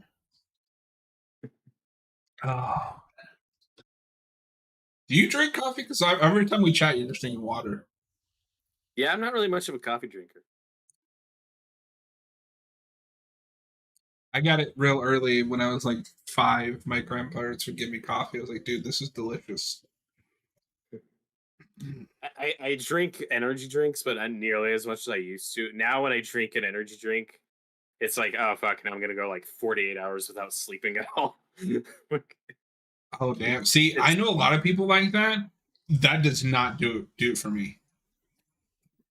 I can drink an energy like, oh, this isn't the healthiest thing in the world, but I would drink like 4 monsters to get through one of Cap streams, and I was still tired. The Smallville energy streams. yeah. Well, I don't usually necessarily have like sleep paralysis or whatever, but I will. What will often happen to me is I'm very sleepy, and then I finally go to bed, and then the sleepiness goes away, and I'm just laying there, and it's like, well, but now I'm not tired, and this sucks. And Like that's and usually.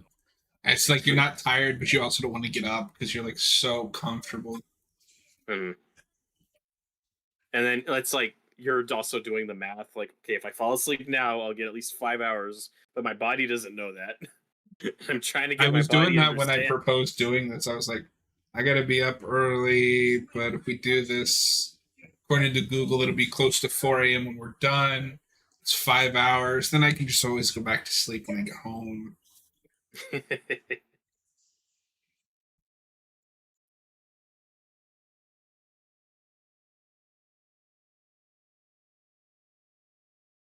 This one was funny.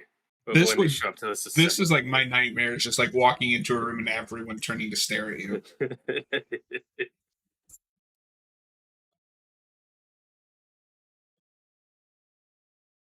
Now, as good as the scene is, the only thing that doesn't work is that the implication is that these characters just talked about nothing on the drive back here. They waited until they got in the house for her to start yelling and have this conversation when they probably would have started having this argument in the car.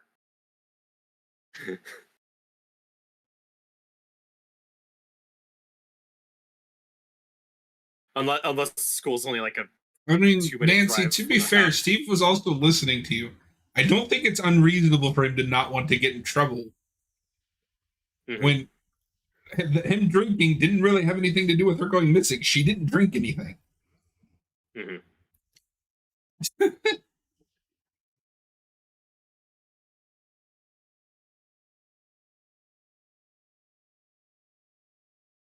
But I think that's what irritates me is like she kind of just starts flying off the handle at people when they don't instantly agree with her. Yeah, I mean, I'd say that's one of her more negative traits. But that's the part where I was like, oh, but can I really be mad at that? Like that's a character flaw. If he Mm. overcomes that, I'd say probably by season 4. Yeah.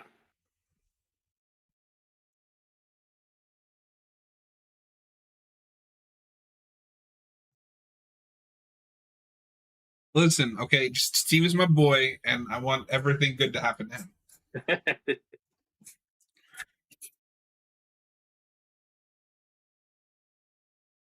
He's got that Bruce Campbell thing in this show where the directors just love to beat him up so they can put beat up makeup on Yes, his face. he is tortured a lot. That is true. Pennywise will know eating food is just eating a human. I mean, I don't think he necessarily That's what he eats does. people. He eats their fear? Question mark. Yeah, he just thrives on their fear. Like he's mutilated people before, but I don't remember any scenes of him eating people. I think they more overtly do that in the movies. Probably. You gotta have that like shock factor. Because he eats the kid's arm in the opening, and then the one guy in the Can't have a second one. cerebral horror flick. It's gotta have the munchies. Mm-hmm. Although honestly, Demogorgon's if I were gonna adapt it, I would just do the first part, just scrap the adult stuff. It doesn't work. Or if I was gonna be really ambitious, okay, no studio in their right mind would approve this, but you make the first part and then you wait literally 27 years until the kids have grown up and do the second part. That would be neat. It'd be the Nobody in boyhood. their right mind would approve that. It would be cool.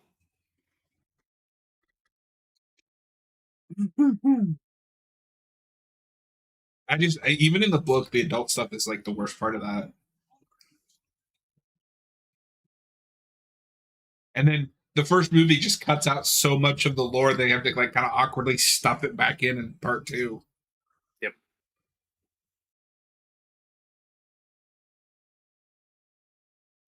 Spaghetti. Yeah, that's a situation where I understand. Like, if you're like a big fan of that book, I'd understand you preferring the second movie more, since it's just weirder and more Stephen King lore and stuff. But in terms of just like simplifying it in general audience entertainment, like I get why part one was more liked and successful. It's just See, I think that's more one of simple his, and straightforward. and I think that's one of his weaker books. So I think part one is a perfect adaptation of what Yeah, works about fine. that book. Oh god, this is like if I had to do a top 10 list, things I don't miss from high school. Somewhere on that list is awkward assemblies. Yes, on those uncomfortable ass bleachers. Yeah, but like especially like the really serious ones. Like, okay, we're gonna talk about drunk driving, and here's a guest speaker whose kid died because they were hit by a truck, and it's just like, and you're surrounded by people who are just the So worst and don't want to be like, oh my god, I had so many awkward situations. so those are always triple miserable for me. One, I have scoliosis. Sitting on those bleachers with no back support was hell. Two, Mm-hmm. the closest I can confirm is like vertigo. But if I look up and it's like a really tall, ceiling, I get really dizzy. Oh, okay. Um, like even movie theaters, sometimes I have to physically resist the urge to look up, or I'm going to start feeling dizzy. Oh, I gotcha. don't know what it is. It's very strange. It's almost like a reverse fear of heights. Um, and three, I hated most of my classmates. Oh, some were quite terrible.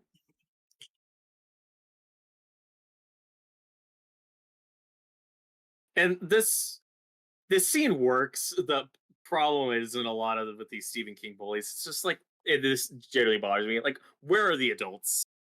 Like, there should be one teacher present to put a stop to this. But making this kid pee his pants is very funny and good revenge. And we'll never see them again. Well, yeah, so they all died. No, But it is because I remember what they do to get adults? revenge on this, and it is insane.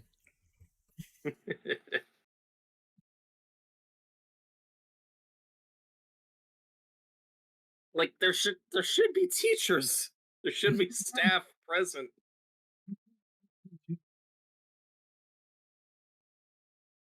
What is this, Haunting of Hill House? What are we doing in a funeral home?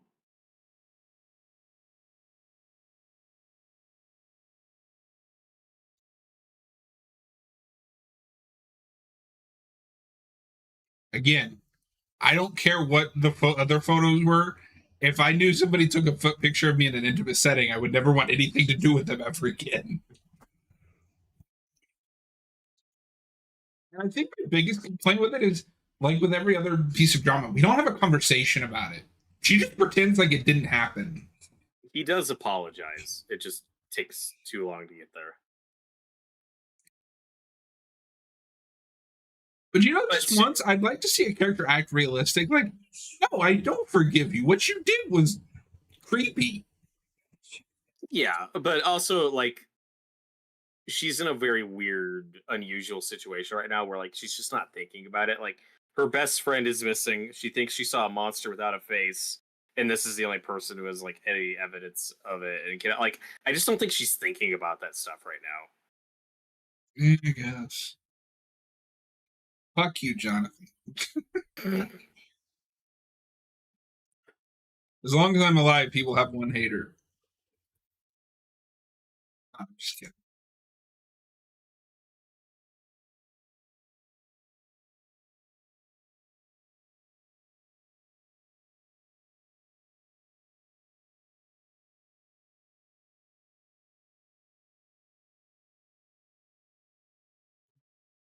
But also, this is important though that he's actually going to believe her because she's going to describe what Joyce has already described. So this is the first time where it finally clicks for Jonathan. Like, oh shit, there is something weird going on.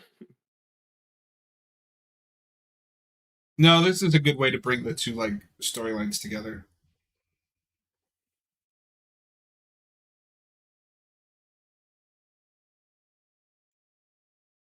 Remember Pool? They don't make pool anymore. So my grandpa was like a big pool player. Like he was a local like champion. Like growing up, he had Nice. entire trophy cases. So some of my earliest memories are going to the pool table and then not really wanting to learn. I just wanted to hit the balls and like mess around. Mm. And he'd get so mad at me. The thing with my grandpa is he was from Mexico, so he was a very old fashioned, like, you know, he grew up doing hard work. Mm. This was the man that told me that the kids' meal was too expensive as a kid. I didn't need that junk, the toy. So instead, I would get a Whopper Junior because it was only $1. Damn.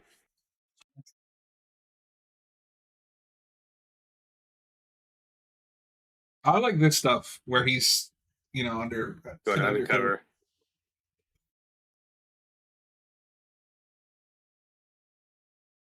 I also think they cut down on his smoking in the later seasons. Well, again, it's because he's in Russia for all season. He doesn't have a lot of access to it. I know story with Pennywise. He was a clown a long time ago in the falling space thing. He Yeah, wasn't well, there's really a long backstory That's for a different with video. the aliens, and yeah, we'll see how much the show goes into that. But I mean, even with like season 2 and 3, I think they really start to downplay a lot of that. I could be wrong. I remember him smoking a lot in season 3, but I could be misremembering that. I could also be misremembering. I kind of tune out with his subplot because it's insane. I'm also, I mean, like I don't smoke, but I'm not someone like has now it's we're seeing a lot less of it in fiction, and it's like it's okay, like if it fits the character or if it's part of it's okay to have a fictional character smoke. It's a thing people still do. I don't know, and there's ways around it. Like there are actors like you haven't finished Better Call Saul. All right, I guess you haven't watched Better Call Saul yet. I haven't finished Breaking Bad. Right, okay, but I don't know. There are actors on that like who used to smoke but then didn't smoke anymore. But what they would use fake cigarettes to do those scenes, and then like digitally in post would clean them up and make them look real. So there's ways around it where it's like obviously the actor's comfort should come first, but I'm not someone who's like. But like Constantine, you rarely see smoke anymore, and there's just characters where it's like, or Wolverine, and part of Wolverine's character is he heals, like he's not in danger. It doesn't. There's a part of his character. To be fair, with Wolverine, you at least get the token scenes. Mm-hmm. I don't need him walking around with a cigar in every scene. No, and like he smokes a lot more than some of the earlier ones, but that's just an example. The ones where it's weird is like Logan, where he just doesn't give a shit anymore. Yeah, he does grab cigars. Like he has cigars, but I don't remember if you actually see him like smoking them. You see them Okay. him grab them, but I don't think he smokes them. Yeah, it's just like this weird thing now of like, But it oh, we also don't want doesn't really characters smoking. bother me that there's a lack of it. Like it's fine. It just I depends on think the my story and the favorite use of smoking is Joss Whedon. Only the bad people in Buffy smoke, so you can tell someone's a bad person because they're smoking.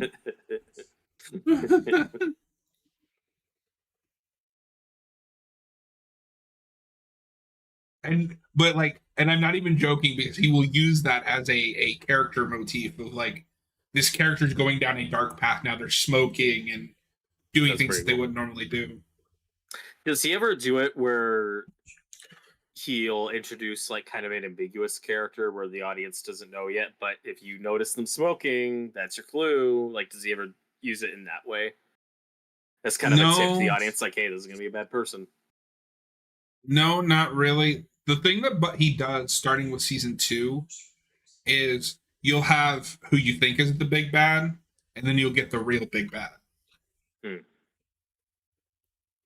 God, I cannot wait for you to see season 2 because I want to know how that plays to Yeah. someone who is not familiar at all with any of the characters outside of the like one episode that you watched. We just did the pilot, right? Yeah. Okay.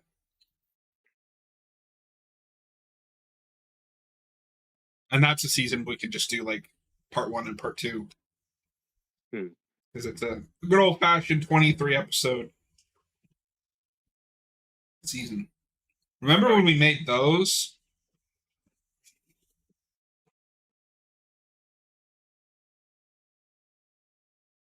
And I think there's a middle ground, like Psych is the big one for me, where that on average had a 16 episode season. Like I think that's a good middle ground for Psych is quality, but also not overdoing it. yeah, and Psych is also one of those where I could see that being a comfort show. Like you just throw that on. That's a big one for me. Mine, weirdly enough, is House. I missed it, but I'd probably like it if I like. I liked a lot of procedural stuff. That's just one I missed. If you like Sherlock Holmes, you got to watch it. I've heard it's good. It's just like, fuck, when am I going to watch 200 episodes of House? You know what I mean? Well, because that is not only is that a procedural, but it is very much a Sherlock Holmes adaptation. Mm-hmm. Well, I mean, that's what Psych is too. Like, it's a loose adaptation, but there's a lot of Sherlock Holmes. House is more like this is just Sherlock Holmes. Mm-hmm. He's a narcissist that can't get along with people. He's addicted to drugs. He has a sidekick who's a doctor. That's his only friend. Well, They Gus kind of is a do a pharmaceutical. Moriarty. What's that? No, I was saying that Gus does sell pharmaceuticals. that's Doctor adjacent. Did you ever watch Elementary? That's what I always kind of wanted to watch. I've heard some people say it's okay. I don't know if that actually gets an ending or if they canceled it. Mm. And I'm just one of those. If you cancel it, you go to the back of the line. Yep. I think Stephen King was making a new Loser Club and Welcome to Derry. We'll see. We don't know anything about that show. But also, maybe this hasn't been confirmed. I know I've seen rumors about Stephen King writing like an It sequel. Have you heard about this? I have not. Because he first hinted at it years ago. I don't know if you know about this. God, what book was it?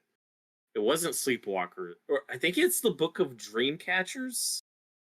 I want to say there's like a blatant reference to the Losers Club somewhere in that, where there's a message that says like Pennywise lives or something. It's like a big overt like, hey, I might be doing this, and he never did. But I think I've heard rumors that he might be writing an It sequel. I don't know if he needs I feel to, like but Stephen King. The only reason I'd be interested in a sequel, to be honest, is to see somebody adapt it. Like, I don't think the Doctor Sleep book is very good, but the movie is great. Yeah.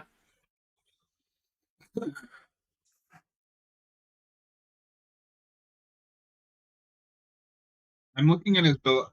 I feel like a lot of his books now, like they aren't nobody makes a big deal. Oh, Stephen King is coming out with a new book because he writes like 600 books a year. Mm-hmm. Oh, he hasn't released a book at all this year. He did a short story collection, but he hasn't written a novel this year, or at least come out one.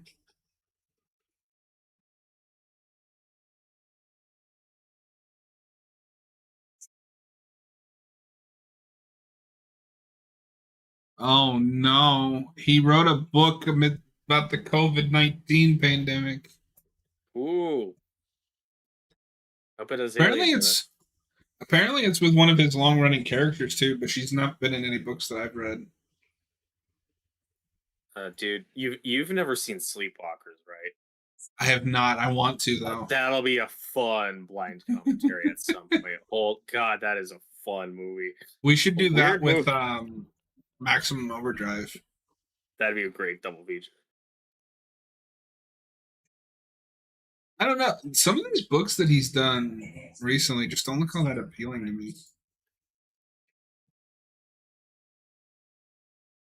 Now, earlier, what you're talking about, like what they should be having conversation, like that's what this scene is. Like it is Jonathan explaining why he takes photos of people, how you see the real person and not who they say they Yeah, are. but And he does apologize here. It takes too long, but he does finally apologize. Because like it's weird, but it is a thing a lot of people have where it's not just a pervy thing. It's just like this weird itch that some photographers have of just observing people. I mean, it's what Rear Window is all about. If you've ever seen Rear Window, that's a great movie. That's like what that whole movie's about, is just like observing other people's lives from a distance. I don't have a problem with Obviously, someone photographing someone. The difference is she was in her underwear. Mm-hmm. And I think I get he apologizes, but I feel like it's just kind of brushing it under the rug. Yeah.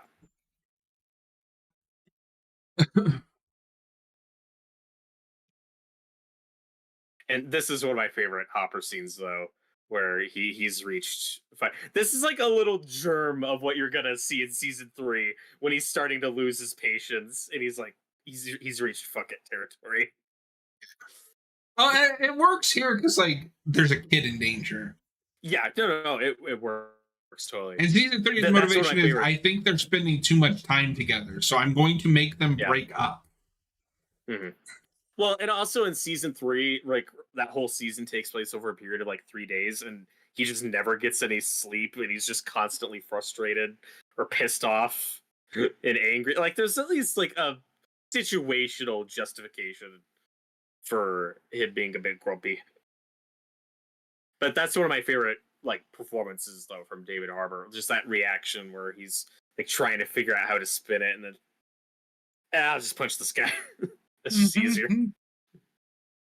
And this scene's so unnerving where you, the audience, like it's crazy too. Like last episode, cliffhanger. Oh my God, Will might be dead. We already know. I love how much information we get in each episode. It's like we already know that he's still alive. Like okay, he's still. It's like Ash vs. Evil Dead, where we get a lot done in an episode. Yes, definitely. Although it's more impressive in Ash vs. Evil Dead because those are like 30-minute episodes that they don't feel like it, but not in a bad way. That's another one we've talked about doing commentaries on. I'd love to rewatch. Apparently, Elementary did not get canceled, so at some point I will watch it. Yeah, all right. Because I like Castle a lot, but that's mostly because I love Fillion. Like, oh yeah, Fillion's great. My mom loves Castle. It gets awkward towards the end because that show is built on a will they, won't they, and then they do, and it's like, well, what do we do now? Oh, our co-stars can't stand to be around each other. What do we do? Well, it's worse in Castle, but I've heard that Bones also has that problem to a degree where it's a lot of will they, won't they, and then they're a couple, and then they don't know how to write them as a couple, and then the show dips. But in Castle, it's worse because you have two actors who don't like each other. Well, and the thing with Bones, because I've seen a few episodes of Bones, Bones also has that repetitive thing way worse than like Castle does. Is they get together in like season 6. You got 6 more seasons. Oh my God. No, that's like a 12-season show. and they get together halfway through. It's like, well, they have kids. I don't know. Yeah, in the case of something like Friends, I think it works better Friends is because just chronicling their lives. yeah, and instead of doing 5 seasons or 10 seasons on Will They Won't They with Ross and Rachel, they get them together fairly early, and then they break them up, and then it's Will They Won't They after that. But like, it becomes more of a subplot of the show than the main focus. And I'm also one of It's those much that more I of a don't focus think in the first couple. Friends has as big a fall off as people say it does. I don't either. I think the last couple seasons are the weakest. There's a couple questionable choices, but I think they ended it at the right time. I don't think it went on too long. And I like the last season, the Ross and Rachel stuff, like them trying to be Mhm. co-parents, and maybe Yeah, I like the that like stuff. Rachel and Joey stuff was a little awkward, but Yeah, that's the big one that was didn't really go anywhere and wasn't super necessary. well, that was season 1, episode 4. Robert, this has been a lot more fun than I anticipated. Yay! I figured we'd kind of like I feel run out of things to talk about, like well. I that's so expected fun. this to happen, where like over the course we'd slowly stop talking about this show and start talking about other stuff. But We got we'll time keep to trying to fill. tie it back to this. We It's, can't talk it's about every frame of the show. I think yeah. that's At, fine. at some point, somebody's gonna just throw on the Stranger Things episode 4 commentary and be like, "Why are these assholes talking about bones and castle?" Here for a Stranger Things. All right, Robert, we've done 2 Damn it. episodes. Let's take another little bit of a break. And then we will get back to it. 'Cause I am out of coffee, and you look like you need a break. Oh no, I'm actually feeling better than I did an hour ago. I'm getting my energy back. But Hell yeah. good. We'll be back, chat.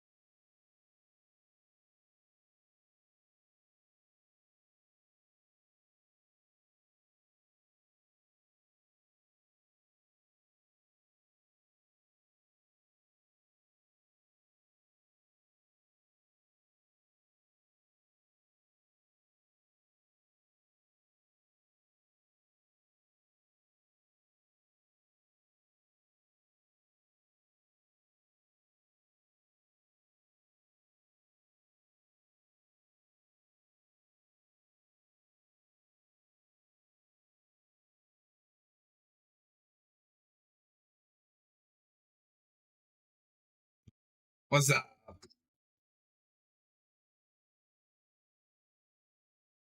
What up? Welcome back. Thank you. Oh, live.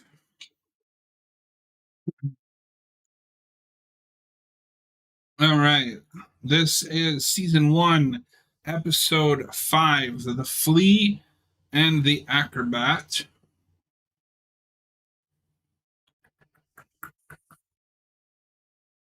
Everybody at timestamp 0 Yes, sir. in 3, 2, 1, go. You know, Robert, I have to say, I think I've just become like addicted to doing these insane marathon like live streams.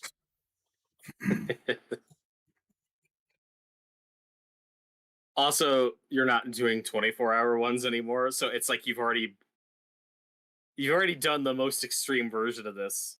So anything below that's just smooth sailing, easy. Like I said, I was really relieved when Cap agreed to do the like 12 hours instead of 24. Although you guys haven't done one in a while, I hope you have time to fit that in soon. He said he was trying to bring it back. I think maybe next month. Oh, cool.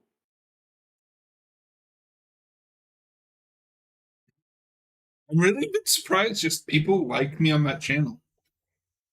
Like that one guy. He found. It's nice to get compliments. Well, it's like I said, it's funny just because I naturally think of Austin being way better at this YouTube thing than I am. Yeah, he's a really funny guy.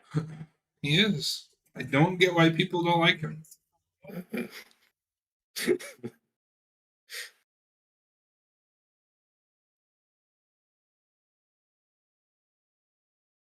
But no, I will definitely have to check out that elementary show. It's kind of. I hope it's better than the synopsis sounds, where it's like, of course we have to gender bend Holmes so that there's a will they won't they, Yeah, or not Holmes, Watson. Watson. Yeah, I haven't seen it, but like if that show just still didn't do a romance angle and kept it platonic, like I think it's fine. But There's no way they don't do that. I haven't seen it. I mean, I also haven't seen it, but I don't see how there's any possible. Stuff like if you show.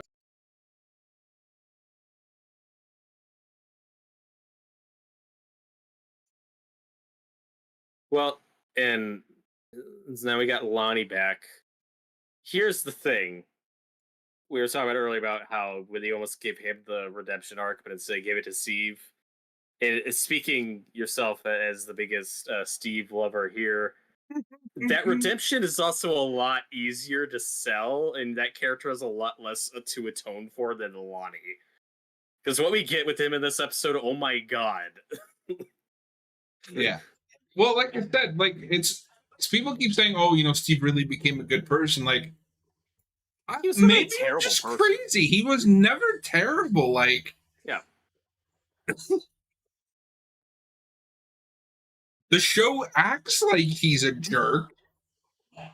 But even at the theater scene, I'm not going to defend what he did, but I think it's understandable when you look at it from his point of view. Mm-hmm. What well, Andrew, we appreciate you hanging out. Thank you. And what we're going to get with Lonnie later, it's like, yeah, he's not here for altruistic reasons or to be a comforting ex. Like, no, he's pretty terrible. Like, at best, you get a last-minute redemption where he then dies. But the idea of him becoming, like, one of the main characters of the show, it's like, man, like, you really would have to spend your time and build to that redemption because, wow, this guy is awful. Also, with just what we have, what they were going to have Steve do seemed really out of left field. Mm-hmm.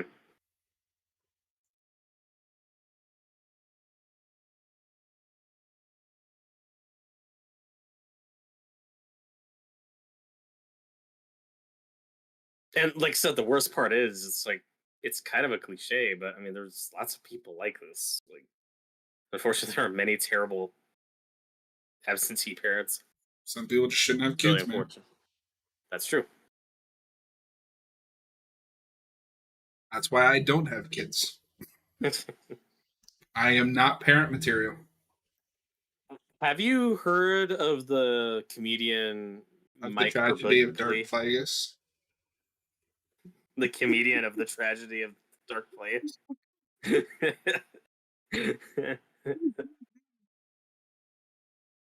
But no, have you heard of Mike Birbiglia? I have not. I've got to share some of his bits with you. I think you'd like that guy. He has one bit where he's talking about, he's like, yeah, I've lost a lot of good friends to kids. It's like this disease people have, and they want you to have it. I am perfectly happy to be single, do my thing, work on our little pet project here. That's a good outlook. Respect that. I've seen Live too your many best people. life. I have seen too many people fall victim to the I've got to have a partner chase. I've got to have a partner. Well, that one didn't work out. Maybe the next one will work out. I've seen too many people fall into just the bullshit drama where it's like, why is this consuming so much of your life? Like, oh my god. You know what never lets you down? Your favorite TV shows. Except when they do. No, I said your favorite ones. If they're your favorite ones, When then... they're done. If they're in the past, then they don't let you down. I don't think you can have a favorite show if it's not over yet, right? Like, it can be like your favorite show on right now, but it's not your favorite show. I guess it depends. Like, if somebody said House of the Dragon was their favorite show of all time, I'm going to be like, Yeah, it's 2 seasons in. Kind of jumping the gun. Wait till it's over. Look at Game of Thrones. Wait till it's over. Right. I will at least, and the reason why I'm less nervous about this with House of Dragon, at least House of Dragon has lore that's already finished. That stuff is already written and done. Well, and So I've always said they're as not gonna much. run into that problem. I've always said as much as it is those two creators' fault for wanting to run off and do Star Wars. It's also Martin's fault. Yeah, he's a slow writer. Like, it is insane that There's a difference between slow writing and you just don't want to do this anymore, but you're too chicken to admit you don't want to do it anymore. Yeah, like, I don't know if you know this, when the last book comes out is when the show starts, and then we have the entire run of that show, and the next book still hasn't it? Oh yeah, it's been over 10 years. Like, it's been 13, I guess about 13 years since the last book came out and when the show... So it's like that show had an entire run without him being able to put another book out. Because he had all this other stuff he wanted to write and do. Oh yeah, I guess he did put out a book in 2011. And, like, not to be morbid, but are we sure he's going to live long enough to finish them? There's this one really funny article about, like, no, guys, he's fine. He's checked with doctors. He's good. He's going to be here. And that was like 7 years ago. Like, I don't know, man. At some point, it's just you don't want to do it anymore. Mm-hmm. I'm, at this point, not convinced he's going to finish it. I don't either. And I mean, I read the first couple books. I really liked the first book, which makes sense because I also really like the first season of Game of Thrones. And then it loses me. What I like about the first book and the first movie is there's like that, or first season is like that mystery of, like, Ned's doing all this stuff, and you arguably have a main protagonist in Ned. And then the rest of the books just get bogged down in so much shit. Mm-hmm. I made it to book 3, and I was like, I could be reading something else.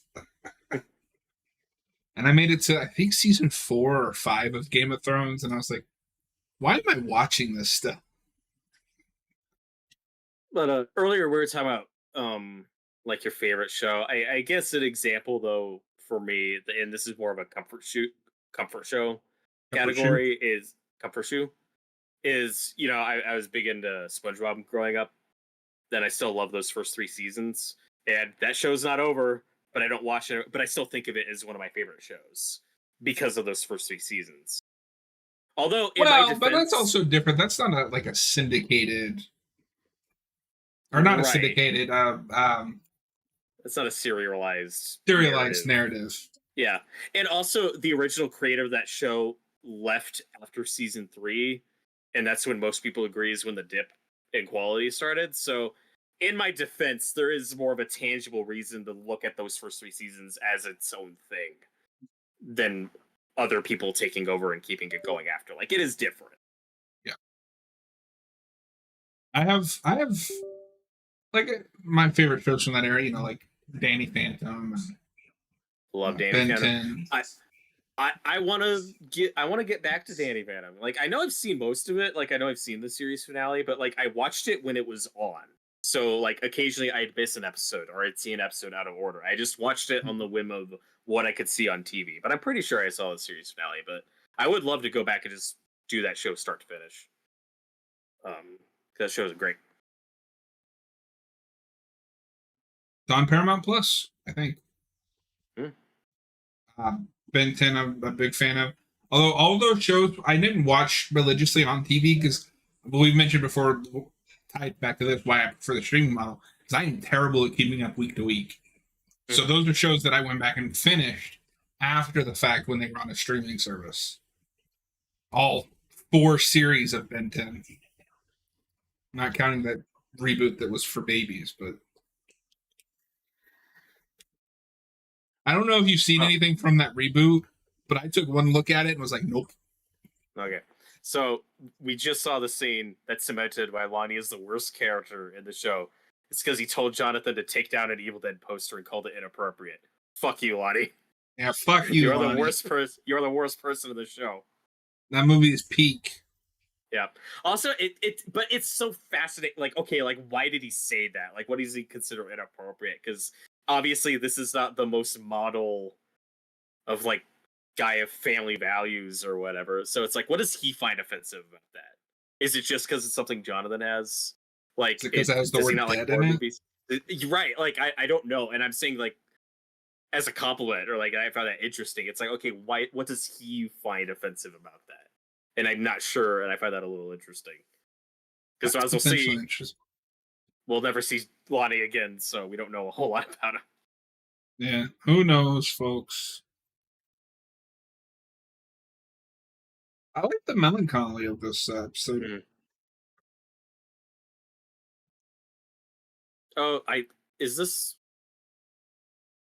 when that there's a song I think that plays here that is really cool that I think was in one of the Metal Gear Solid 5 trailers. Oh, That's really effective.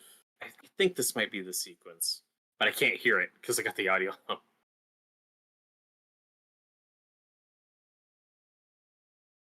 Yeah, that's it. Yeah, love this song.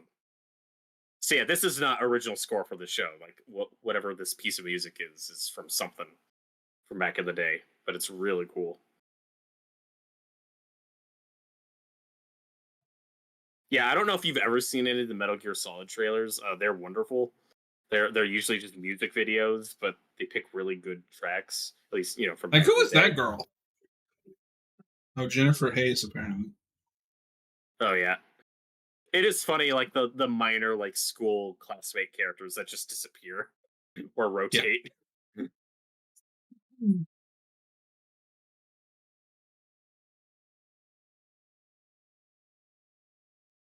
I think that's a song from New Order. I think that's what that song is. Yeah, it's really good stuff. And it is such a funny, awkward funeral where the kids are like just not behaving because they're pretty sure at this point that Will's alive. So just a weird situation.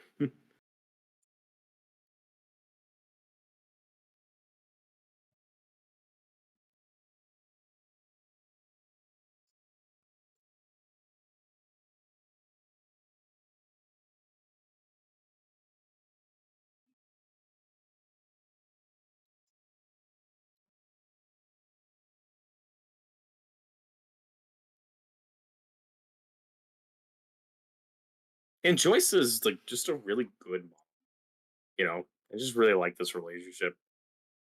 It always weirds me out when parents like actually take an interest in their kids' like interests.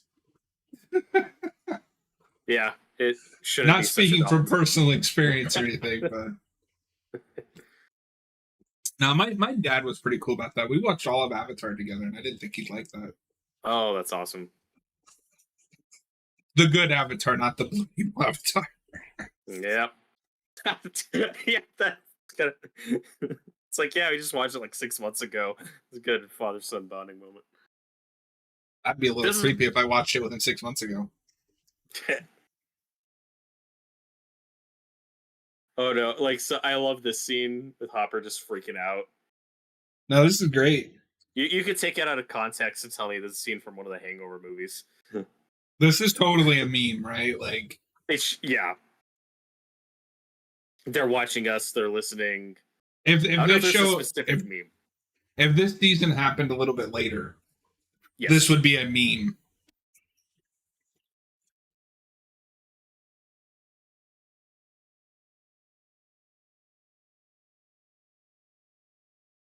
I always love a good montage like this where you're thinking, God, this must have taken so many hours to shoot.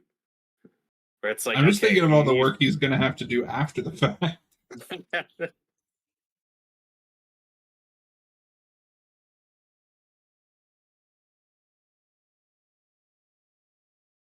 No, this scene's great. It's just very chaotic and intense. It's all sweaty and nervous.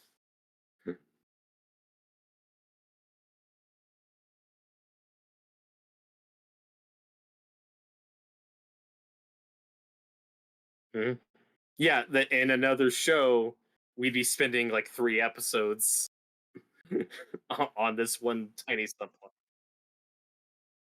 Hmm.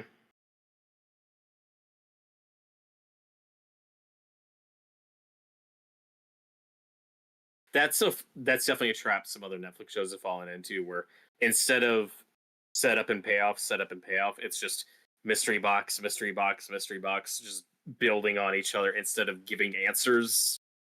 You know, as you've seen in every episode of this show, it's like there's all these new mysteries, but they keep telling you stuff. Like you keep finding out new information.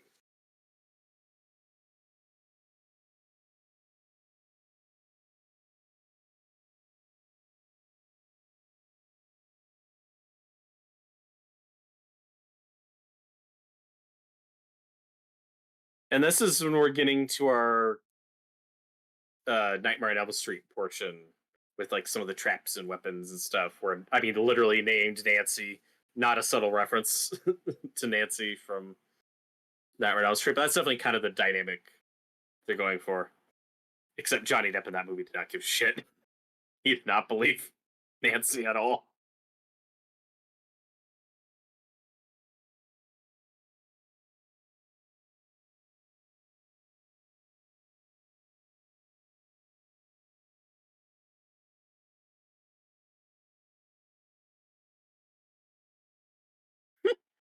But he's tired.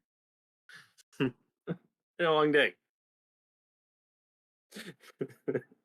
Have you ever listened to the Red Letter Media commentary on that movie? Do you remember this? Oh, with like when he was almost an extra. Yeah, yeah. And talking about Jaguar. No, my favorite part of that is remember the scene when Nancy and Johnny Depp's character are on the bridge, like on campus, over that pond, and like he's got his hamburger, and Mike is just complaining. He's like, "That's such an awkward place to eat. Like it might fall in the water. I don't want to. It makes me anxious. Why would why do you leave your food on the ledge of a railing on a bridge?" Got another take.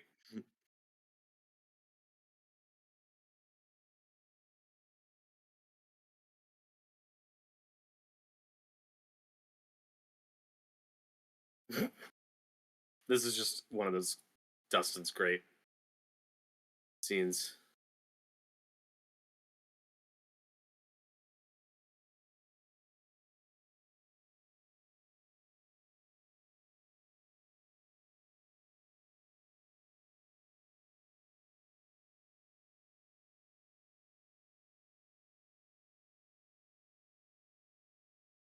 This feels a lot less special after a decade now of, or not a decade, but like 5 years of so much multiverse stuff for Marvel and DC, where it feels just ruined.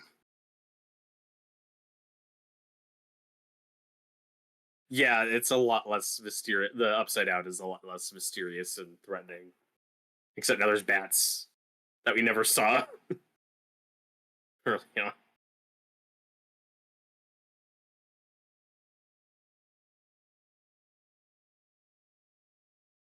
Mhm.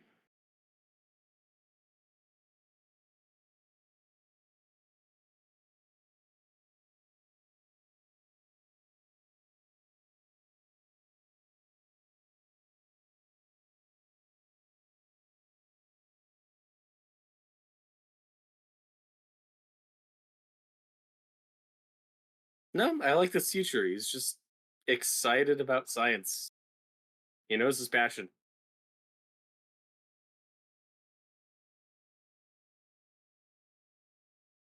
Yeah. And he's like, guys, this is a great. I mean, I'm in the zone, man. Don't blow this for me.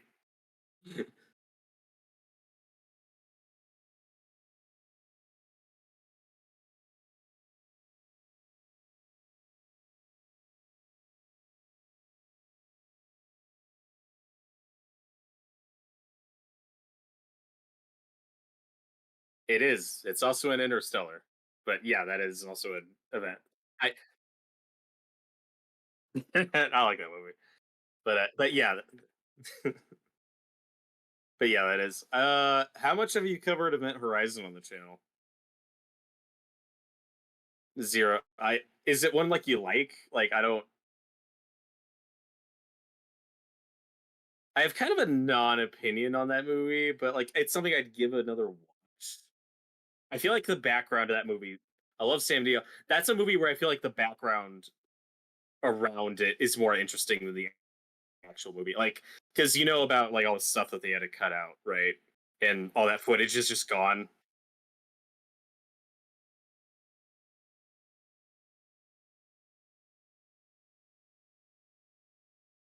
Oh, that's lame. And that just sucks when you have a situation where it's like, oh yeah, there's no extended cut and it will never exist. Probably. That's a.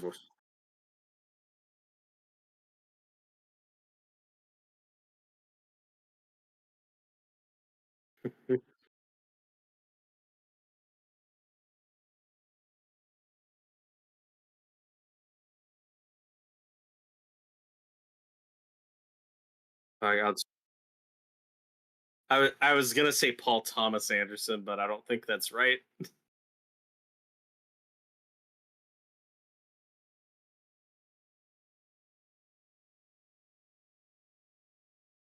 Yeah, it is Paul W. S. This is how my brain works. My brain is like, okay, there's Paul Thomas Anderson, and then there's Paul W. S. Anderson, which reminds me of Wes Anderson. Wait, is that Wes Craven? Fuck, there's too many names.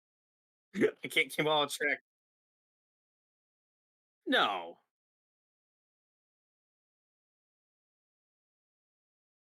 this could be fun blind commentaries for me. I've heard the first couple are kind of watchable. I haven't seen any of them. I know they get real bad, but some people like the first couple.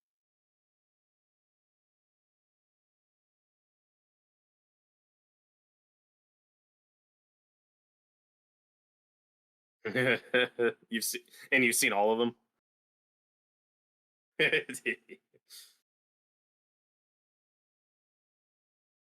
Oh no! Is that the final chapter, or is there another one?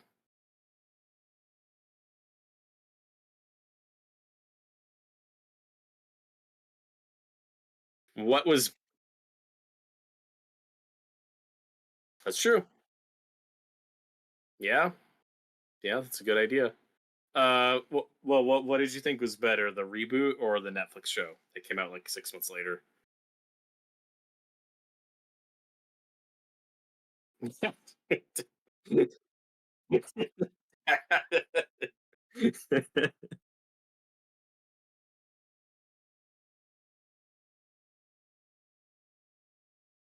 I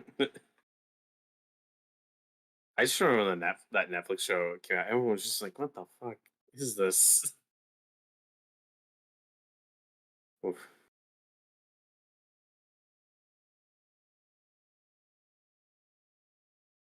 Oh no.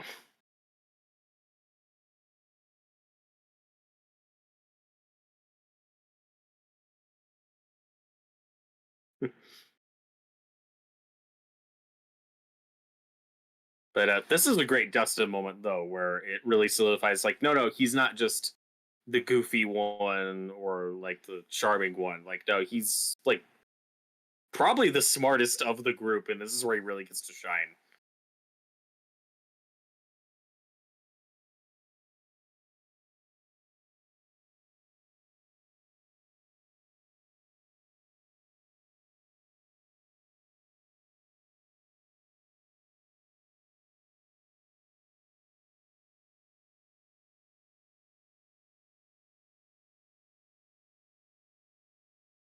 Yay.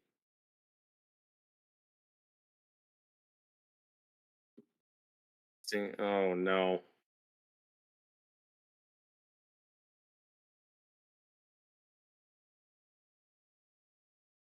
I can hear you. Yeah. Hold up, let me Testing. There we keep go. I talking. fixed it. It wasn't picking up my audio levels. Oh, I love this scene. Do that after the scene.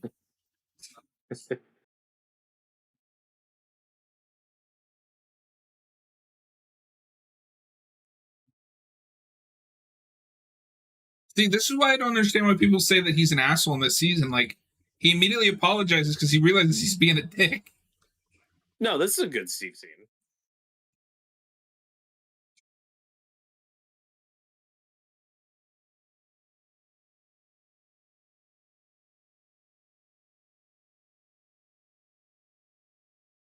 And Steve's another character where we're going to get into this way later, but he's somebody who really resents his dad and doesn't want to be his dad.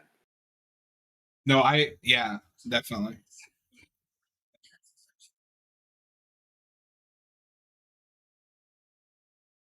But I do think this scene is also conveying that, like, while he is trying his best, that these two just aren't syncing up right now.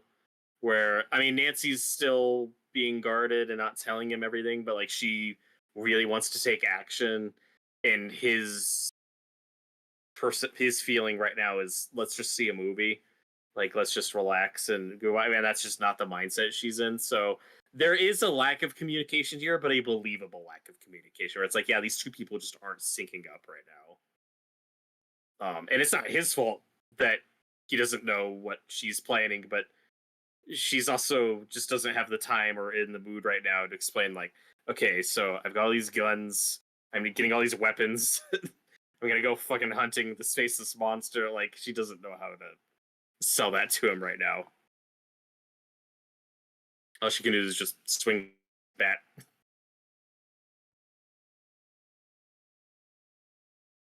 Anyway, all right. Yeah, so this is where we can see what he's digging. We're going to see Robert's live reaction to the only scene I've seen past the pilot of the Resident Evil Netflix show. Yep. Robert's very scared, folks. Oh boy.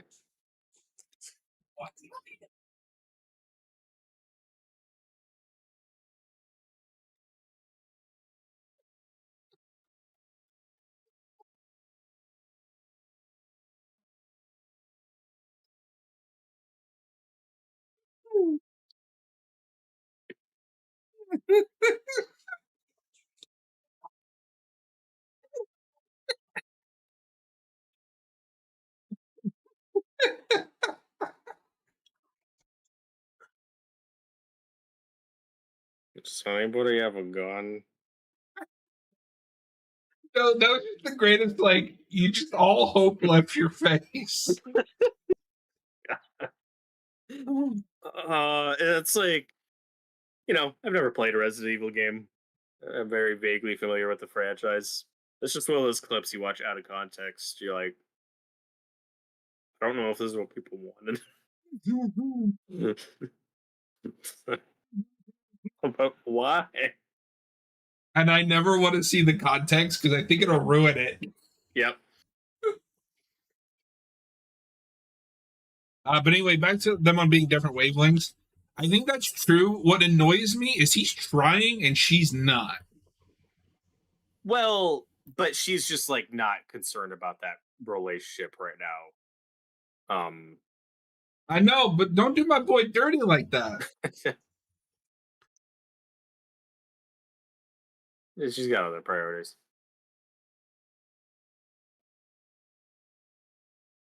And I think that's why I'm more forgiving of what he does at the theater. Like, okay, I will hint at it here, but we'll get into it when that scene happens. She shuts him out completely. And then he sees her with another guy in her bedroom.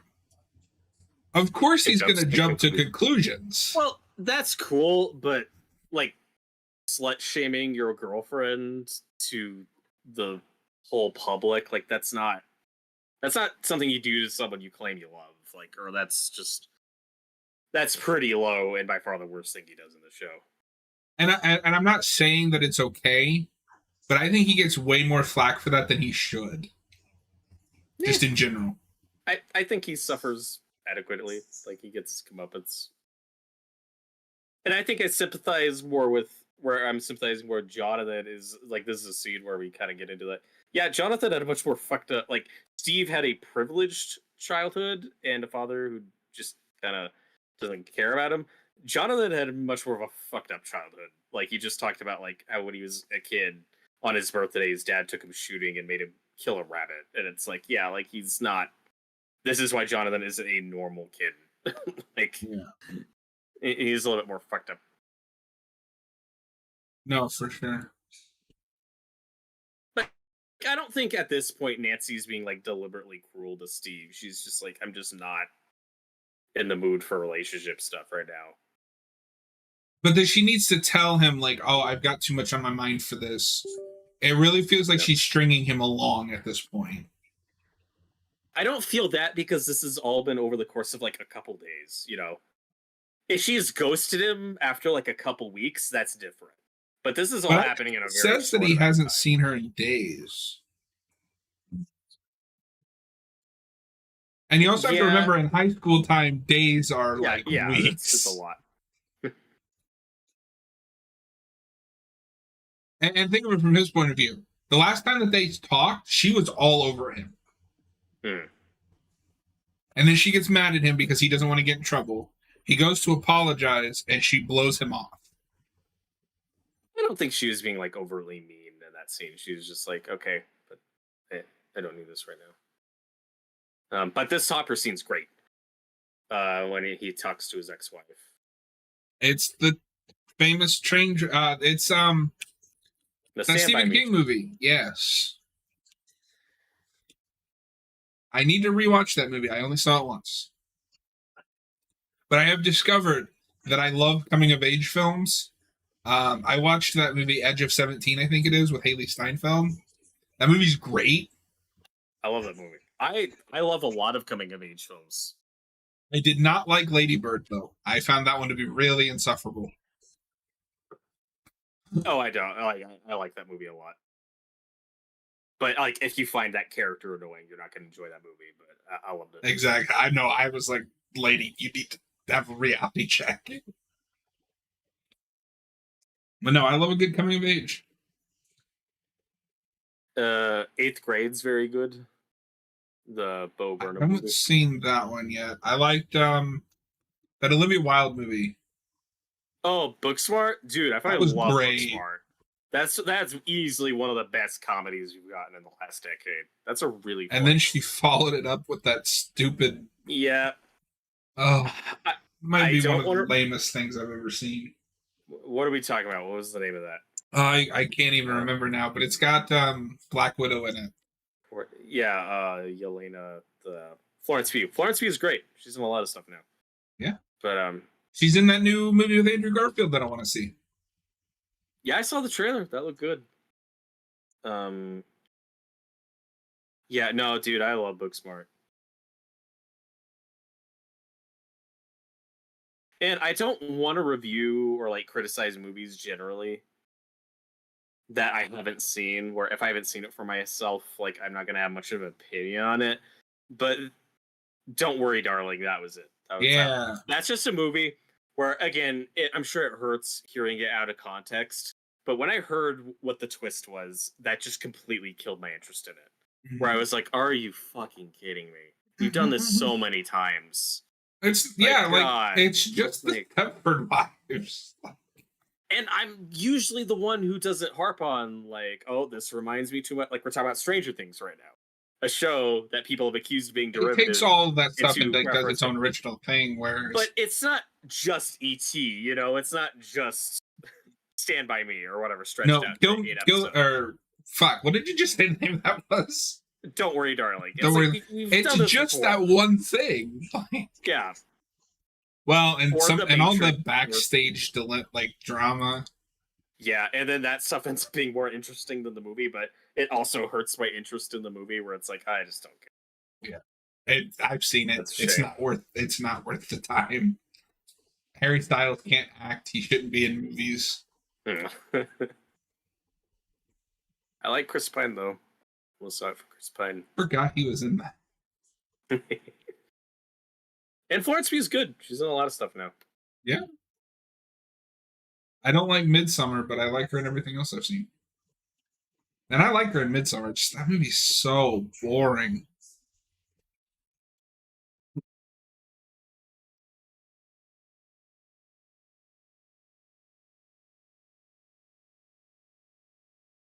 So I think what bothers me with this whole storyline is this supposed to be, for lack of a better description, the Lifetime thing where she's dating the wrong guy and she gets to know the right guy through an adventure. But I don't think any of it works. I like them together, but how we get there is clunky.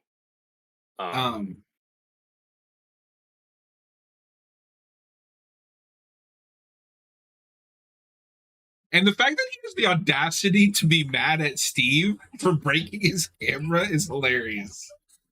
Yeah. Or maybe not. Like, he has the right to be mad at his property, but to act like he doesn't deserve, like, that he It's didn't like, do. yeah, no, that you deserve that.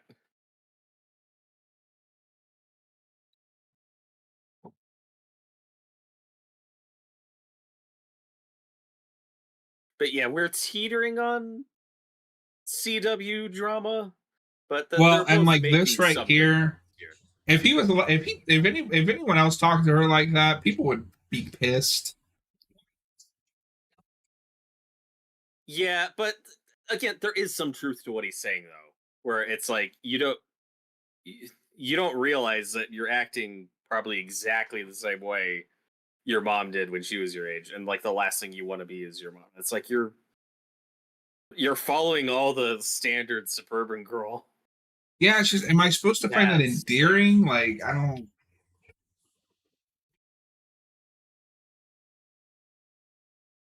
Not necessarily. Again, the way we get to that. This is great. This is great.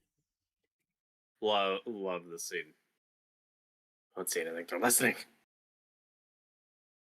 Well, if I was Hopper, I would just take her out of the house and be like, "Come with me and talk."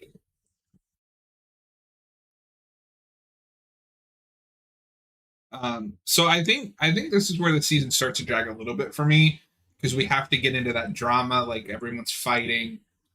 Mm-hmm. This stuff with especially 11 the stuff works. with the kids is really contrived. Oh, I don't think it is, because like she's a kid. Like all she knows is that's the bad place, and I'm gonna lead them away from the bad place. No, that's what I'm talking about is, I think it's this scene. I could be wrong.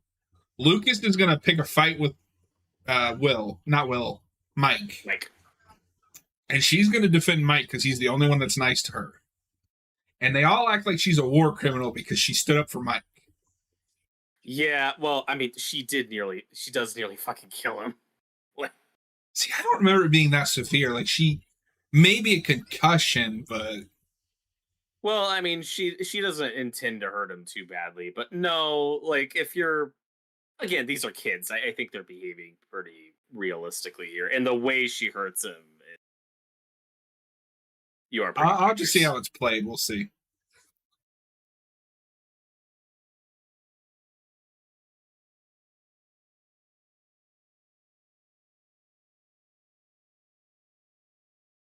And part of what This is more believable dramas. They're mad at her for kind of like throwing them off trail. And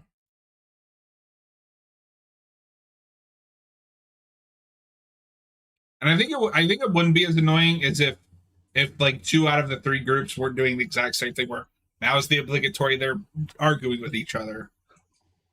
Just do one group. Like I like all the Hopper stuff in this episode, but yeah, if we were maybe when we're done with this whole thing, we'll do an episode ranking. This is an episode I could see ranking pretty low for me. Yeah. Again, it's not bad. It's just like I also it's weird with this season. As much as we praise this for being like so tight, I miss some of the other character dynamics that they bring in with the other characters, like Max, and obviously Steve isn't quite as interesting as he is in 2 and 3. And I'm just saying, Steve should have kept that baseball bat with the nails. Like, that's iconic at this point, and he doesn't have it again after season 2. Yeah, the axe is pretty cool. In season 4, and realistically, like that thing when it lasts, once you hit a Demogorgon with it a few times, like that thing's falling apart. You just reinforce it. They could do it. Maybe in the final season they'll do a new nail bat. I would be shocked if they don't have like a bunch of callbacks to season 1. Oh yeah, I mean I hope they don't overdo it. But they could. Though I did pick up an early. I really hope he doesn't get it by then, but I don't think he would. I picked up an early Christmas gift that I'm setting aside for my friend who, like you, is the world's biggest Steve fan. And I found the Steve Funko Pop from season 2 with the sunglasses and the baseball bat. I think this might be the worst of it. Like, I don't get why Mike is so defensive of her. It can't just be a crush. I think he's really projecting and because it's taking his relationship with Will and putting that onto 11. That's part of his grieving process. It's like you're filling that room. And I mean, to be fair, Mike did just escalate this fight. Jesus Christ! Oh my God! That's okay. That is worse than I remember. It's a big throw. And it's at first sight, you're like, "Oh, that kid's dead." If this was a James Gunn movie, his head would be peeling off of the side of that. I don't know. Like, it's worse than I remember, but it's also not with that much force. Yeah, no, but that might also just be situation. That might also just be the wire work. Like, it's probably supposed to be intended to be a little harder than it was. Yeah, but they don't want to hurt the kid. Yeah, and if you're Lucas in that situation, like that's the straw that breaks the camel's back. Like, you're getting the fuck out of there. Isn't it? Don't in season 4 they like CGI Billy Bobby Brown to look like this again for these moments? Or am I misremembering? When they do the flashbacks with her as a little kid, they deep fake her face onto the. Can we stop doing that? Sometimes it works and sometimes it's noticeable. You could have just recast. Like, I can't say it was necessary, but sometimes it looks good. I don't understand why we have to do that. We went for decades with, yes, we understand that this is the same character, just younger. Mm-hmm. I think it's cool when they pull it off. The problem is they don't always pull it off. So. Yeah, it's just a bit unnecessary. Damn, I forgot how long X-Men Origins is. They're still going. It's a weird movie. And how do you feel about this? Like, for a lot of people, season 3 of the show is where we jump the shark when we do all the Russian stuff. But like, that stuff is set up here. No, I've never had a problem with it. But there is a shift weird in thing tone. Is more so. No, it is definitely more lighthearted. But it also gets really dark. Like, we don't talk about the fact that Steve is tortured.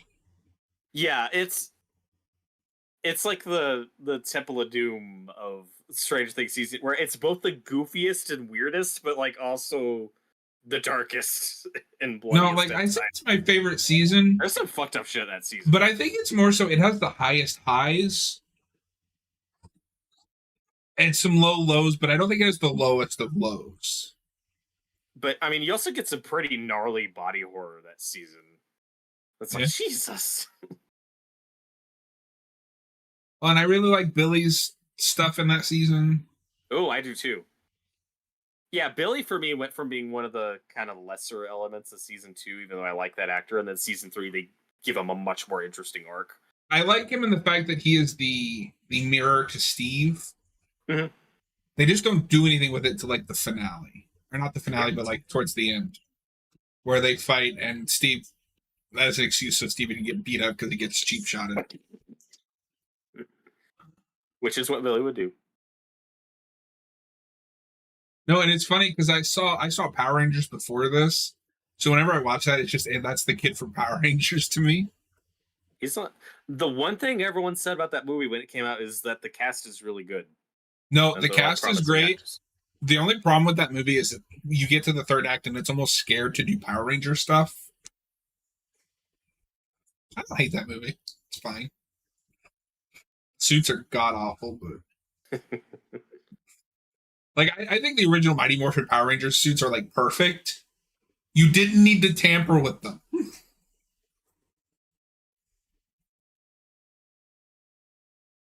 Especially in a post MCU world. You could just put those on screen, people wouldn't care.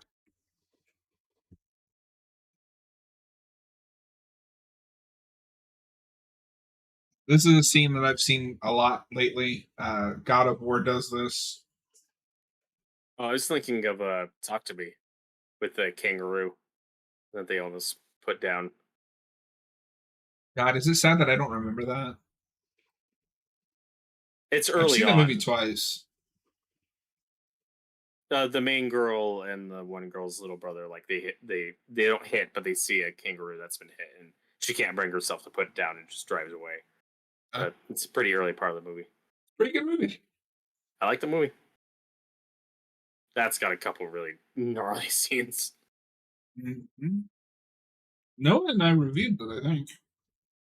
Good.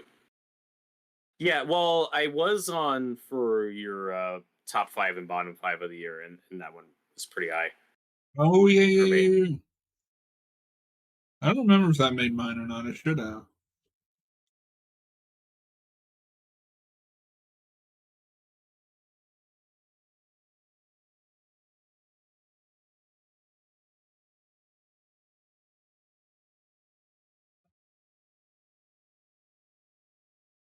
I love old weird flashlights. That's something I always like singling out for some reason. Just I like the really- weird older flashlight designs. Kind of something nostalgic about it. I love binoculars for some reason. Mm. I don't know what it is. Apparently, we're getting in a violent nature too. Yay! That doesn't seem like a movie that needs a sequel, but all right. I still haven't seen it. I really did not like that first one. It didn't seem like. I mean, I haven't seen it, but it didn't seem like a movie you would like. Though I've heard there's a standout kill in it. So it has kills that I have never seen in a movie before. At least a couple of them. Those are great. The rest of it explains why you don't make a movie that follows the slasher. I think just like as an experiment, I think it's interesting. It was Like an interesting failed experiment. I haven't seen it. It'd be like, that's like making a movie where instead of the kids, we follow Jason. You know why you don't follow Jason? Because he walks around in the woods for a lot, but for the whole time. It's just a guy walking around in the woods. Hey, Jason Voorhees has lived a tough life. He's like the Johnny Cash of slasher killers, okay? It's true. He's got some interesting stories to tell. I have made it to 27 2024 movies. That's impressive.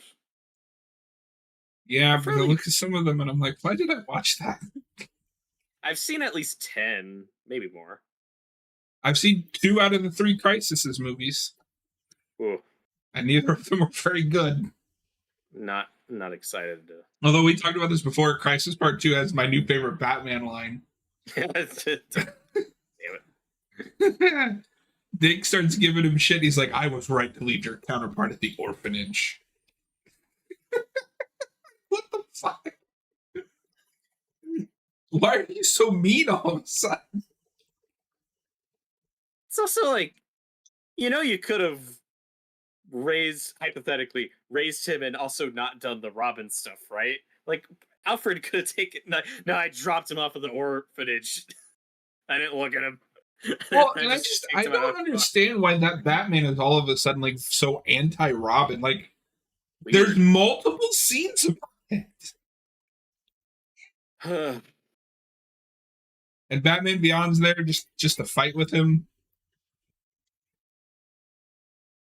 And gets like 2 lines. I like that Nancy's the one that goes into the Upside Down. Yeah. It's also a scene where I'm like screaming at the TV, like, don't go in there. Don't go into the long grass.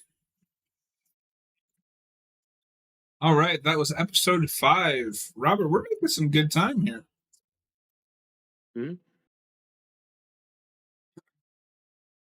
Also, one with a good song choice at the end. Yeah. Yeah, no, we're a good chunk into the show, and I'm feeling pretty good. I'm feeling good. Are you feeling it now? A little bit, but I'm feeling good. Season 1, episode 6. Yeah, so the next 2 are shorter, and then the last one's about an I think it's a full hour, isn't it? hour. 55. But the next 2 are in the 40s.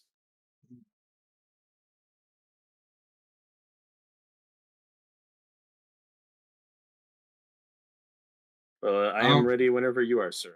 All right, this is season 1, episode 6, titled The Monster.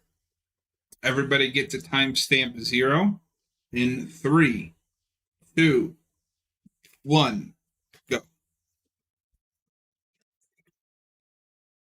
And it's funny because this is always a season when I'm just thinking about it. I'm like, oh, this one's kind of boring. And then I watch and I'm like, what am I talking about? This isn't boring. Mm-hmm. Yeah, I think the stuff I remember more from this season every time I watch it is more than the first half. And it's also that struggle with the first season, right? Where you start to become more accustomed to the later seasons and like characters that you like that maybe aren't there yet. So going back, it all feels very stripped down, which isn't always a bad thing. But I think especially like sometimes with sitcoms, it's harder to go back to early seasons before characters change and progress. Or the show hasn't found itself. Oh yeah, you see that a lot. Or sometimes it found itself and then loses itself later. Have you watched The Good Place? I haven't. My mom watched it. She really liked it. Best sitcom in the last decade. I don't think she loved the ending. That's a show I think she liked the earlier seasons more than the later ones, but I've mostly heard that show had a solid run. You have to be okay with a sad ending. It is not a feel-good ending. That's probably it. It's also unfortunate that like I know the twist, so it's I don't know how long. I will just tell you, if you only know the you know the twist there in The Bad Place, you don't know nothing. That is the season 1 twist at the end of the season. You still have there's 4 seasons. It goes places.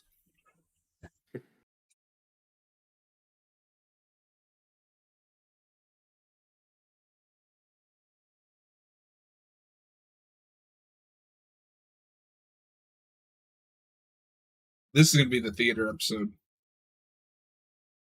Oh, yeah.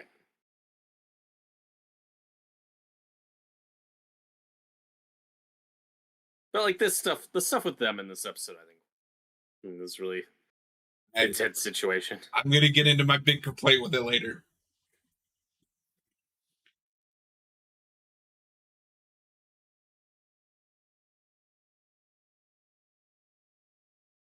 because I this is the main episode in this season where I think they really have to force things because they want you as the audience to be rooting for her and Jonathan.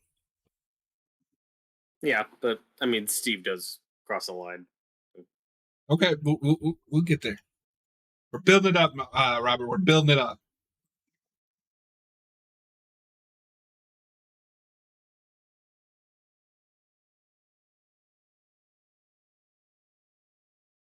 Stranger Things. Ooh. I think the only one of these I'm not looking forward to is season 2, just for those few episodes. I don't have a problem with the start of that season. I just don't want to watch the Halloween episode again. I hate it. I like man. the stuff with the kid.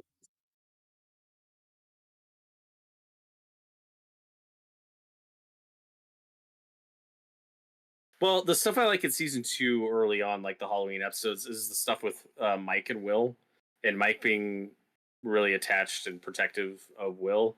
And then in the later seasons, Mike is a really shitty friend. That's just part of growing up. Yeah, for sure.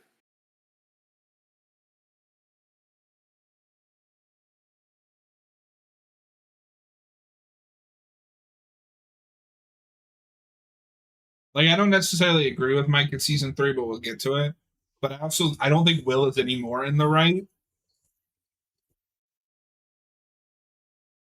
Yeah, so like I said, I'm not saying that what he does is right, but also you have to remember it was the 80s. Like, we had a different view on some of that sort of things. This is not okay. The right thing to do is to fucking talk to her about it and confront her before slut shaming her to the entire community. Like, that's obviously not how you handle that situation. It's like what you do is you confront her and say, "Hey, either we're breaking up or explain." So, like it. how Nancy if I should think you're have told him, "Hey, I can't really do this right now." Like, But it's only been a few days. Like, she wasn't like trying to be. She wasn't trying to be mean. She was just like, "Yeah, I don't need this right now." And yeah, Steve just saw something and is jumping to conclusions. But it's like, yeah, and then you confront her about it. No, this is. I know. I think it's pretty shitty to Steve's blow point. off your boyfriend to run off with some other guy in the woods. He's jumping to conclusions. I mean, But even and I'm not saying he's not, but that's also on her. Oh, but she doesn't deserve. Like, they weren't doing anything. Say what he's doing. What he does is correct. I'm just saying it's bullshit that he gets 100% of the blame when it's just as much her fault for not communicating with him. I think that's a stretch. He takes it really fucking far for what he assumed. Yeah, if you don't hear from your girlfriend for at least a couple days, I wouldn't. and you catch her in her bedroom with a towel around her, I wouldn't publicly humiliate her. I wouldn't do that.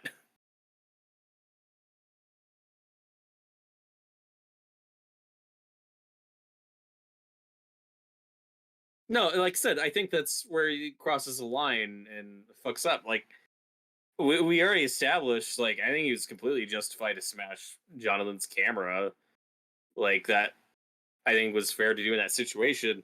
But then if he started parading around or involving the community or telling other people about it, then I'd say that's also crossing the line. Because it's. And I'm not saying that he's not crossing a line, but I also think that she's being inappropriate here. She has a boyfriend. Oh, like, I don't think this is inappropriate at all. Oh, we're going to disagree hard on this if you have an issue with this scene. She's fucking traumatized. Like, she's terrified. Like, nothing intimate happens here. Like, sexually or romantically. Like, she's fucking terrified and she has no one else to confide in right now. Like, this is really scary. Which is not true because she has Steve, she just doesn't try. Like, I think that's my biggest issue is she makes zero effort and then gets mad when he jumps to his own conclusions. But what's she supposed to do right now? Like sneak out and go to his place? Or call him and get him to sneak in here? Yes, because no teenager has ever sneaked out and went to somebody else's house. But like I'm not gonna criticize her for not being like rational or whatever. Like she's I don't know. Maybe I'm just situation. old fashioned, but I don't. As if I had a girlfriend, I don't know if I'd be comfortable with her sharing a bed with another guy. I don't care the circumstances. There's clearly nothing intimate going on. And now in season 2, that's a different conversation. But here We'll get to that conversation. It's purely because okay. she's So if you were dating a girl, you would let her sleep in the same bed as another guy. Well, just sleep. It's not up to me. She's her own person. I can't let. Okay, maybe let, but you would. Okay, sorry. Let is the wrong word. Obviously, we don't control other people. You would be comfortable with it. I don't know if I'd be comfortable with it, but it would depend on the circumstances. You know, something I'd keep an eye on, but I wouldn't jump to conclusions or slut shame her publicly. That person is the same person that took photos of your girlfriend in her underwear. Okay, so if you want to find a common ground, if Steve is going to act out and do something irrational or extreme, the person he should be targeting is Jonathan. I'm not even saying I agree with that behavior, but that's who he should be going after. And I don't disagree, but I also think it's that 80s, like, the girl is the one that usually gets the blame in those situations. Mm-hmm. Not saying it is correct. I disagree with you. Not saying that it is correct or she's deserved. We're not going to agree on that because he jumped to conclusions and then slut-shamed her to the entire community. That's obviously really wrong and fucked up. He felt hurt, he felt betrayed, and should have confronted her or Jonathan or both about it. But, like, or broke it up with her or whatever, but that's still, you don't need to involve the rest of the community in that. Like, it's nobody else's fucking business. I don't know, I think you can admit he was wrong, but also admit that he got to that point because of her actions. I think that's a bit of a leap because they show establishes. I don't think it doesn't have to be intentional, but again, the only things he knows is she blew him off, and the next time he sees her, she's cuddling in her bed with another guy. But she didn't even like blow him off though. Like he went to confront her. And then was like, "Hey, let's go see a movie." And then she said, "No." Like that's not. Which is kind of blowing him off. She just needs space. Even he feels like she did because she won't call him back. She won't talk to him. Also, like her fucking best friend is missing. Like this is a tense, weird situation, you know. And again, these are teenagers. Like they're not gonna behave super rationally or. And I don't expect them to, but I think as an audience, we can admit that they're both in the wrong here. I'm not saying that Nancy's hasn't made mistakes. I just like where she did more fucked up shit to me was like how she treated Barb, you know. But here, like I said, she's not like intentionally harming Steve or, you know, whatever. Like it's just not on her mind, which I think it's fair. Again, I'm not saying she's not making mistakes, but in no world do I think she deserves equal blame for. I'm not going to victim blame her for getting slut shamed to the whole community when we know that she didn't actually. I think you are confusing the actions with the consequences. I am not saying she deserved it. I am saying her actions led as much to what happened as anyone else's. It is just as much her duty to be open and communicative with her boyfriend as it is his job to communicate with her. It is a two-way street. Well, and she feels like she has, but like I don't know. Has she? Yeah, because she already talked to him about like the thing she saw, and then he didn't believe her, which we already talked about that. Which then that isn't, but that also isn't fair for her to hold against him. Like, oh, I didn't believe you that you saw a man with no face. She just doesn't know how to communicate this stuff to him, you know, as opposed to Jonathan, who is going through what she's going through. See, I think the show throws Steve under the bus here. It wants you to root for these two. Like, if you're talking about the writing, like, that's a different conversation. I don't know if the show needs to go this far with what Steve does, but I'm just saying that, like, he absolutely deserves to, be punished for or face repercussions. Hey, welcome in, Charlotte. And I'm not saying he doesn't. I just think this show wants to do the thing where, oh, you're supposed to think that Steve is wrong for her and that she should really be with Jonathan. But it sacrifices character to get to that point, which is what irritates me. But then we flip back and get more of his growth, though. Like, we've still seen, like, shades of those negative traits with Steve. He's had a couple of not great moments.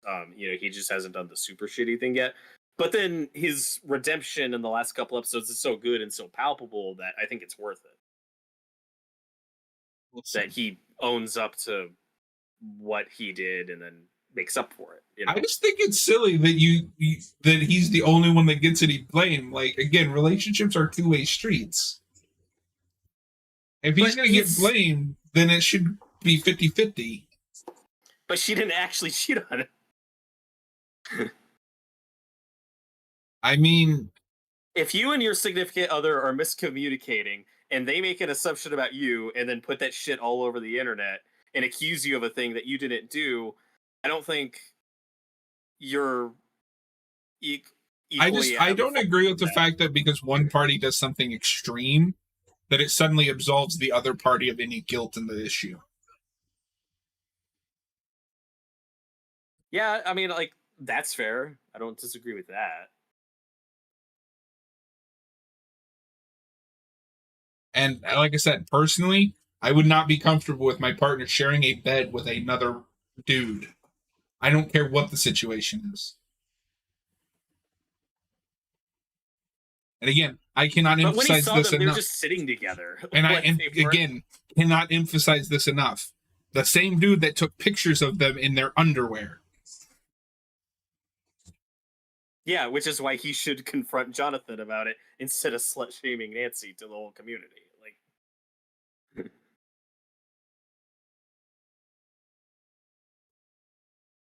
well, and to be fair, though, I have always felt like, and this is me kind of, I guess, imprinting something on the show, that is Carol and whatever that kid's name is, his friends, kind of urging him to do that. Yeah. Well, again, they're the toxic part of his life, and even though we've seen Steve usually perform well, like, there's still not a good influence on him. Like, it's still a crowd he behaves differently around and shouldn't be with. And then by the end of the season, he finally cuts out. And so, again, like, that's why I'm not as mad as you are about how this stuff plays out in this episode, because the redemption we get with Steve and the last couple episodes is so good. So in the long run, yeah, but I also, we'll get to it more in season 2, but it ultimately ends up being for almost nothing. What does he redeem himself for? To get his heart broken again? To get cheated on? No, I'm talking about him as a person, not his relationship or life. Yeah, what is his reward? To get shit on some more. No, but he becomes a better person. He hangs out with Dustin. Like, we see him continue to grow. Like, he becomes better. That's what we love about him. Yeah, I don't like the road that we take to get there. That's all I'm saying.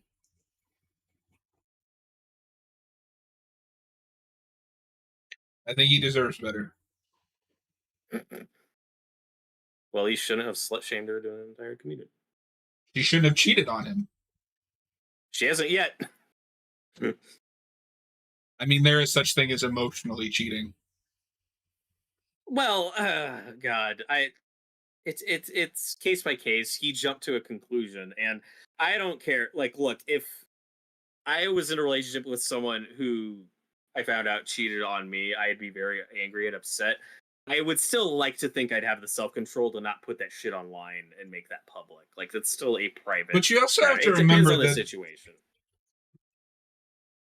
that stuff, I don't want to say it was acceptable, but I feel like it was more common in the 80s where you would just go and do something stupid, especially because the 80s were still very much like the women were at fault for anything that happened. It wasn't the men, you know what I mean? I'm not excusing it. In fact, I do agree that it's not okay. But I think it is a believable, like, I can track the course of events that got him to that place. Yeah, and like I said, I'm not criticizing the writing. It's like, yeah, that's a Oh, mistake. I have issues with the alley scene, but we'll get there.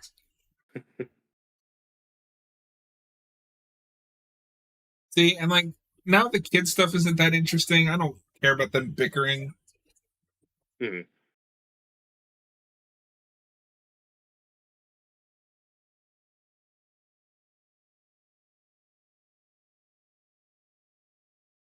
But this is where we're gonna get one of those good Lucas moments, though, where he goes out on his own and he gets his Rambo suit up Does he montages. do the Rambo thing here? I think it's here. I think it's coming up. God, remember coin laundromats? Oh God.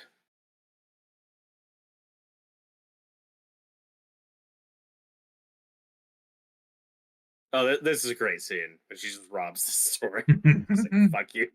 Give me all your waffles. Funnily enough, I have done something like this. I accidentally, not like to the degree she does it, but as a kid, I didn't understand that a barcode meant you had to pay for something. So I just grabbed a muffin and left. Did it set anything off, or nope? Did you get away with it? I didn't know anything until I got in the car and was like, "Did you pay for that?" I was like 5 or 6. It's like what? I thought it was free. That's funny.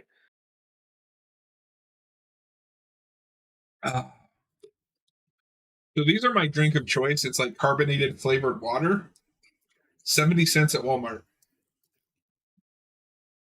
And this one's black cherry. Although it's really bullshit when Walmart will like, I'll pick because I like specific flavors. And Walmart will be like, well, we're out of those. I don't believe you, but whatever. Here's as many as you ordered in a completely different flavor that you've never tried before. Hope you like it.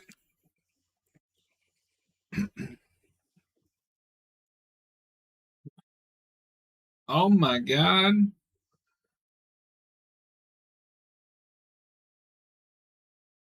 So what I find interesting with this is because it's like sense deprivation. You know about like hyperbaric chambers, right? For like wound patients, which is kind of what this is, but with water. My dad used to have to go into a hyperbaric chamber for cancer stuff. Damn. Because they had to do like skin grafts and shit. Jesus. One of the freakiest things in my entire life is after one of his surgeries, they had to do an entire skin graft here, and he had like holes in the skin graft. Oof. And I suffer really bad from that tryptophobia. I have discovered. Can't do it. I can't look at a picture that has a bunch of holes all close together. It makes my spine crawl. Ugh. I couldn't look at him until it healed.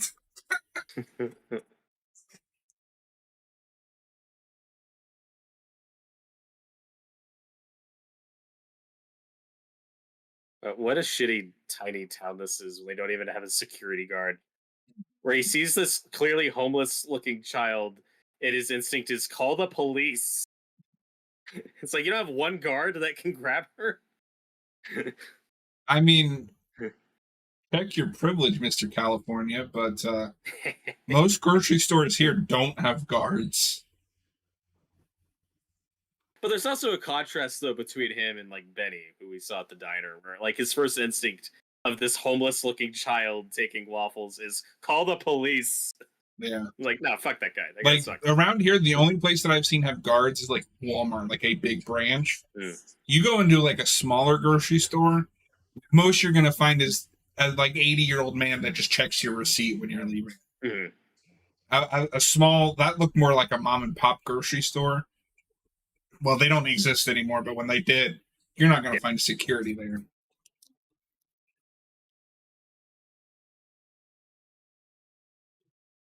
And this is the woman that they think is Elle's mom in season 2, right? Yes, and it is. Because they waste a lot. They devote a lot of time to that subplot. I think some of it works. The problem is it just leads to that subplot where Elle runs away. Which again, I get what it's going for her character, for her journey. Like I like that we took her on that journey, but I don't know if we need to spend a whole episode on it. A waste of time.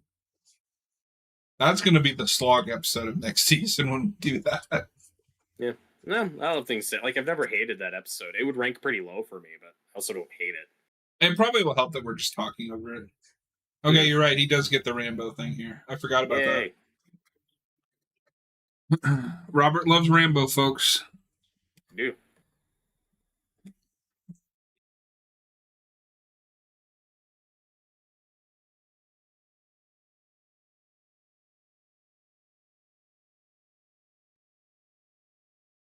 Oh god, I actually opened Discord and just the thumbnail of that singing video that I sent you, it's creepy. It's probably creepier than anything that's supposed to be scary in that show.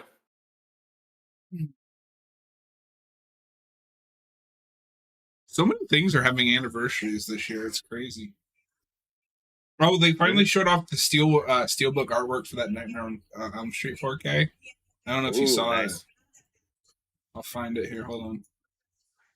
I think I saw the post about it, but I didn't actually look to see what it looked like. I've got the photo here. I'll send it to you.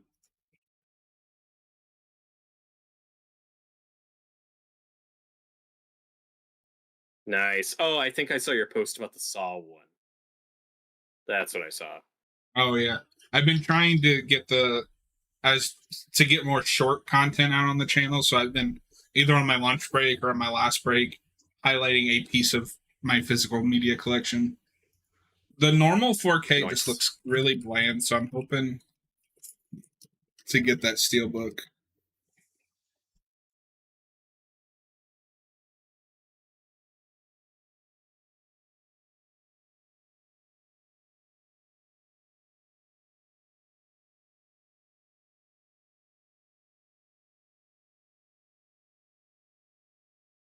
Yeah, I do agree though that even though we're this late in the season, like it does feel like things have slowed down a little too much. Yeah.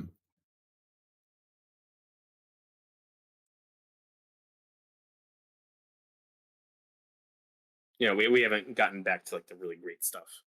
Yeah.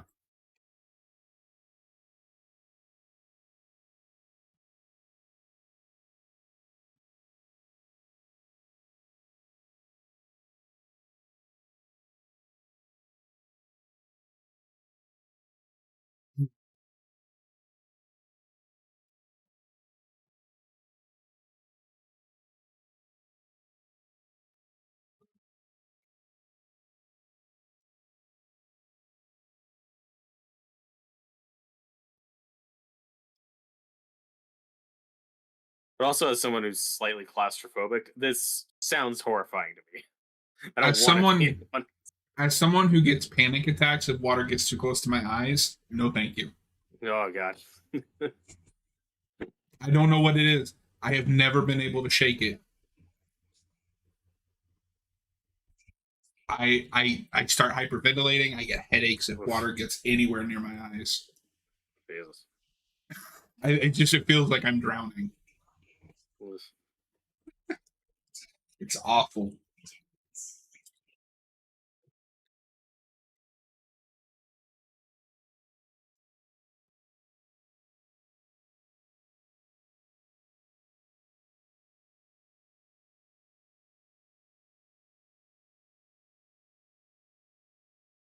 Remember Stephen King? And maybe that's the problem with some of that season 2 stuff. Like, I like seeing Elle reconnect with her mom. Like, I think that's important. But we also don't learn a lot of information there that we didn't already have here. Like, we don't have all the details, but, like, we get the gist of what happened, right?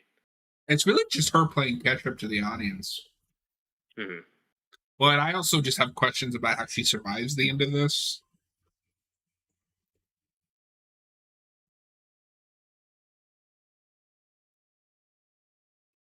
Who? Her mom? Because the ending of this plays like a self-sacrifice that she should have died in. Oh, you mean the season? Yeah. And then the big reveal in season 2 is that she didn't actually die. Yeah, she just went in the upside down. I'm used to Again- it with this show at this point. Right.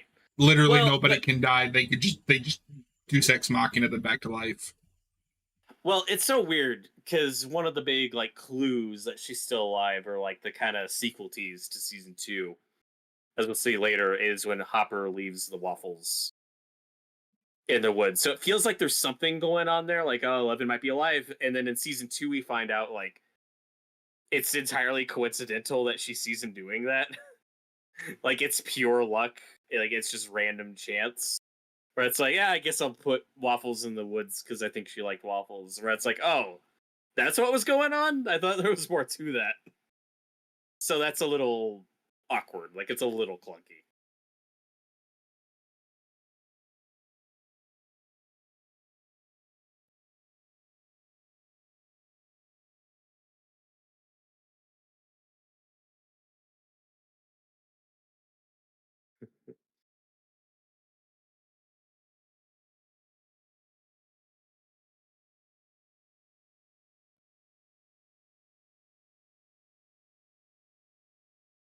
Okay.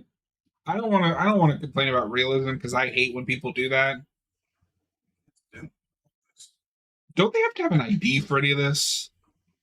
I would yes. I mean, they might have. He might have a driver's license. Like, no, he definitely has a driver's license by this point. Yeah, but I would Or think maybe you'd still have to fill be that like 18 with a license, with an ID. It was the 80s. I don't know.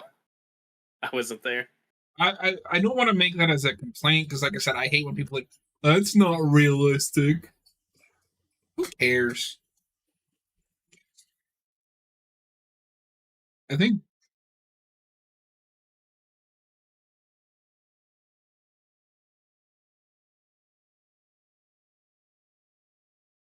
Oh boy, here we go.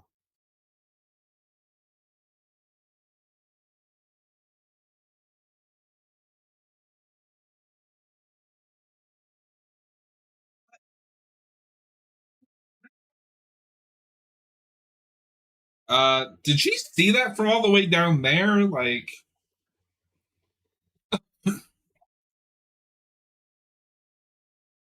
Well, she knew to check out the movie theater.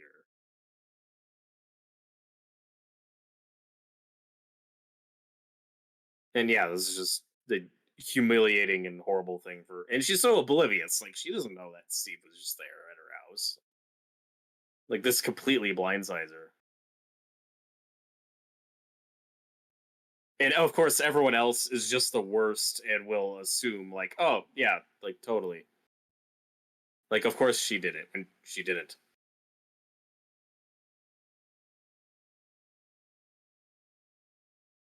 And yeah, you're right. Like, Steve's friends are definitely kind of egging on more to do this. You know, like, they are that bad influence in his life that he needs to cut out, which he does after. You know.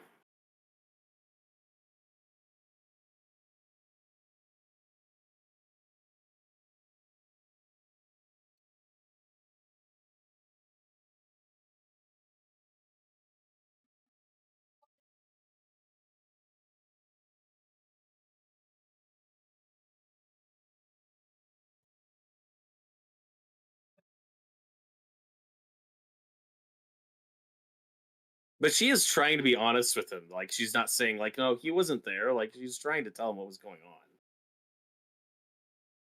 yeah, but then he asks her to finish it, and she just doesn't. Like again, it's because she won't communicate. Okay, and this is Steve goes too far here. He does. He keeps pushing this. Yeah, that's crossing the line, Steve.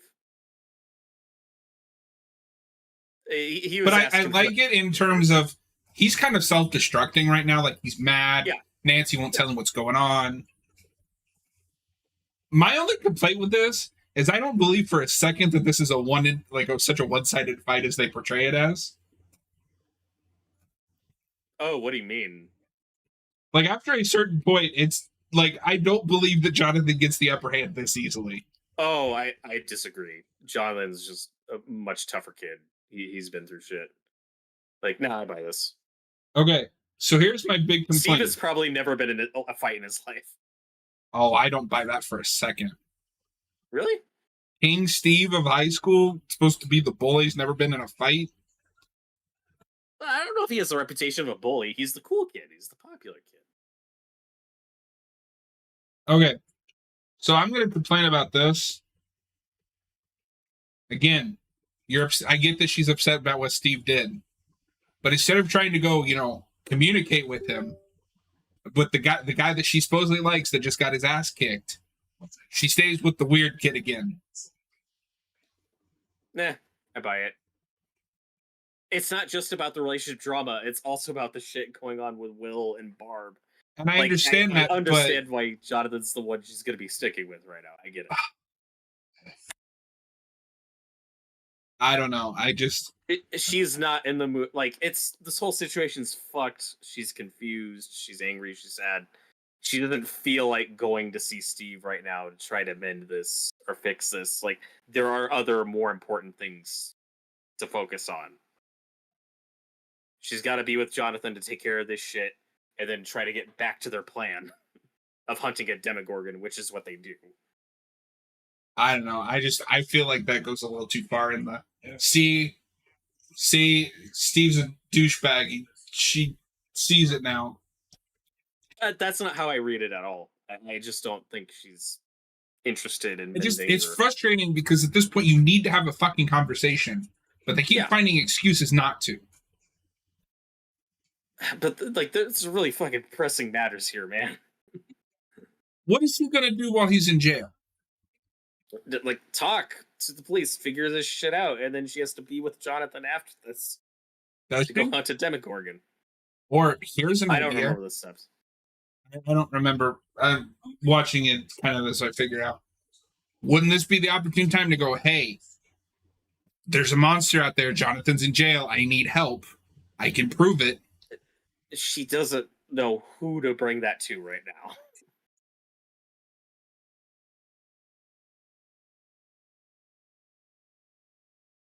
I don't know. I would buy it a lot more that she can't trust Steve if she had tried it all. All she tried was saying... Tried a little bit. All she has done is said, there was a man with no face at your house that night. He's supposed to believe that? Well, and he was initially just not concerned with Barb, and then which he later apologized for, but at that point her mind was elsewhere. She's not she just doesn't care right now. Like, there's more pressing shit that's on her mind. Like, she's not thinking, oh, this is a good time to go try to patch up my relationship.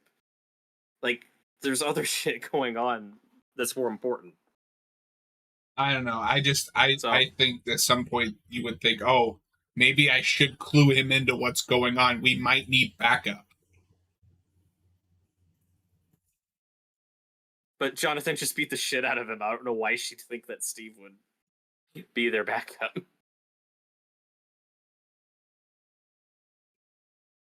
I don't know. And as I keep saying, like, these are teenagers. They're not going to behave entirely rationally. And look, it's the evil King police. I think my problem with that is she doesn't start acting irrationally until the script needs her to. I don't know. She's been pretty frazzled this whole season. Ever since Barb disappeared, she's been pretty frazzled. And didn't entirely know how to go about this. But I also think some of that is that leftover from where Steve was supposed to be the bad guy. But with the final cut as is, though, I'm still not watching this like, oh, she saw him for who he is. Like, I, the audience member, am supposed to hate Steve. It's like, no, I can see both sides. I think it really comes off that way. That's the show is really one-sided as to who you're supposed to root for. And then out of nowhere, he gets the redemption at the end. But I don't think it's out of nowhere. Like, we've seen those positive traits throughout where he'll do a bad thing, but then he'll backtrack. Or we'll see how he's a better person when he's outside of that circle. Well, of what douchey bad friends. thing did he do And outside after- of... Like, I don't even think him disbelieving her was all that bad. Like, that was just a teenager thing. Yeah, but when she first goes to him about Barb being missing, and like he's more concerned about getting in trouble for having a party, that's That's pretty what I'm saying. Like, selfish. how is that bad? Like, No, it's selfish. That's pretty shitty boyfriend behavior. But then like there's just stuff like at the party where like we talked about this, how like he's putting on an act, like he does behave differently and more aggressively when he's around those people than when he's just with Nancy or with well, others. and it was also important to note that he wasn't doing any of the graffitiing, at least in the scene that we saw. Yeah, but he was going along with it. I mean, like, come on. No, I'm just saying. I think that's important to know. Yeah, so this scene. I think the show is above how one-dimensional they try to force some of these dynamics to be. I think all the Steve stuff tracks. Like his negative traits and his positive traits. No, and I then think how he Steve comes out a tracks. better What doesn't person. track is the show has to keep finding excuses for him to be out of the loop until the finale. No, it all tracks for me. Now we're at Yeah, Stephen King bullies. This is fucked up. And again, I'm like, it's a trope I'm kind of over. Like, you To can be do fair, this bullies wasn't as fiction big in of the time. trope at the time. Like, Yeah. we hadn't Yeah, seen yeah. it in a while. And then it's even a movie I love, like Black Phone, doesn't go as hard as this does, but it also has those insanely violent child bullies. And you're like, Jesus Christ. Like, oh my God. And that's a great movie. I liked but it yeah, quite a like, bit. I don't know if I'd say great, but I liked it. But yeah, this scene, like, I'm gonna cut out your friend's teeth and you jump off a cliff. Like, I knew a lot of bullies in school. None with a tenth of this energy. Like, oh my God. That was one thing I really loved about Homecoming, Spider-Man Homecoming. Their Flash feels like what a modern day Flash Modern bully. Thompson. Thank you. God. Nice to agree with someone on that.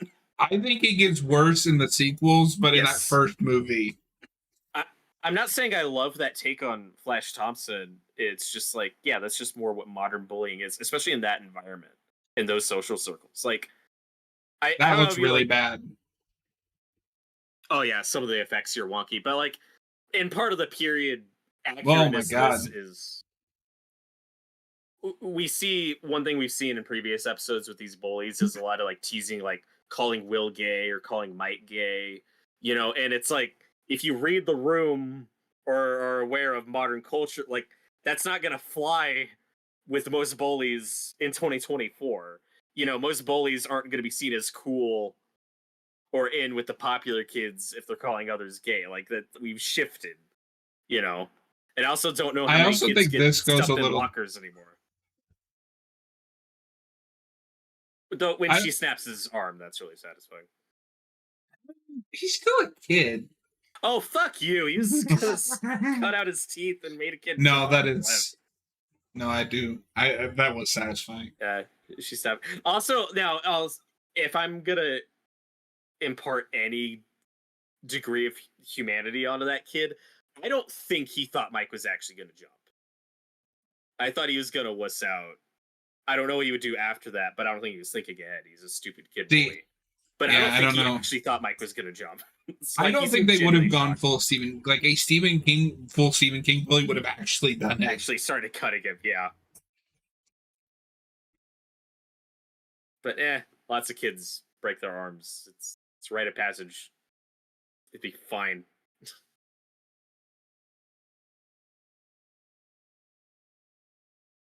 And again, there are scenes that I kind of like. The one in the gym when 11 makes that kid pee his pants. Like, I kind of like the scene, but I definitely don't like the setting where it's in the gym and assembly is just let off and suddenly all the adults have disappeared, and it's very contrived, where it's not a big deal, but that's a scene where it's like, at least put that scene outside somewhere, like away. I'm also 90% sure this doesn't line up with the upside down stuff in the flashbacks in season 4.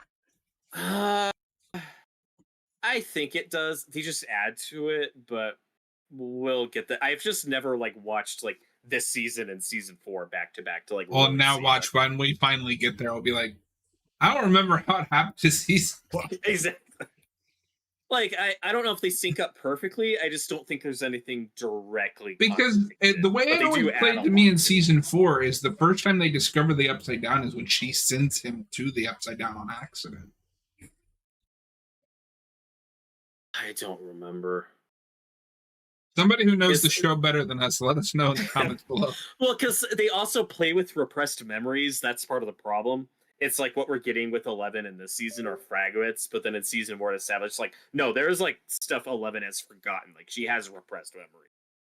So that's kind of their out of maybe how she could be remembering things wrong, but I'm not I saying it remember works. Steve has the one more scene where he finally ditches his friends.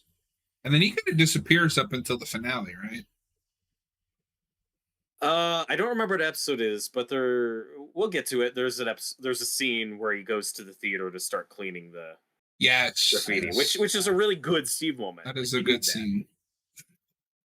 Well, I mean, nobody else is going to show him any empathy in the show. But During like this in that season. fight, though, like Steve obviously crossed a line when he said, no wonder your brother disappeared, your family's shit." It's like that's obviously crossing a line. Like He did, but Maybe. also, like, to be fair, he was pushed to that degree. Like, from jumping to conclusions, though. but again, even in that scene, he's practically begging Nancy to finish the sentence, tell him what's going on, and she still won't do it.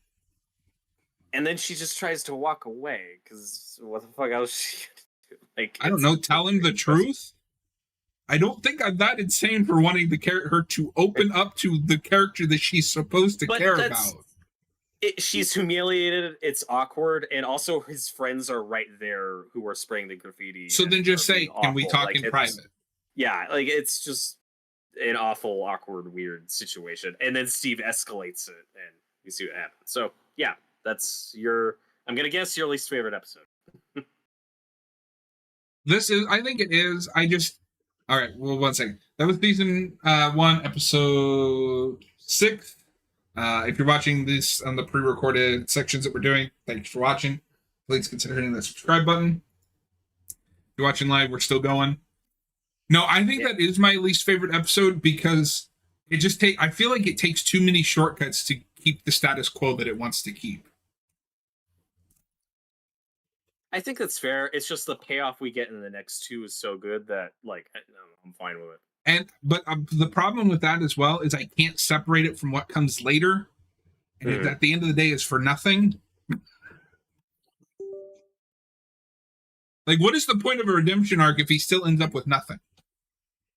Well, that's not how life works. And he doesn't end up with nothing. He's got a new family unit of friends. Like, he finds his calling. He's a babysitter. Like, that's not nothing. He's got a new best friend in Dustin. Like, that's not nothing. I don't know. I like that stuff, but I feel like they have to throw him under the bus way too much to get him there. Yeah.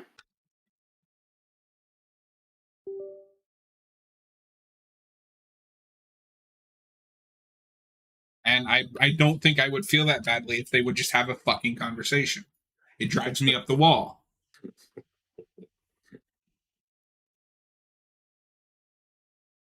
And it's even worse than I don't disagree. No.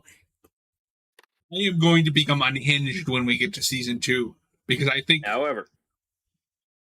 it has some of the worst relationship writing I have ever seen in my life. Okay, I think that's pretty hyperbolic, but whatever. It's not good. I just think that's hyperbolic. But no, though in season 2, I am being a little hyperbolic, admittedly.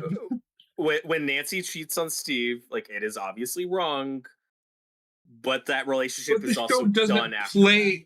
But the show doesn't play it that way. Yeah, and I understand that issue, but I'm just saying she doesn't lie about it later. She doesn't pretend like it didn't. Like, after that point, that relationship is over. And if you're in a position where you ever cheat on somebody or you want to cheat on somebody, it is then up to you to end that relationship, which she does. So I'm not saying that's right. I'm just saying it's not like we'll get there because I even have issues with the handle of that because she doesn't even have the guts to tell him. Yeah, she doesn't really but that relationship is still over, at least. But yeah, like I'm going to be very angry when we watch season 2 because I think the first few episodes and the last couple episodes throw Steve under the bus hard. I think it throws Nancy under the bus. I think it is CW level writing. I don't think the last 2 episodes throw Steve under the bus. Like, he loses a fight, but that's not throwing the character under the bus. Just He loses a fight. apologizes for being cheated on. It's been we'll see. Rewatching Anyway, that, how that we'll plays get out. there. But I don't know. Steve has great stuff in season 2. He does, but it's kind of negated by all the shit that he has as well. Anyway, all right, this is season 1, episode 7, The Bathtub. Are you at timestamp 0? Yes, sir. In 3, 2, 1, go.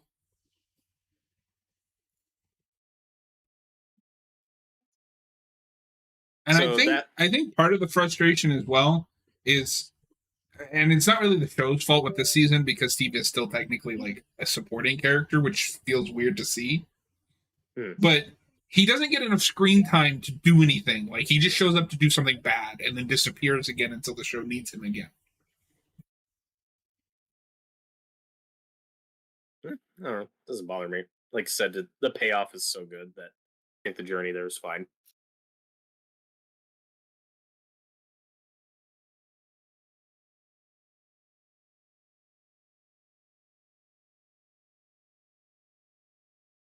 But so when we You guys are like episodes, 2. Stop doing that. So when we start the episodes and you get that Netflix logo with like the upside down background, like that's been added later, right? That wasn't there when the show first dropped in 2016. I don't like. I'm pretty sure that was added later. It might have been. I don't remember. Because now the Netflix logo thing does where it like zooms out and you get like the rainbow colors and stuff. I mean, I'm pretty sure that wasn't. I feel like they just had the normal like in for Netflix with the sound. Mm-hmm.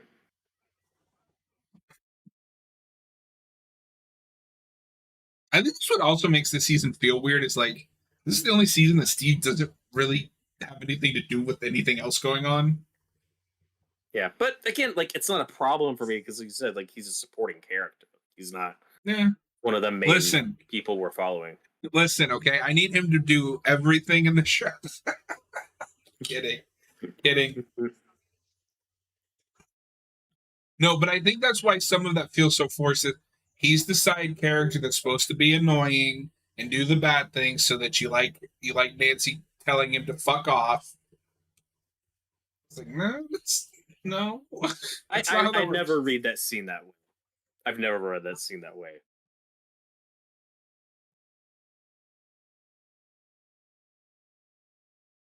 Ah, Dustin, my boy.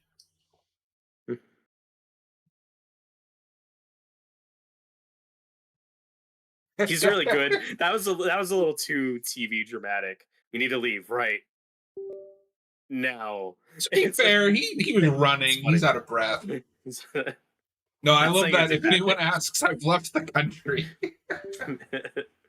Yeah, so this is where we get our big over ET set piece where they're on the run. And like I said, if she made the bikes fly, I think that might be a bridge too far. Well, you wouldn't do it here. You just do it like earlier. Yeah, maybe just a more whimsical moment. But what they do with this, I think, is great. I think the payoff we get is pretty awesome. You haven't seen Psycho Gorman yet, have you? I am not. That movie is What If E.T. was an actual monster? And it's hilarious. Oh, no, sorry. What if E.T. was like an evil, like actual monster, and the kids that found him were sociopaths? That's a good premise. It's great. That movie's hysterical.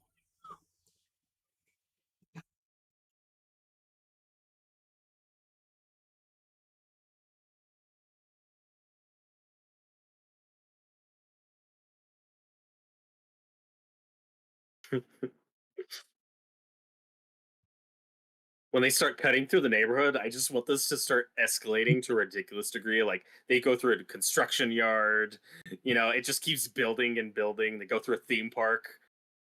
Yeah. There's a fair somewhere. It just doesn't stop. But yeah, this part is pretty awesome. That is awesome. Christopher Nolan, eat your heart out.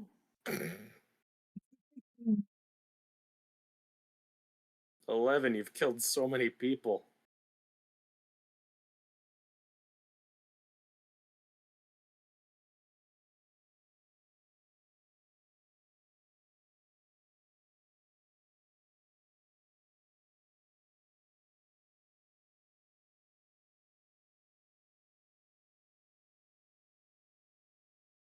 It is a little contrived that just ends the car chase, though. Where it's like, oh no, we can't drive around this truck. I guess we'll just stop. Just let him go. It's fine. Why is he wearing a headset? They're all right there. Yeah, it hasn't felt like taking it off yet. No, I don't know if we've ever talked about this, but my favorite thing to complain about with the Avengers is that they're all somehow communicating in that first movie, and none of them are wearing like any kind of earpiece or anything.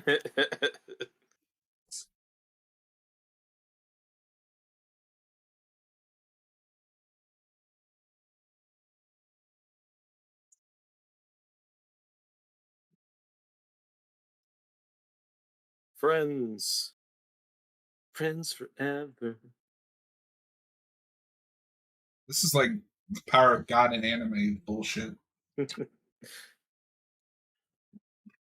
Friends for eternity, loyalty and honesty, friends forever. It's just, yeah, it's like after the last two episodes are definitely like the weak ones of the season. I wouldn't say they're bad. Like there's good stuff in those episodes, but here it's like, okay, now we're back. Now we're back to the great, because these next two episodes are great. So it's like, okay, we're Boy past the Steve weakest is part going to of get this. his shining moment next episode. Yeah. I don't know. This is one of those weird shows where at some point, like, most of the characters just have nothing interesting to do, so I latched onto Steve as a character, and he became my favorite. A lot of people did. He became the big fan favorite. And as you might have noticed, I have some hot takes about Steve in this first season. Yeah, but also, I don't know if more people would agree with you, but that's the difference between this being a binge show and a weekly show. Is if this came out weekly, I think you would be seeing a lot more in-depth conversations about like that one subplot. No, so I think you would be seeing more arguments about every comment I have seen has always said Steve starts as such a shitty person and gets better. I'm like, I don't think he was that shitty to begin with. The show wants you to think he is.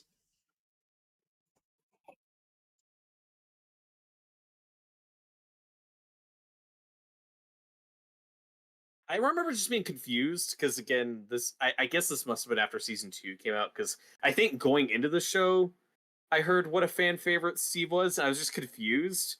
But I was like, I mean, he's fine. And then he did some douchey things. And then it wasn't until like the very end of season 1 where I was like, oh, okay, now I get it. And then season 2, he becomes one of the best. Like, I love this stuff in season 2.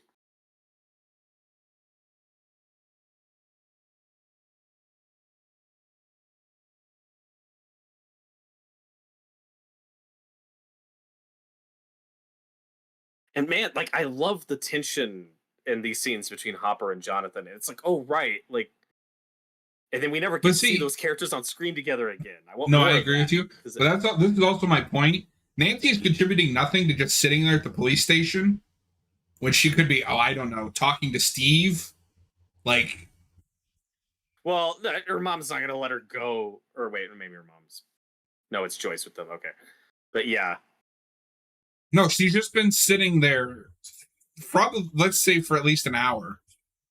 Look, dude, she just went to another fucking dimension. It was almost eaten by Slenderman like a day and a half ago. Like, she's about not the relationship, just be a decent human. Like, she's going through a lot right now, man.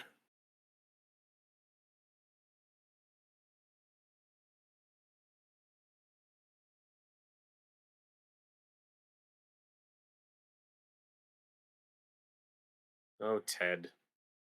hey, it's the Real MVP thing. of the show. Hey.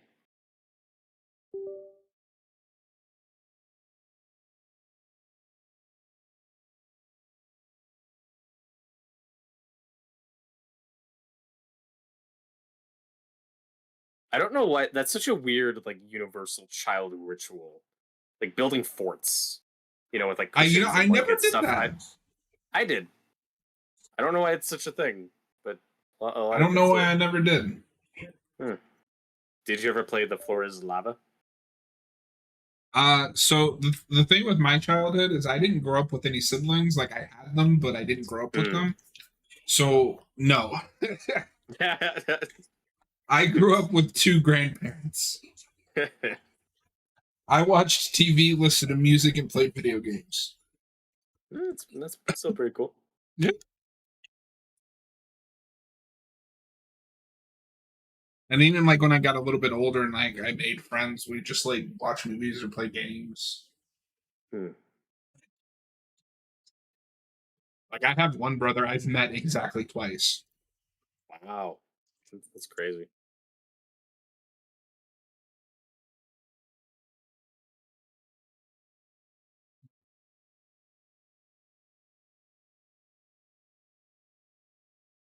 He dies in season 4, right?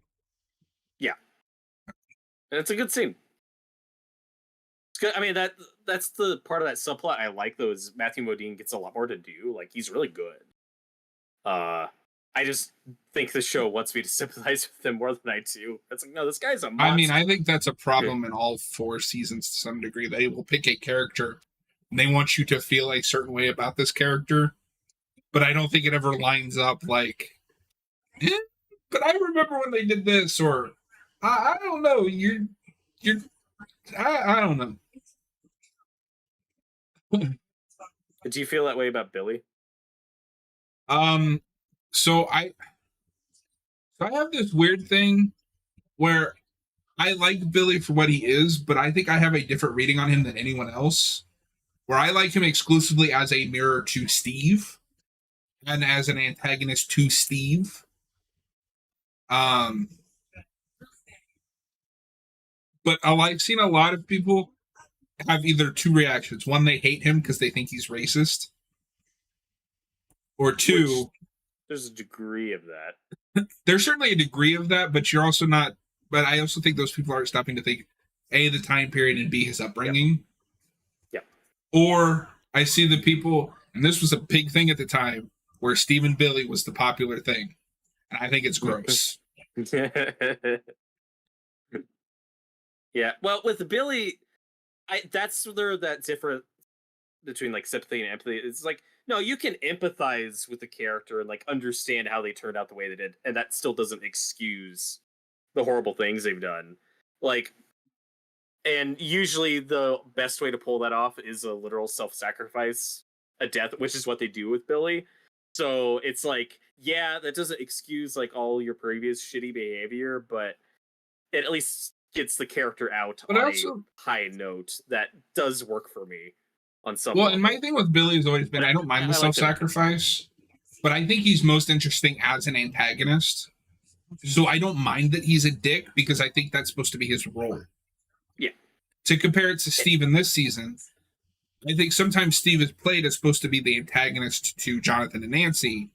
It doesn't work for me because he's not really being like mean until he's pushed to that point. And because everything he does Billy, to either one of them is in response to something that they did to him. That he jumped to conclusions on. But with Billy, it's like you do get that kind of germ of his backstory and how he turned, like when we get to see more of his interactions with his father. Where with Steve, he has a father who just doesn't really give a shit about him other than just, you're my name, you're my legacy, you're gonna take over my business one day. It's like that's why you exist. That's your role, is to keep my name, and so, but otherwise he's a bit absentee. Like, it just doesn't really give a shit about him. So that's Steve's relationship with his father. And then when we get to see Billy's relationship with his father, it's like, oh, this is a really toxic, aggressive. Yeah. Well, and then you get that stuff in season 3 with his mom.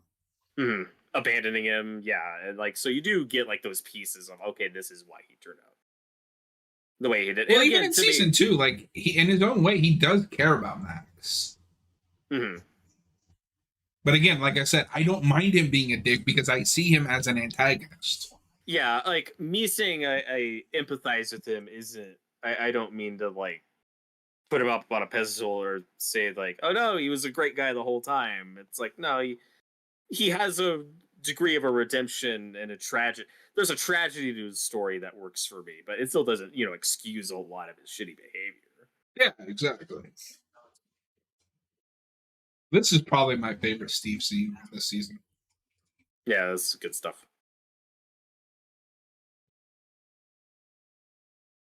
But see, this is what I mean. Is more so it's like, and I think part of it is the because he is a side character. Oftentimes, he does feel like an afterthought in this season.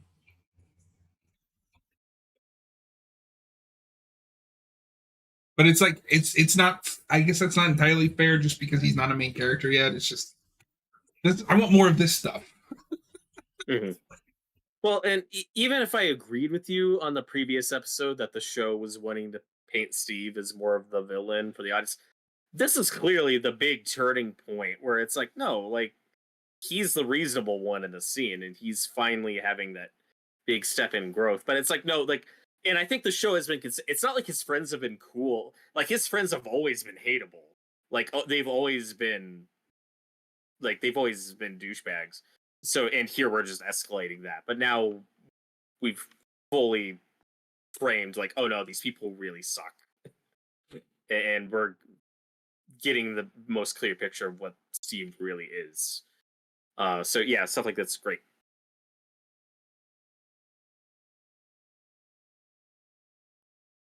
And it makes me sad that we don't see these dipshits get eaten by a Demogorgon in the next episode.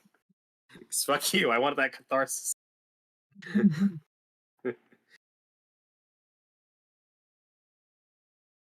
I think to make this all work, again, you need another Nancy and Steve conversation here somewhere. I don't care if it's after he gets rid of his friends or before, but it's just frustrating when they keep contriving reasons to keep them separated from having that conversation. Like, right now, like, there is a lot of shit going on right now. Like, that's not top priority. It's all these FBI guys everywhere. People are missing. Right now, yes. Like, yeah. But I don't believe for a second that she couldn't have gone after him in the previous scene and been like, listen, this is what's happening. Like I said, that's just not where her head's at. There's other shit going on. I think we've gone in circles on this enough. We have. I'm sorry. That grinds my gears.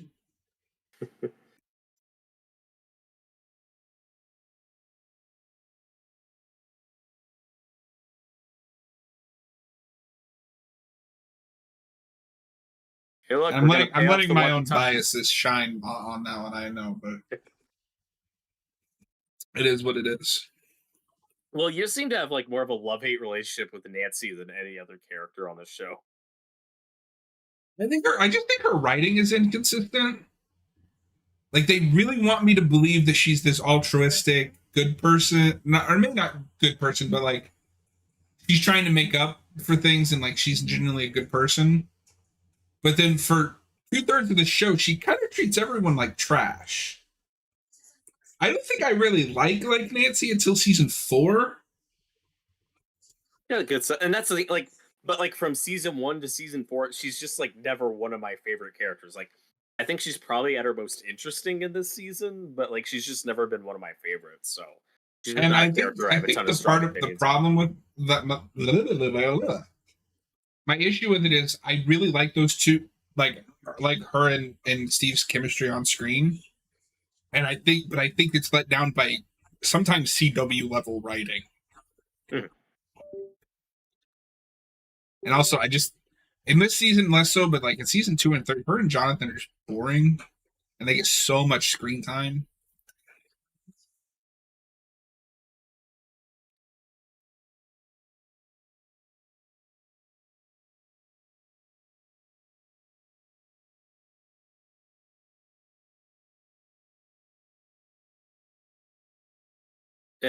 But in this situation with his walkie-talkies, this is what I like about period piece settings, where it's like if you're gonna make something a period piece, like the story should really justify it. Where it's like you can't make this story work in 2024, with smartphones and shit.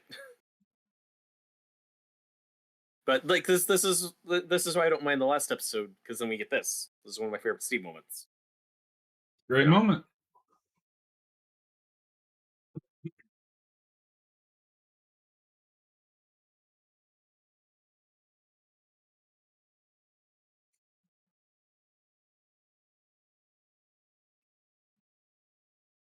The Yeah, only it's like time you, that you these two are ever involved in the main plot. can, except for the last season or season 4, when the satanic panic stuff kicks in, and they're like, "Oh shit, this is getting bad."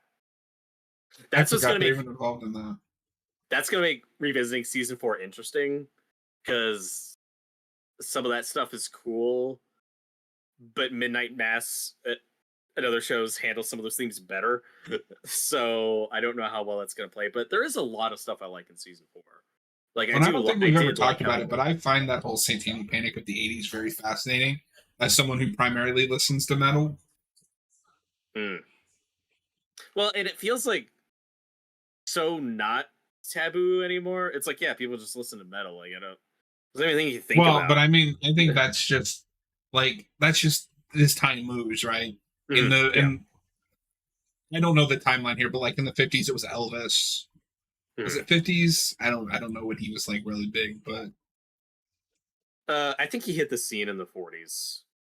my point is, the pearl clutchers always find something to clutch their pearls at. The Beatles in the 60s, It's But I always feel about like the youth. It's always about how they're corrupting the youth, and it just keeps getting more But extreme. it's interesting because I feel like we've hit that point where, at least in entertainment, there's nothing left to clutch your pearls at. Some people try. But yes, those voices are dwindling, because it's like, yeah, fuck. They moved on to other things, but we won't get into that right now. Yeah. No, I like all this. We're finally past the like petty drama. Mhm.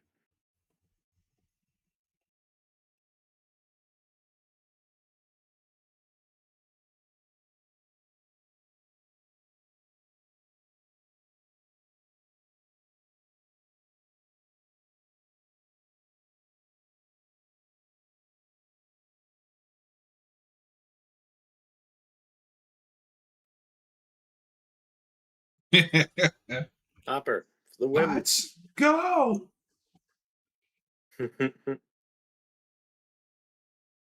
Like, the only thing that makes me sad about my viewing experience with the show, though, is that I didn't get to watch the show like as a 13-year-old. Because like I said, I think the show plays very differently, like depending on the age you are when you see it. I also don't know. I mean, I can only speak from my own experience. I don't know if I would have liked this at 13. I maybe not. Like, who knows? I was still kind of in that period of like, I had two moods: Dragon Ball Z, action, or like Jason X schlock.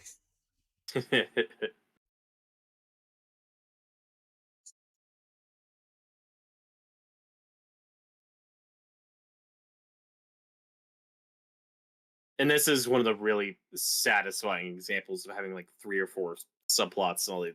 This is how you do an ensemble. Like, you have all these mini ensembles, and then they do the big. And they've forgotten how to up. do this by the last season. Yep. Which is funny because I don't even think that's an issue in season 3. Like all the plots come together really well in that one too. Well, and one of the problems people have with season 2 that I disagree with is that Mike and 11 are split up for most of the season, because it's like the group dynamic should be a little different. That's where it's at least never not had a problem entirely with a that. repeat of season 1. Maybe it takes too long to get there by the end, with them. I think the biggest problem is just everything that 11 is doing in that season isn't interesting. I like the stuff with Hopper early on, but you're right. Like, it just doesn't move. It just moves slowly. And then we do the side tangent with her that doesn't really go anywhere in the grand scheme. Yeah, and I think in the grand scheme that's the problem. It's just like, well, you were building to this backdoor pilot that didn't take off, so now it's just like, remember this? But even then, like, if we brought that character back, her sister, in season 3 or season 4, and made her important to the plot, then it wouldn't be inconsequential. But now we're heading into the final season. It's like, I mean, maybe they'll bring her back, but I will call no it foul if they do this. If they do that at this point, if they do, she might only in like 1 or 2 episodes. But we'll see. Be brutally murdered in like first 5 minutes.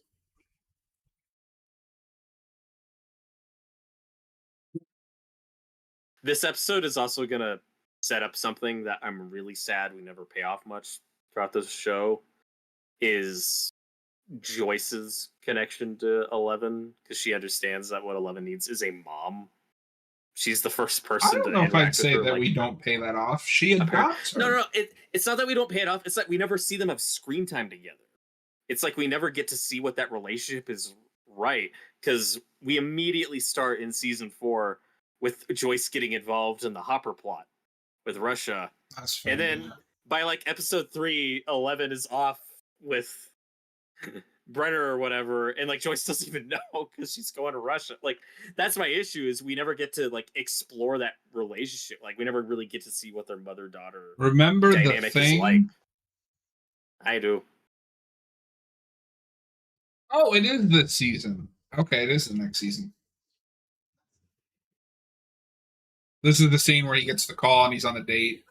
Oh yeah, this seems great. Now again, it's very fun and great, but it's like this is relatively short after that movie came out. Like, how does this guy know all these behind the scenes details? Also, did he rent it? Was it already available to rent on home video? I don't know. I don't know these things. I'm just asking questions. Yeah, I don't know. It's gonna sound kind of weird given my age, but I've already kind of forgotten what the like almost instant home video, like home media release was like. Yeah, because you'd have to wait like 6 months for stuff to be available to rent, and even then, I don't know if you have this. I don't know if you have this, but like now it's hard to imagine back then. Even though I lived some of it. Yeah, and I did too. Like I remember what it was like going to Blockbuster and having to rent stuff. My family was also a bit slower on like evolving technology. Like it took us a while to get into DVD. You know, it took us a while to start like building up more of our own collection. Or like cable, like we mainly just had, it took us a minute to get into streaming. So I also grew up in a family where we were a bit slower to like catch up. But so, yeah, no, it's interesting that you mentioned that because I also kind of had that. I didn't have cable until I was 10. Wow. And that's when I moved in with my mom and my parents split up. So like a lot of the shows that I watched had to be on basic, like, you know, WB4 Kids. I don't know if you guys had that. I'm sure you had some version of it. Or I would watch it on VHS tape.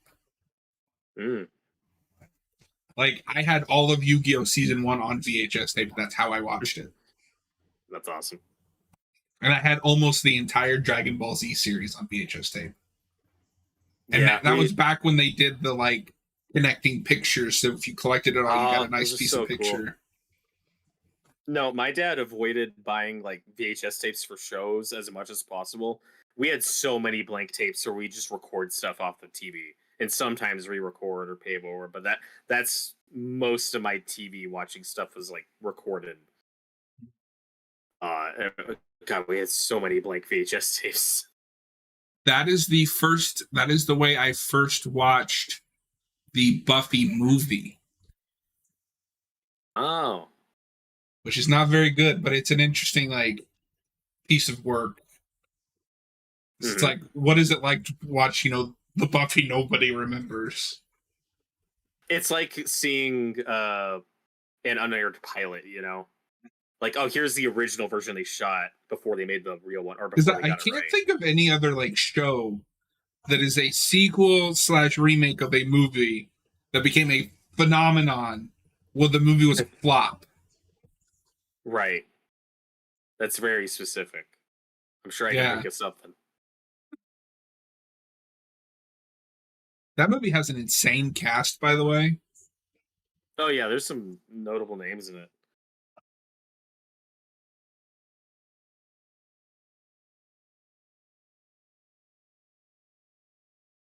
And this is a very good sibling conversation. Oh, thank you. This is one of my favorite Mike and Nancy scenes, and it makes me really sad that we don't get a lot of Mike and Nancy scenes after this, because I want to see their relationship grow as siblings. At least once or twice every season. Yeah, you get a little bit. My favorite is like the beginning of season 4, where she's like, if you don't get out of bed, I'm leaving you behind. But it's also weird because he's aged like 10 years and she's aged like 2. Yeah. And that's what's funny. Well, that's what's unique about a show like this, where obviously the actors are a lot older than the characters are supposed to be, but still, like most movies set in high school, like we still cast people in their 20s. So it's not like it's unusual, but we usually try to cast people who look young. And in the case of the Stranger Things cast, like you can't control how those kids age because some have matured a lot more than others. Like No, I'm Sadie just Sink, like Max, I think has just gotten taller, but like she still looks, you know what I mean? It's like she just looks taller to me, but other ones like look like completely different people or look yeah, like 25. it's just funny because obviously the younger kids are gonna have much more drastic changes than the Mhm. already adult cast. Right, especially when they were like 20, 21, maybe 19. The only time that I've ever had You a know, when they problem with shot. casting is, ironically, the Star Wars prequels. Is really awkward to have Natalie Portman in all 3, Why would but you then do that? you recast Anakin to make him older. Like, why didn't you just make them the same age? It's so weird. Well, and I've always said that the first mistake the prequels made is starting with Episode 1. Episode 2 should have been Episode 1, but obviously not boring. And then Episode 2 should have been a Clone Wars movie, and then Episode 3 stays Yeah. the same. Yeah, those are like just two different thought experience. Like the way I usually approach film, like analytically or thinking like, well, how would I have fixed it or what they could have done? I usually am in the mindset of just what I have and how what they did just could have been better or improved. And then there's a whole other hypothetical of like, okay, if for some reason I was in charge of how they did the prequels, like this is how I'd structure it. And yeah, it would be completely I just different. don't know how you fix that. They meet when he's like 8 and she's already an adult. Well, the character Anakin is 9, and the character Padme is 14. So there's about a 5-year age gap, which Oh, I didn't realize he was that is. young. But Natalie Portman in real life was like 16 or 17, but she's playing a 14-year-old. So in real life, there's this big gap between her and Jake Lloyd. And then he gets episode 2, and then Natalie Portman and Hayden Christensen are like the same age. Yeah, no, it's really awkward. It's like, oh, and it's less. Again, I'm not saying I do it, but if you start Anakin, but he's like 11 or 12, like it's at least better because you'd still have to recast, but then that's at least not as drastic of an age gap between the two. I will admit, as a reviewer, I think my biggest weakness is just not being able to overcome my bias. Like, if I like something, I want more of that. Mm-hmm. Oh, and I have that plenty of stuff. Which, if you haven't noticed, is one of my biggest issues this season. And have you ever watched that casting audition tape for young Anakin, like with some of the other kids they were testing I have not. before they got Jake Lloyd? I don't know the kid's name, but there's this one kid who's like 10 or 11, and he's just nailing that audition. Like he's just got that look in his eyes, like that world weariness where you're like, that's the kid. That's the one. And Lucas didn't pick him for some reason. I don't know why. I would love to have been a fly on the wall during the prequel meetings. And like most kids aren't very good actors, and that's not their fault. It's just a lack of I experience. also don't think Jake Lloyd is that bad in episode 1. He's not like the worst I've ever seen, but he's not good at it. But the reaction to him was the reaction vastly.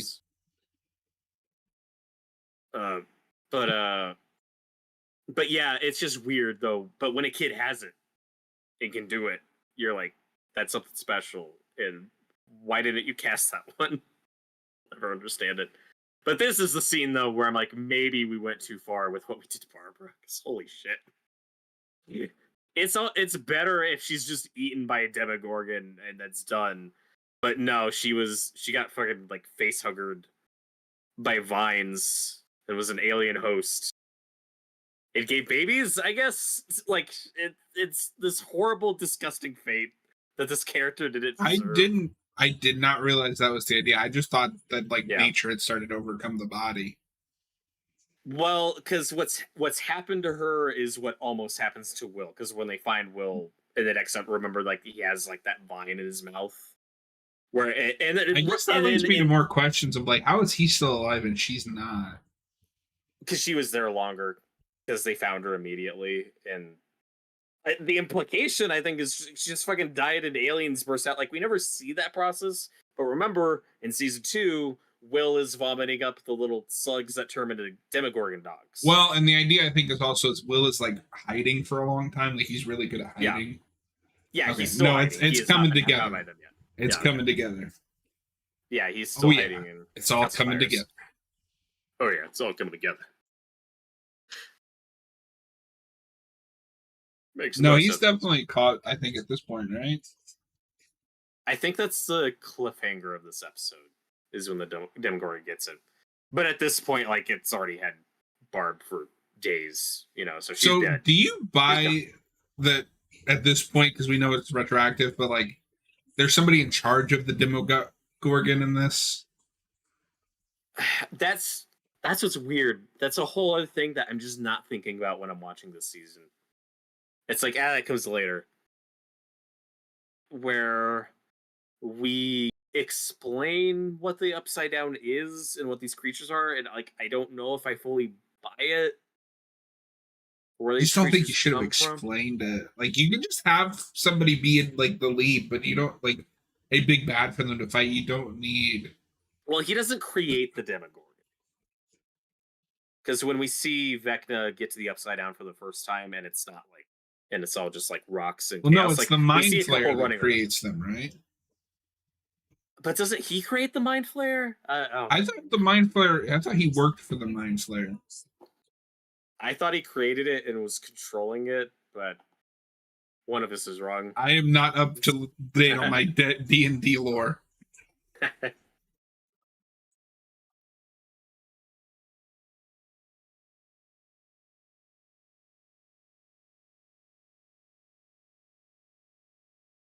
I think at this is the one point where I get that she's emotional, but you have to have some resemblance of like thought. You have another kid, like, I know he's almost an adult, but come on. Mm-hmm.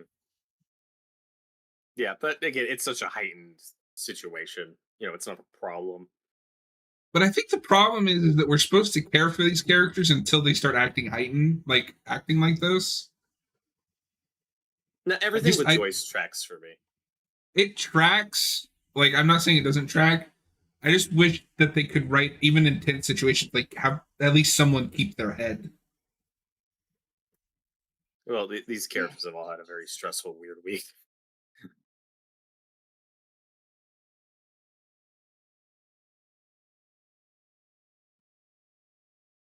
So what is the symbolism of them sitting in front of the tiger? They need the eye of the tiger.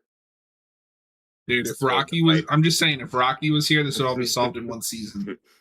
He'd just be like, hey, yo, Demogorgon. You know what I'm saying? Have you watched that the director's cut of Rocky IV yet? No. I want to see that, and then there's a director's cut of Rocky Balboa. Which I'm less interested in until I hear about what exactly is changed or added. Because there's like one good deleted scene that I'd want put back in, but there's other deleted scenes that are like, yeah, I get why you cut that.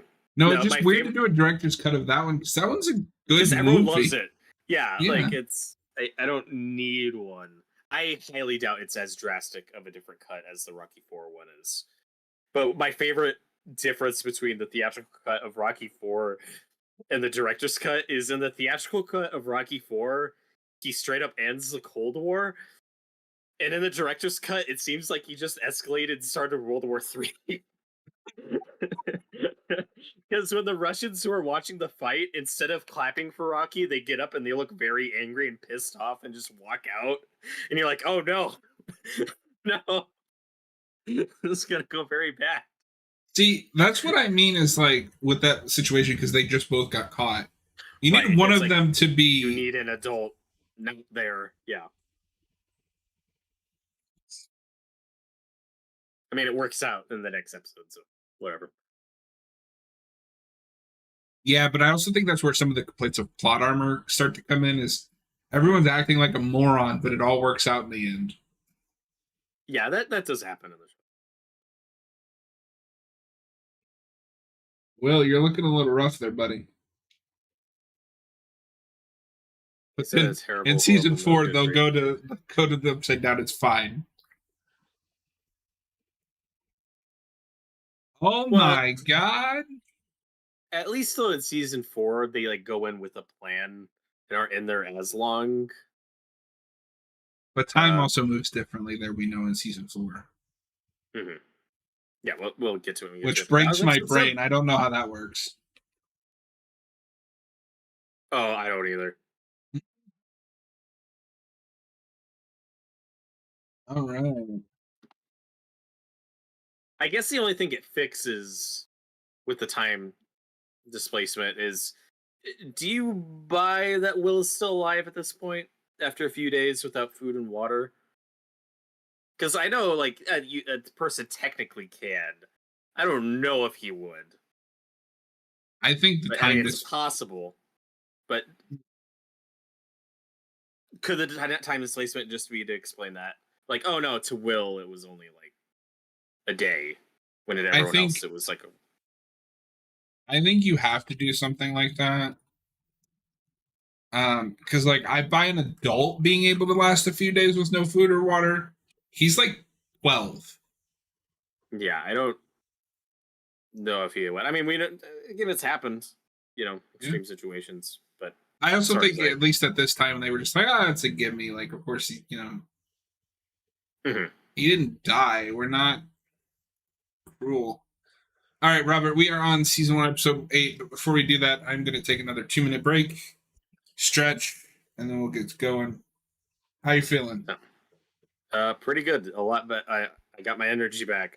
I didn't know if we'd be able to do the whole season in one night, so it's all up to you. But ready to finish this thing? I am ready to finish this thing in 2 Okay, minutes. see you in a couple minutes.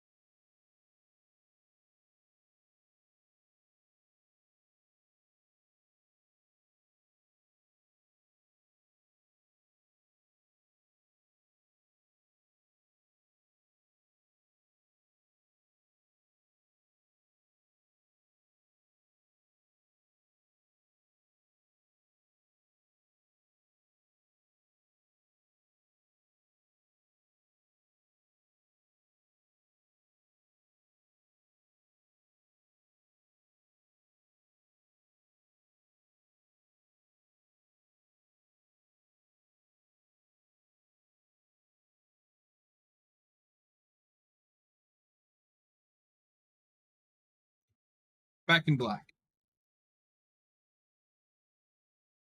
Except we're not back because I didn't hit live. All right. Oh. Reset. All right. This is season 1, episode 8, The Upside Down. Robert, are you ready to finish this? Hell yeah. This is a bad idea. Probably. But we're doing it. I don't know. I've had fun. In 3. We've had some good conversations. Oh, shit. Get to timestamp 0, you fraud. I'm there. In 3, 2, 1, go.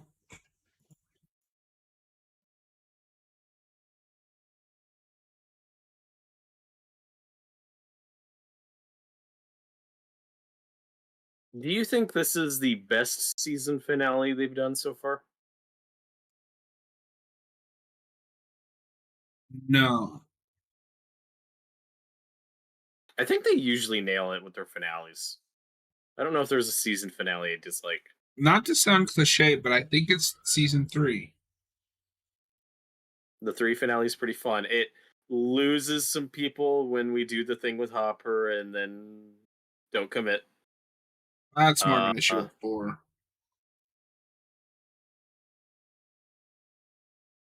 Or wait, no, maybe they do tease that in 3. That he's not really dead. I don't remember. Yeah, they tease it in 3. When we go back to Russia, they talk about having an American prisoner. I like the 4 finale's fun. I like that little moment at the end.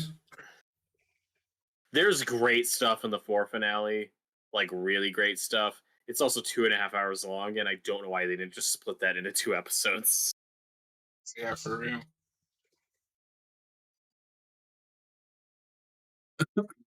There's also pacing issues. Right, I remember like looking at the time where we're like gearing up for the climax, and like Steve and Robin and Nancy are like going to Vecna's house to face him, and then there's like an hour and 20 minutes left. Because they're going to be covered in vines for like 45 minutes, just stuck there. Like, so there are some structural and pacing issues. I didn't think it felt that long when they were stuck in the... I'd have to go back and time it, but there is some awkward stuff of, oh, we need this character out of commission because we're spending time on this character over here and we're trying to juggle. I don't think I can say the 4 finale, though, because I do have a lot of problems with that finale. It does have one of the coolest deaths in this entire show, though. When the guy gets... When the guy's, like, on the portal as it opens. Yeah. That's a character that, like, you could have spent an arc on in season 5 redeeming, but I'm really glad they did it. It's like, yeah, just kill him. At some point, you gotta just let a villain be a villain. Right. Like I said, I like Billy. I like the tragic redemption that Billy gets in his death and stuff, but you don't need to do that with every antagonist.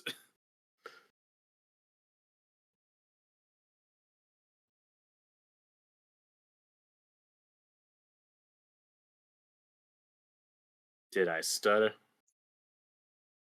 And like I said, this lady, she killed Benny, and I'm still upset about it. Every time she pops up, I'm like, you go to hell. Bitch. Does she come back, or does she die in this? I don't remember. No, she dies in this.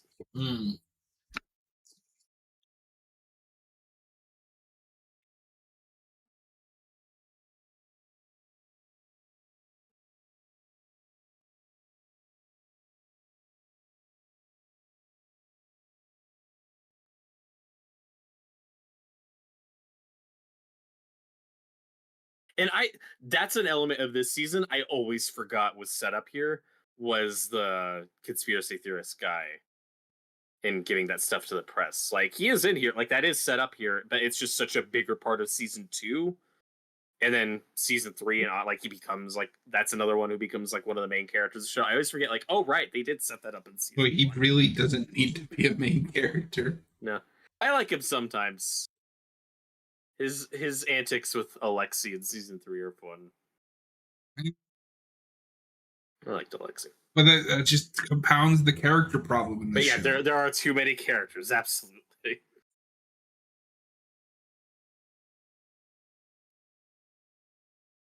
It'd be funny, though, in 5, they just go on, like, a killing spree. Like the only people standing are the original like cast. And I do like this morally gray place we take Hopper, that he's willing to take this deal when a lot of characters we have in fiction wouldn't. Like the Punisher wouldn't take that deal. Snake Plissken wouldn't take that deal. Like a lot of popular anti-heroes. But it's interesting that Hopper is someone who's like all he cares about is getting that kid back to his mom, and that the rest of the people he cares about are okay. He does not give a shit about the future at all with this stuff.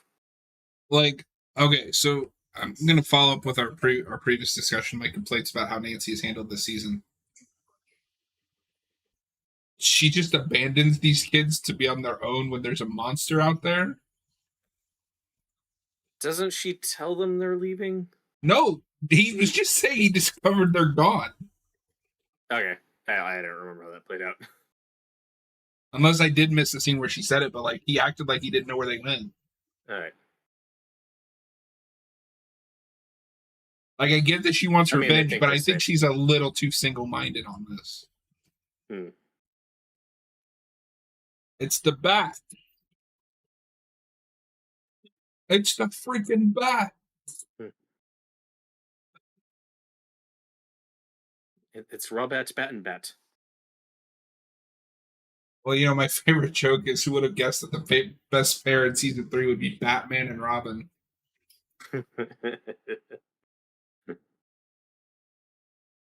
Like I said, this is where we're doing that Nightmare on Elm Street stuff with Nancy. And again, it's no, Robert, this is Home Alone. Remember when Kevin McAllister fought Demogorgon? No. Because every movie that has traps is Home Alone. Do you ever get annoyed by the discourse around the show from like people who love it who clearly don't watch horror movies? Have you ever run into that? I don't engage with fandoms because 90% of them annoy me. I try not to. No, but this is the type of stuff where I'll see like articles, think pieces about like Nancy, like in this situation where it's like, and see, she's not like those other final girls who are just damsels in distress. She's actually taking charge and is becoming a fighter. I'm like, have you ever fucking seen Alien or Nightmare on Elm Street? Like, oh my god, like what the? Again, that like I like Nancy. I'm not criticizing the show. It's just like not everything is a subversion or being done in this show for the first time. Like I would also argue Nancy isn't as well written in most of this season as like Ripley or not Ripley, certainly. Maybe better than like Nancy Thompson, but I like Nancy, but she's not one of my favorites. But I do like Nancy. She might be a top 5. I don't know. Top 10. I like the ones that nobody talks about. Nancy, Kirsty from Hellraiser. That's a good one. I mean, Sidney Prescott's one of my favorites. She's just the best final girl. Like, and a lot of people don't like her for some reason. I did not know that. Another reason not to engage with fandoms. Yep.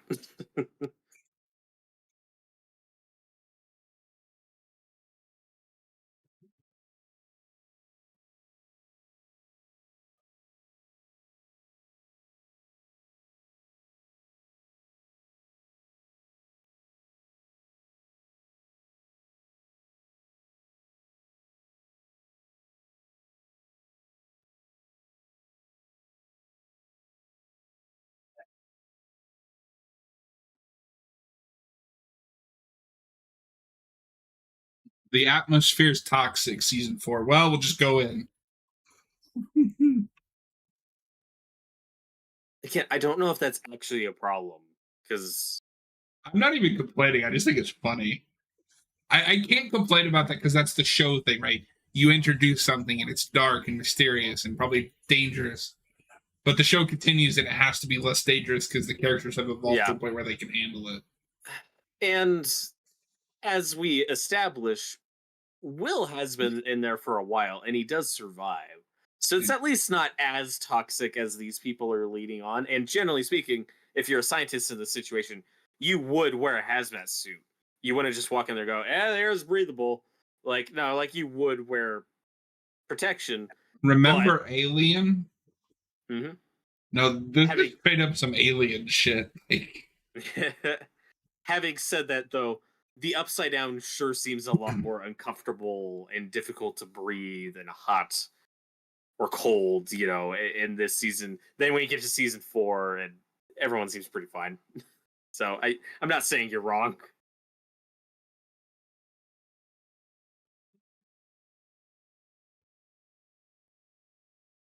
Damn, that was a long ass cold open. Mm-hmm. Yeah, sometimes that happens, and you're like, "Oh, right, I didn't realize we were at the title." I mean, it's no Friday the 13th, 2009 cold open, but I mean that's just the greatest colding open of all time. I can't wait to do a commentary on that one with you at some point. No, I like that movie quite a bit. That would be part of our series. Got Friday 1 and the remake. Well, that's what gave me the idea, because I don't think I showed you this, but I have Friday the 13th, and it's weird. It comes in a slipcover. They've been doing that lately. Some of the slipcovers look really nice. Did your Texas Chainsaw not come with a slipcover? It did not. Because I know they did one with the slipcover, but I think you got it. My American Psycho one does, but it's a clear slipcover, and so you pull it off, and it's his face pulling off. Oh, that's but cool. No, Friday the 13th, and it has. I love this, and then killer, mommy, killer. And now you've got the Arrow 4K of the remake coming out. Yeah, that's what gave me the idea. It's I would love to watch these back to back. No, I think 2009 is kind of the perfect remake. Although it's funny because when I first watched it, I had only seen the later sequels. So I was a fan of, zombie Jason. It is methodical and slow. So I watched it, why the fuck is he running and shit? This is dumb. And nope, he ran in part 2. He runs a little in part 3. He does a little jog. Do we need more Friday the 13th movies? No. Yes. But that is an angle on Jason that I would like to explore more. Because again, you get a little bit of that in part 2, and then the remake just does more with that. No, I like the survivalist angle with Jason. I think that's how you set him apart from your Michael Myers. No, that's his thing. I still prefer the zombie one, because that's also unique. But I like both versions. But the answer is yes, we need more Friday the 13th movies, damn it.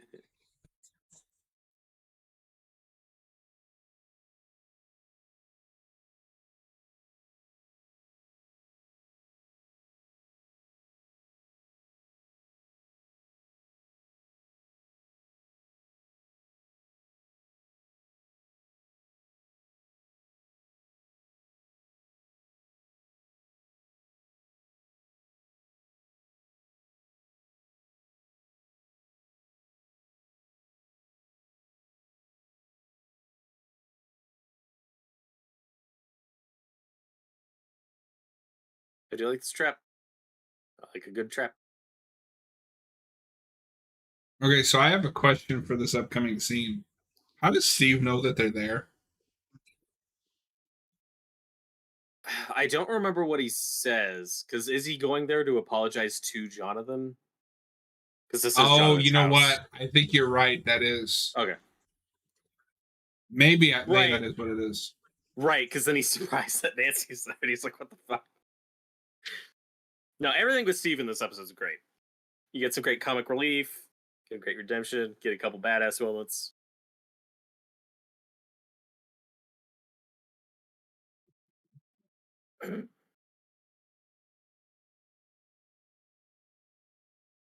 See, I like that Dustin's pragmatic. He's like, no, fuck you. I'm getting my ice cream. Getting my chocolate, damn it. I'm rating that. That's why you don't leave kids alone. Dude, chocolate pudding actually sounds amazing right now. I love chocolate pudding and butterscotch.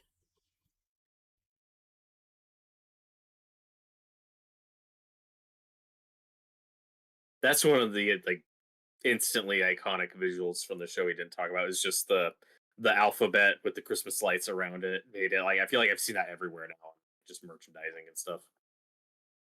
Also, I would buy it more that her relationship with Steve isn't on her mind if it wasn't constantly teasing that she's having thoughts about Jonathan. So she's clearly thinking about relationship stuff.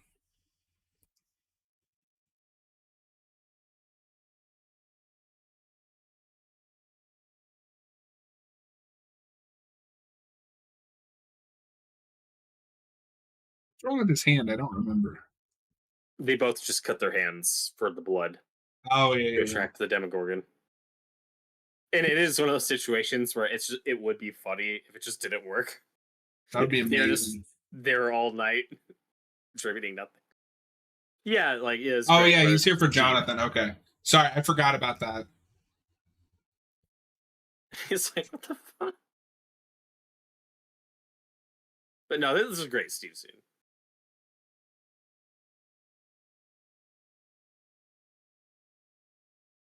But see, I mean, every time he pours his heart out to this woman, she's like, I don't care, go away. No, because she knows he's in fucking danger. Like, because the Demogorgon's about to show up. She's like, dude, you need to get the fuck out of here. And I mean, no, I get that. That's.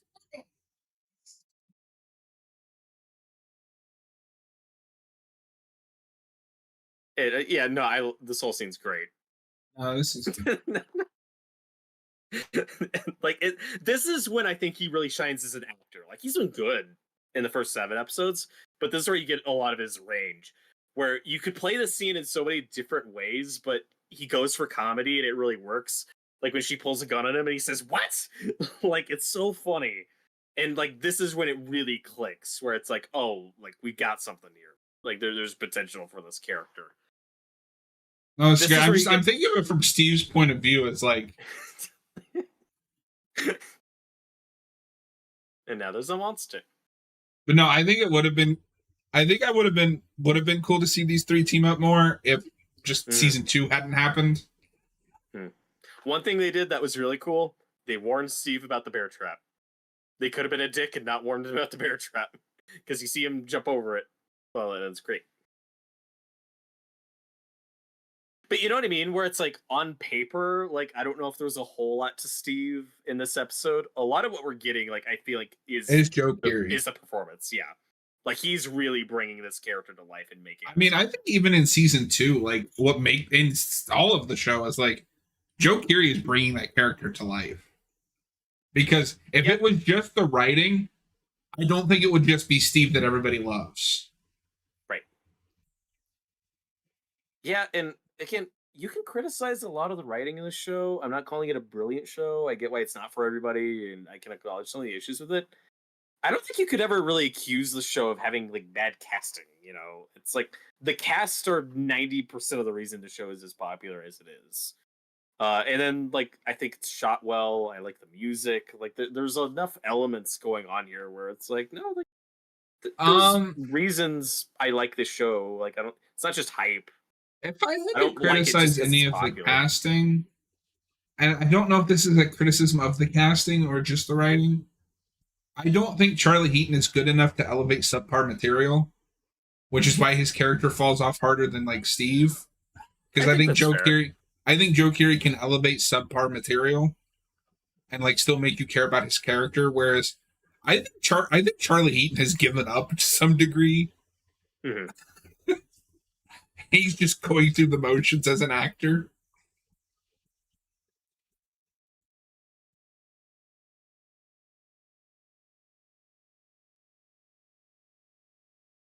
This is when the show really twists the knife, and you're like, "Oh fuck, right? Yeah, we had to go here."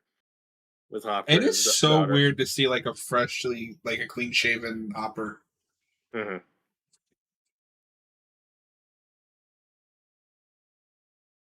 No, this stuff is really also like. I get that this is like important backstory. I think kind of awkwardly edited in. Oh, I've never had that issue because he's thinking about his daughter while he's looking for Joyce's son. You know, like it's what he's thinking about right now. You know, they're letting us get in his head now. Like I think it works.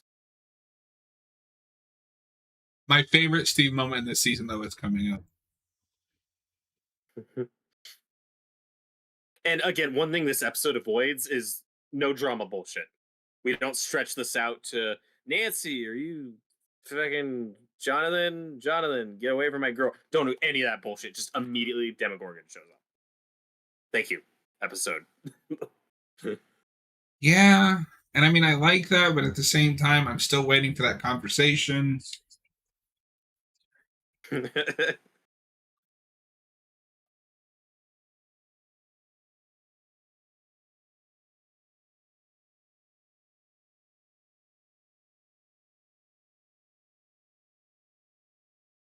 Four or 5 moments.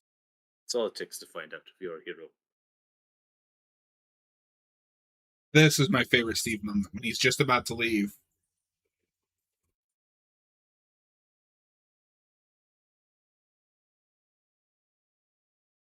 And then he senses that they could be in danger. But I think, fuck you, this also proves me right. If she had just brought him in from the beginning. But she doesn't know how that would play. No because one she knows. doesn't give him a chance. Like I said, it's just not on her mind. Like I said, a lot of characters behave irrationally in the show, and there's a reason for it. Anyway, this seems Fuck you, my boy saves the day.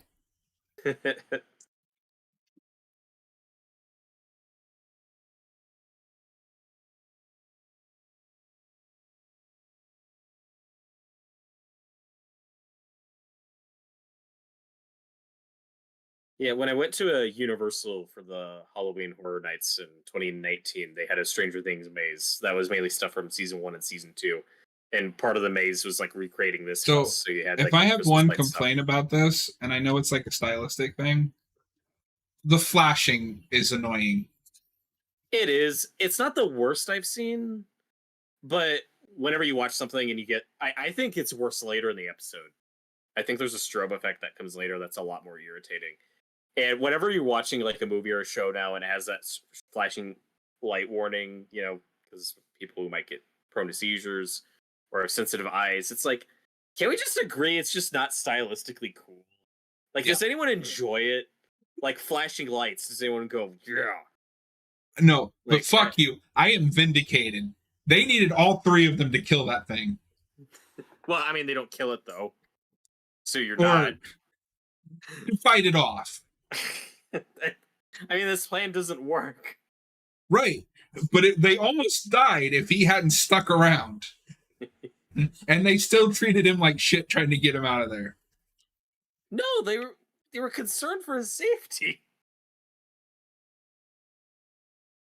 I don't know. I think pulling a gun on someone is a bit extreme, even if you're concerned for their safety. I think fighting a monster is also extreme, but I've never been in this situation. I mean, it is extreme, but again, I'm vindicated. It took all 3 of them just to get it to go away. But they're the ones like, it's obviously this would have played out the way they intended to. But if they had played out the way they intended it to, they would have died. Maybe. You're also projecting, like, I haven't been shitting on Steve at all this episode. I'm not saying you are. I'm just saying I think I vindicated in saying that if they had brought him in from the beginning, they would have been much easier. Okay, but that doesn't mean, like, that I don't believe the choices the characters made along the way. That's all. I don't know. I think Nancy's having a real double standard for... she's flawed. I never said she wasn't.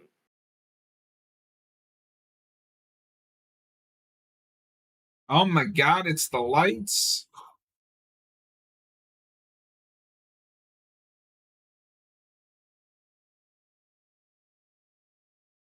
So can you just like not kill the Demogorgon then? It just goes back to the upside down?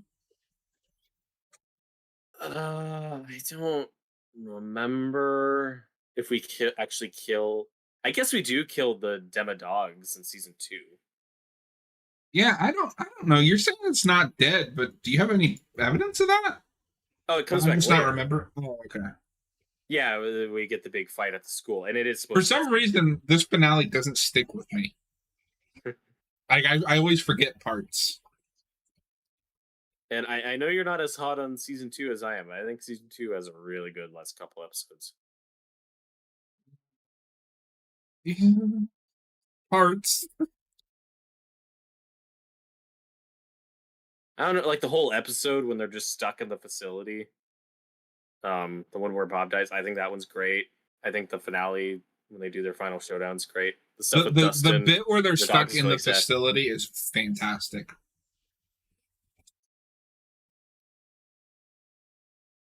And 3 has a good finale. There's a lot I like in that finale.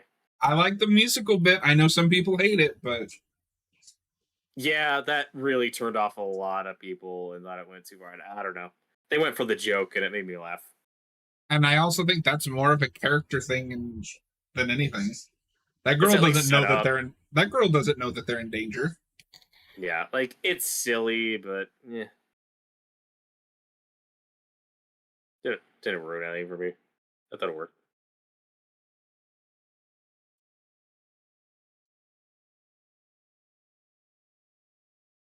But I think the last season 2 is one of the last like epilogues of any finale, where that's when you get like the ball with all the kids, and then Nancy dances with Dustin, and it's adorable.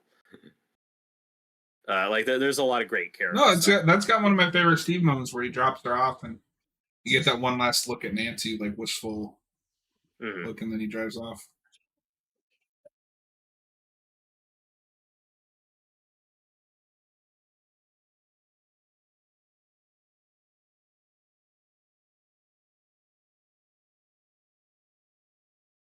Yeah, Millie Bobby Brown is in a weird position as an actress where like this is a very particular character that is very soft spoken. It doesn't say a whole lot, and I think like what she has to do, like she's very good. Like I think she was. I think my actor, annoyance with the character.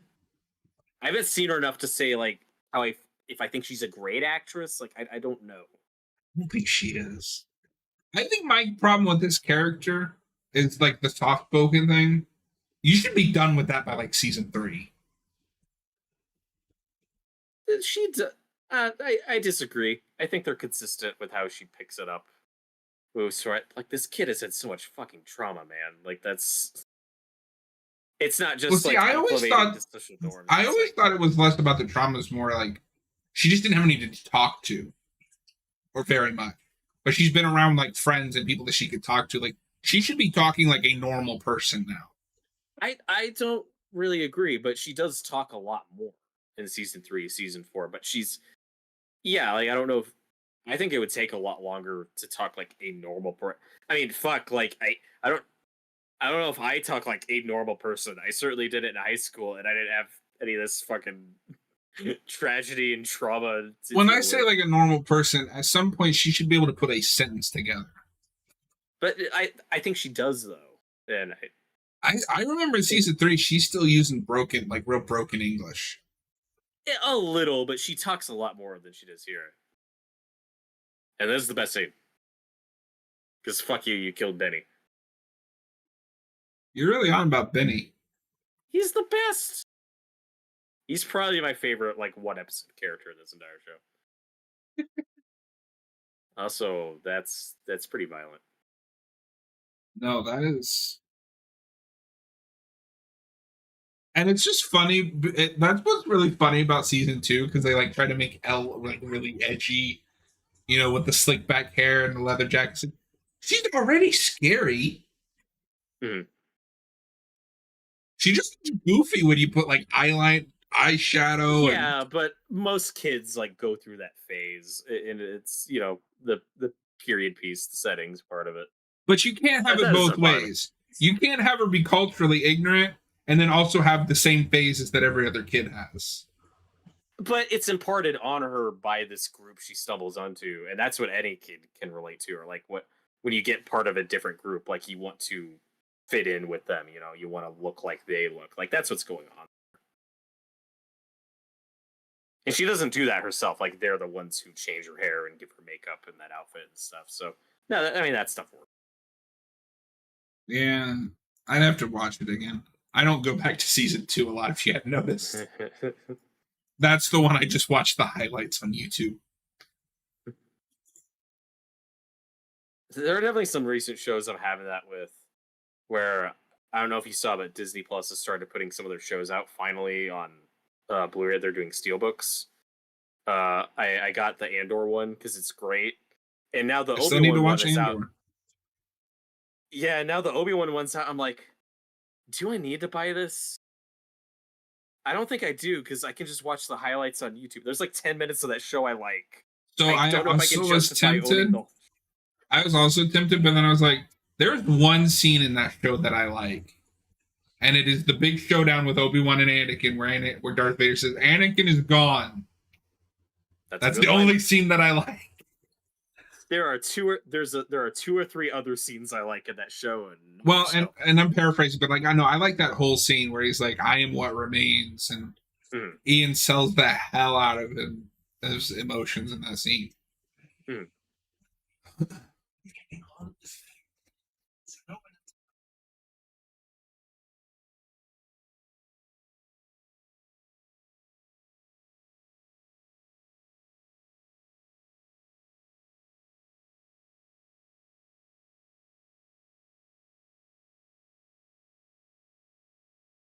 This is when we really kick in the strobe effect, and I don't think it's really necessary. This is very 2016.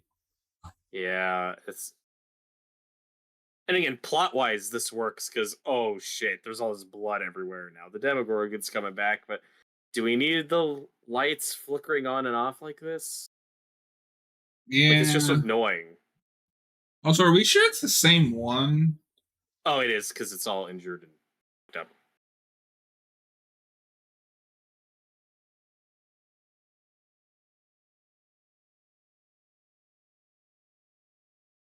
I'm also... Now, this is goofy, because how the fuck does he survive? Whatever. Because they tease it in season 2, like, Papa might still be alive.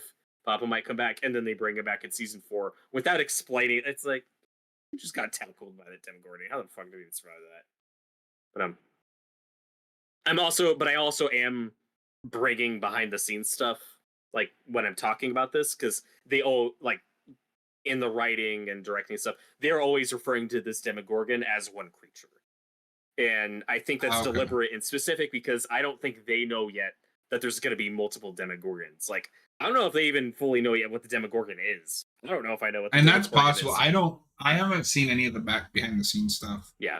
So, to be clear, I am bringing that to this. I think what also, like, I'm unable to separate this season from other seasons like you seem to be able to. So anything that I'm complaining about, I'm taking within the context of the show.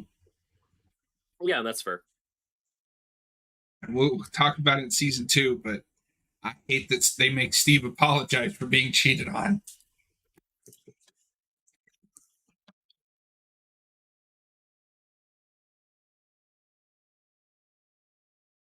Meanwhile, on Alien,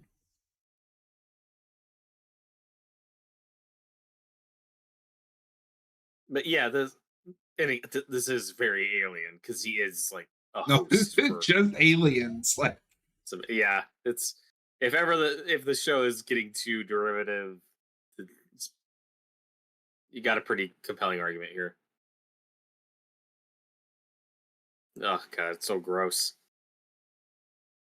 It is, and we don't really get like this grimy and dirty ever again. No, because like I said, there's some pretty gnarly body horror stuff in season 3, but I mean that's all like CGI.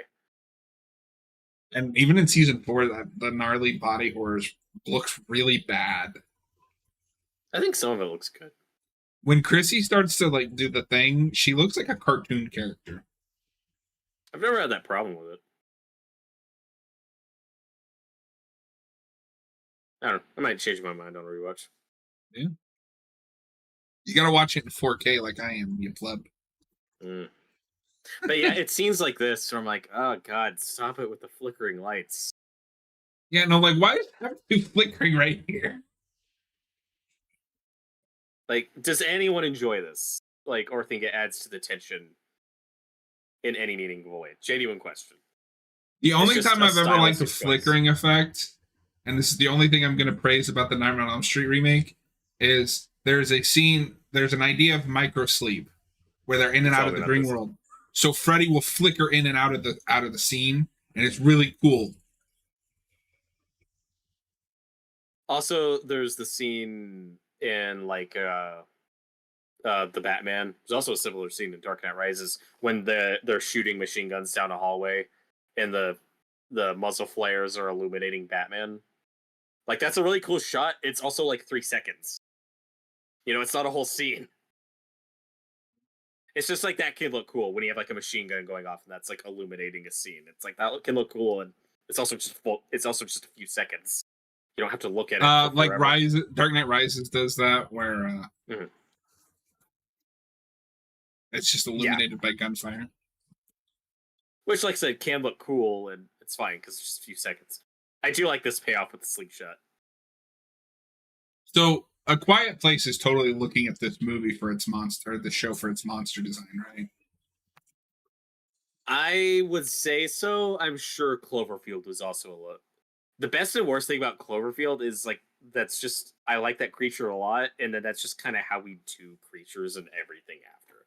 They all have a very similar look with the long, skinny limbs and And I don't know the if we ever gray like or that. brown I hate skin. that first Cloverfield movie. I like it. I saw it in theaters and it gave me a massive headache.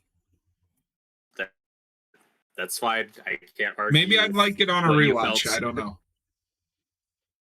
I also haven't seen it since theaters, so maybe I'd have a different take on it. I do like that one like body horror scene where that girl that's like Oh, scratched God. or whatever explodes. Yeah, that is pushing it for PG-13. Like it's mostly off screen, but I'm still surprised I got away with that.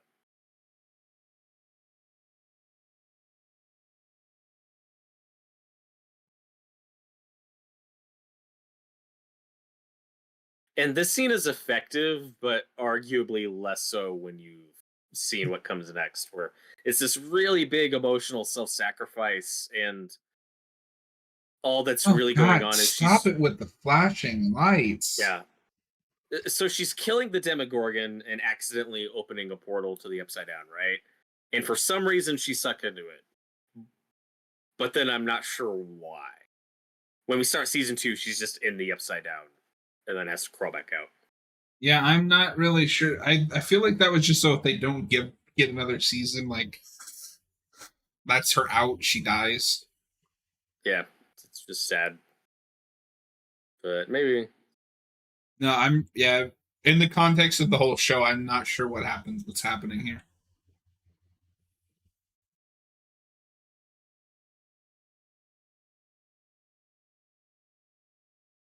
And that's where I can understand why some people would prefer this as more of a self-contained thing. Like, no, the story is done here. You know, I get why some people wouldn't need more. I'm fine with more because I like so many of these characters and I like seeing them grow and stuff. Like my favorite character doesn't come into his own until next season. Yeah, like you said, like if this show stops here, then Steve is not the fan favorite popular character he is. You know, we don't get all that stuff.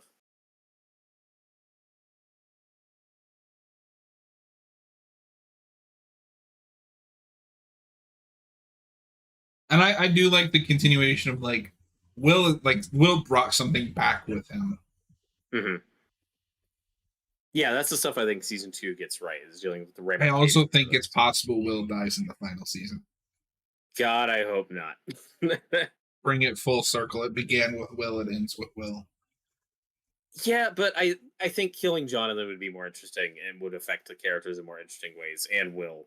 Where, especially with Joyce, where it's like Joyce, her focus for so much of this has been Will, and then to lose her oldest son would be such a hard thing for her to go through. But that's the route I'd rather go. You know, just depending on context. I think it depends also, on how much symmetry they want with the first season. Mm-hmm. I mean, when we get to that series finale, like I think anything goes. Like they could pull the rug out from under us and kill Mike or something. Like I don't know. Like the only thing is, like we speculate who dies. I also don't trust them to actually kill anyone. Right. I don't think it's going to be a big body count in terms of main. Because they've already established that 11 is God and can bring people back from the dead.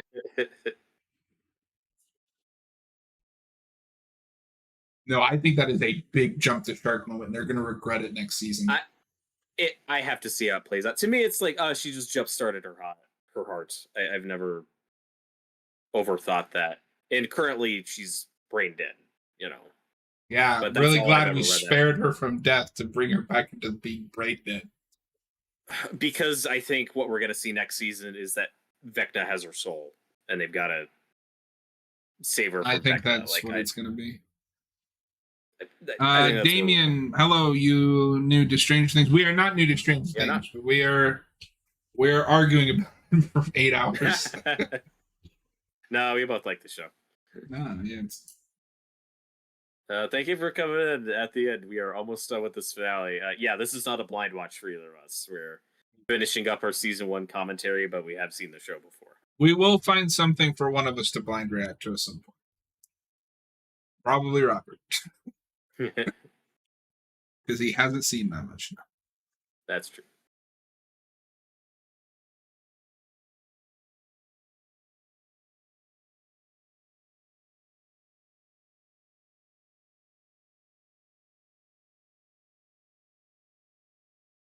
And that is, for me, again, kind of a compliment. Kind of also the best and worst thing about season 2 is you get this nice relief, cathartic, happy ending with Will waking up.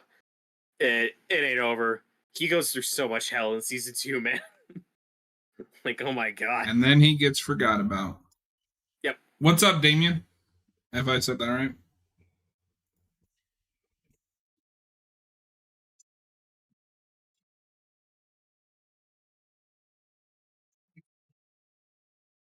But I think this season, though, does, and I think most seasons nail the bittersweet ending, you know, like Nancy doesn't get Barb back, Mike's just lost 11, you know, so it's like they have Will back, but it is very melancholy and bittersweet. You know, it's not a I complete think victory. seasons 2 and 3 have happier endings. No, because, well, season 2, yes, even though some of them are still dealing with losing Bob. Season 3, everyone's dealing with losing Hopper, and then half of them move away. Like, season 3 that's is a very melancholy ending.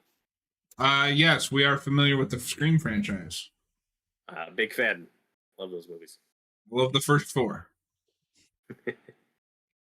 Well, and I don't I love like 3. but there's things I love 1 and 2, 1, 2, and 4. Yeah, we're on the same page there.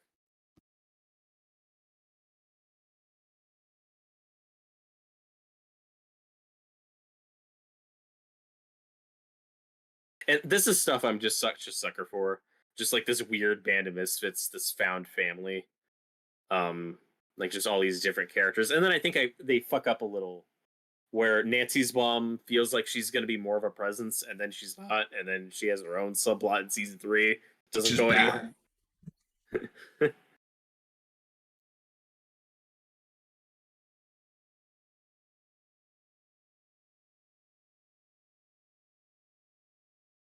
And Ted's there. How much Scream stuff have you done for the channel, though, in terms of reviews and commentaries? Reviews, just the first 2. I had a friend that wanted to do them with me, but then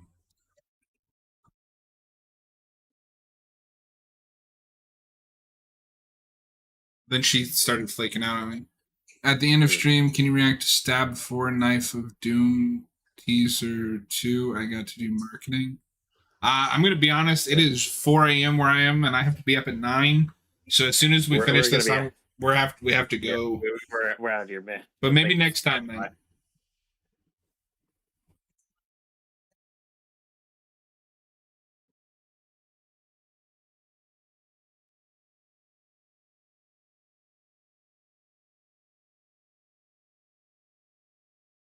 Oh, okay. This is fan film. I haven't heard of that one. I should check it out. Yeah.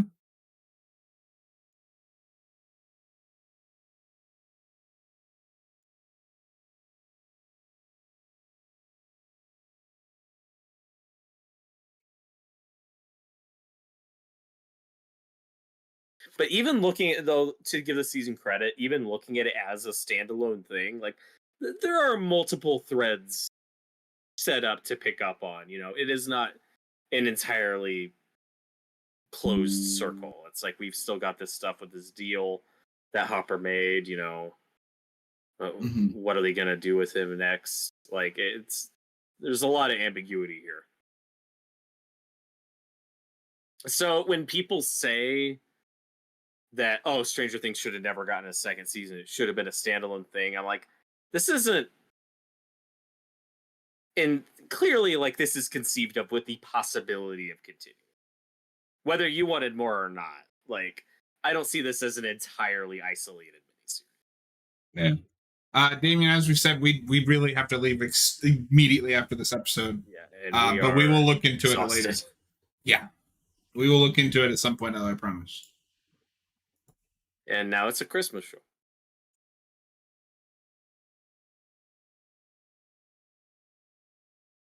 I was really hoping that we'd get a whole season set around winter, with more of a Christmas backdrop. I don't think we're going to get that. Just since they've been so seasonal, where season 2 is fall, Halloween, season 3 is summer, season 4 is spring, but I'm guessing season 5 will just be like summer again. We end with D&D.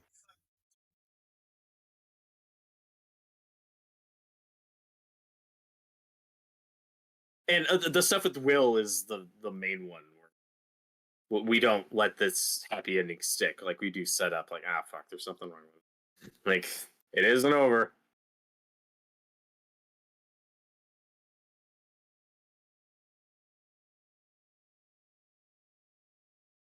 And I'm partial to Will because he's the one I relate to the most. Probably should have led with that in our 8-hour discussion of the show. Yeah. Could have mentioned that somewhere. Of these kids, not which one do you like the most, of these kids, which one reminds you the most of your childhood self? You can include the teenagers as well. It's hard because I didn't have a group of friends that I played like D&D Like or hung out with. Yeah. I mean, I've never played D&D. Probably Dustin, because I feel like he's the most nerdy of them.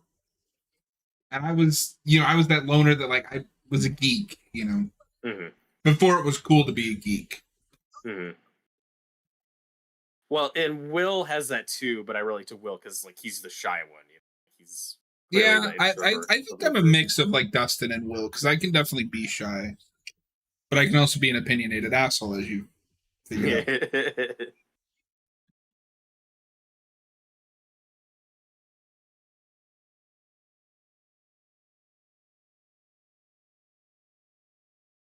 Yeah, I mean, we're always happy to look into something when we get some free time, but right now our schedules are pretty busy.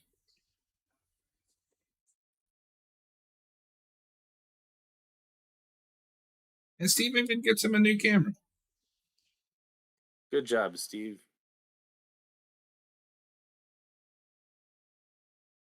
And doesn't take credit for it.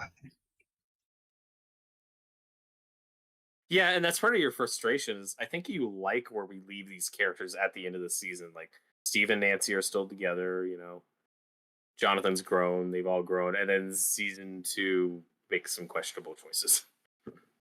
And I think it's more frustrating because I until I see otherwise, I can only assume it's because these two are in a relationship in real life. Maybe. I'm sorry, they don't have any chemistry. I like them enough together.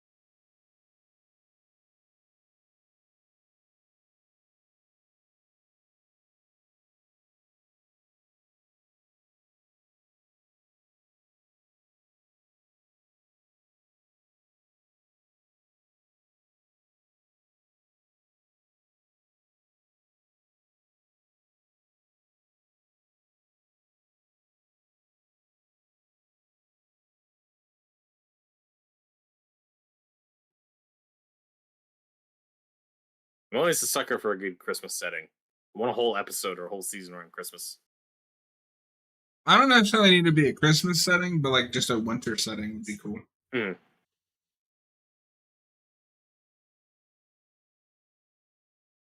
But I also think you can overdo it. Like, I don't know if you heard this, but apparently Hawkeye was renewed for season 2, and they're doing Christmas again. And I think that's a weird choice. That's a choice. I didn't know they were getting a season 2. I just want them to do something with Kate Bishop. Like, She's awesome in that first season. I like that first season a lot. And like I said, I really like the Christmas setting of that season, but I didn't need that again for season 2. I would have done something different. The big one I want, like from Marvel, is I want a whole Spider-Man like winter movie with a lot of Christmas stuff, because we do Spider-Man and Christmas a lot, and we haven't done that much in the movies. Like we've had a couple movies where there's like a scene that acknowledges Christmas, or there's like some snow, but we haven't gotten a lot of like snow in New York. I don't think we've got In a any Spider-Man real movie. snowy settings. Just Amazing for like is like a couple montage scenes. in Amazing too. Although it does have one of my Yeah. favorite scenes where he's just like walks in the store with like the scarf and the hat on, and he's sick. That's a good moment. Yeah.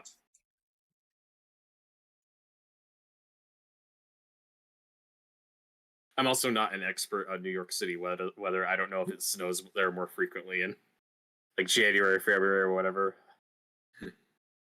But I would like more, winter Spider-Man winter centric stuff in a movie in New York.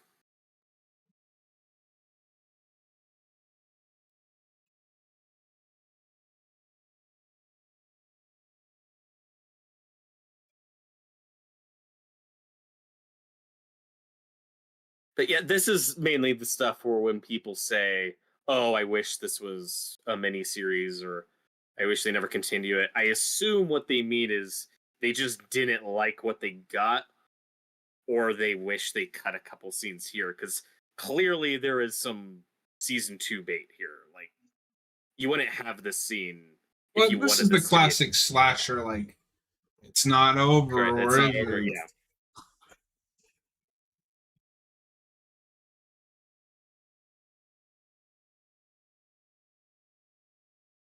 Speaking of Christmas, Stab 3 holiday horror set in Christmas season. Cool. Cool. Yeah, I haven't watched any Oh my god! Scream fan films, but there are some good Friday the 13th fan films that are I would worth love to checking do out. commentaries on those Never High Cologne films. They're pretty good. That third one is interesting because I don't really know what the general consensus on it. It feels too ambitious and kind of corny, but it's also a Friday the 13th movie, and you're not comparing it to movies that are known for their great acting. Usually, it's really weird, but I did like it a lot.